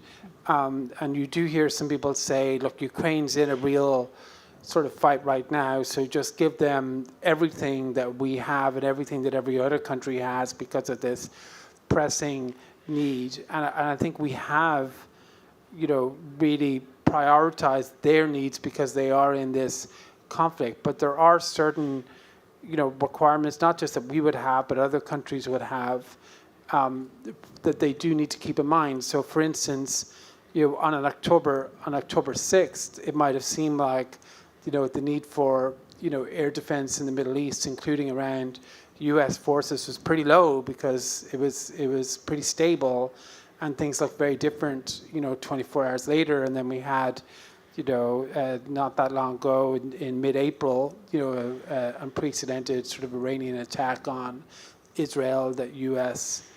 Forces were integral in stopping those missiles from hitting, and so I think this is a constant consideration that we need to have in our mind about how to strike the right sort of balance. I think the long-term answer to it is that to go back to something I said earlier, we need to really enhance and strengthen the defense industrial base so we're producing more of these things on a speedy timeline. But they, especially air defense, it takes some time. I think it's not stuff that can just be turned around quite quickly. But we're working on it, and we are. I mean, there is no higher priority in terms of assistance to Ukraine than funding air defense. Yeah, you just used the word constant consideration, and it made me think, one of the constant considerations, it seems, in the war in Ukraine has been the intent to prevent escalation, especially escalation that could potentially draw the United States into a direct conflict with Russia. And I'm struck, there were, earlier in the conflict, there was a lot of focus on the potential for escalation. That seems to have tapered off recently, but now all of a sudden with the US decision, for example, to lift some of the restrictions on Ukraine's ability to use US weapons to strike into Russia, thinking also of President Macron's statements about potentially sending, not troops, but individuals into Ukraine. There's a number of now additionally potentially escalatory steps. You have the Europeans talking a lot about wanting to reinforce or create strategic ambiguity to try to force Russia to restrain itself. And it does seem to me, again, that it is raising the risk potentially of miscalculation. It's getting increasingly difficult. It already was difficult for both Russia and the West to discern each other's red lines. And so I wonder how you all are thinking about this present moment and the risks of escalation. Are they less now than they were before? I mean, what does the picture look like presently? Yeah, I think, and this is before I started, but I think at the beginning, because I started in April of 22, so just shortly after the war began, but I think at the start of the war, I think because it was so unfamiliar to all sides, I think people were trying to figure out, where the lines were, what the dynamics were in terms of escalation. And if you just look at what we are doing today or what we've done over the last sort of year or so or year and a half and compare that to the beginning, obviously there's a lot more that has been done, right? And I think some of that is sort of natural, right? That's just a natural, dynamic when you are in a new conflict that is sort of, relatively unfamiliar. It wasn't sort of, we weren't a direct party to it. It was Ukraine, which had been a partner against a nuclear superpower, right in support of, as a historic rival. I think escalation then was not as major, was not a constant consideration in that way, where that was the primary question we were asking anytime we were giving stuff, right? I think sometimes it was said that it was, like an ATACMS, for instance, but there I think it was much more a question of, readiness concerns, and there was, we were able to find a solution to that. That took some time, but we were able to find a solution by getting sort of additional ATACMS off the production line and being able to get them to Ukraine. But we were often told we weren't doing it because of an escalation thing, but I think it was something else. So I think it's responsible to constantly think through all contingencies. But I would just give you one other sort of example that I think is important, because we were worried for various reasons in 22, particularly about Russian nuclear use, and warned about that. That would be one of the most dramatic forms of escalation. There are two big types of escalation they have not done, sort of nuclear use and attacking a NATO country. And I think it was right and proper to be concerned about that, but it's interesting to look at how we dealt with that, right? So we addressed that escalation risk, not by pulling back or not by withdrawing stuff from Ukraine, but by actually focusing on deterrence and by sending very clear messages to Russia that this would have very severe consequences. I think Jake Sullivan on Sunday TV used the term, I think it was catastrophic consequences. If they go that route, we send similar messages directly to them. So there are different ways to deal with escalation, but I think it depends on, but I think often we get sort of accused or told, we're sort of hamstrung by escalation concerns and are reluctant to give stuff. I don't see it that way. I think, of course, in any situation like this, we have to think of all, contingencies, but I think, I think for the most part, it's not sort of as big a feature as people make out. Yeah. Well, we have 2 minutes left. We haven't strayed very far from the Russia-Ukraine-NATO conversation. So in 2 minutes. Everything else? Everything else. But what do you expect to come out of the European elections? Oh boy, I have no idea. I also have left up my analytical hat when I changed positions, so I probably shouldn't. Opine. That gives you time for one more. Jim, last one. Anyone? Here, Jonathan. Very quickly. Tom, it's good to see you. Just in the spirit of providing everything that Ukraine needs, I just want to celebrate the Biden administration's choice last year to adopt a policy whereby it would take captured Iranian weapons that were en route to the Houthis and provide them under presidential drawdown authority to the Ukrainians. That was actually some work we did, Andrea and I, on that issue. And in the spirit of wanting to do that and do that faster, I have noticed that the asset forfeiture process required to do that is quite time-consuming, but wanted to draw your attention to the fact that there is an amendment with the Rules Committee for the NDAA sent by Representative David Trone that would allow the president to treat these weapons already as U.S. stocks and make them subject to presidential drawdown. I just want to get your sense if the president would welcome that type. Houthi weapons? Or, sorry, which weapons? Iranian weapons that have been Iranian captured right. by U.S. CENTCOM on the way to the Houthis in a way that then puts downward pressure, negative pressure on Iran as they try to pump the bellows of instability in the region, and then potentially creates some negative pressure between the Iran-Russia relationship, which we've seen grow as well, and then provides a capability much faster and more capable to the Ukrainians. Yeah, no, it's an interesting idea. Obviously, I'd have to look at it. I couldn't just give a gut answer here, but I think, just to pivot slightly off it, I think the Iranian-Russia piece, you were talking about how escalations happened over the last year and a half, or two and a half years almost.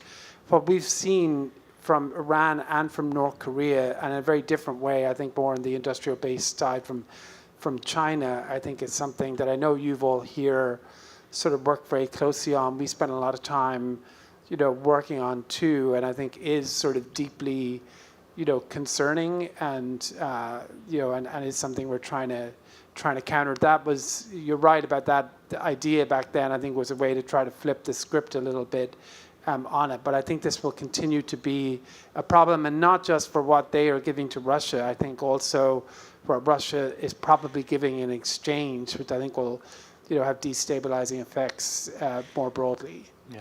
Well, there couldn't have been a more perfect transition back to our CEO, Richard Fontaine, my co-author of The Axis of Upheaval.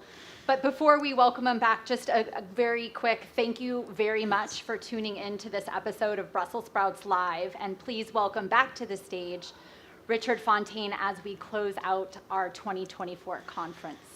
Okay. Thank you. Thank you, Andrea and Tom and Jim. And thank all of you for joining us today. It's been a broad set of discussions across a really broad range of critical national security issues. As we keep repeating today, the theme of this year's conference is high stakes. I think after all the proceedings, you can see why. CNAS is going to continue to do work in all of the areas that we've been talking about today and some more besides. So I invite all of you to access our research, to participate in our virtual and in our in-person events. There'll be a lot more to come. In the meantime, I just want to close with a few words of thanks. First, thank you again to our sponsors, Exeger, Agility, American Rheinmetall Defense, Boeing, Cisco, Meta, Total Energies, and Western Digital. Your support and the support of our institutional donors help make today possible.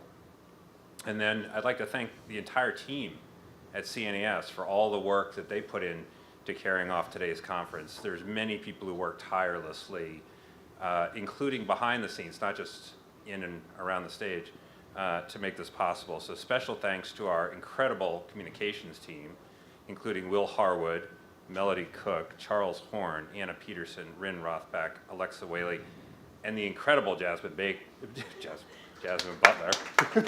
Jasmine Butler. It's actually probably appropriate that we do this on the anniversary of D-Day because this was planned like D-Day with everything going into it, and Jasmine and her team really were at the forefront of that. Finally, thanks to all of you, those who joined us today in person, those who joined us online, for participating in the conference. I hope you found it valuable, and we look forward to seeing you next year. Thank you.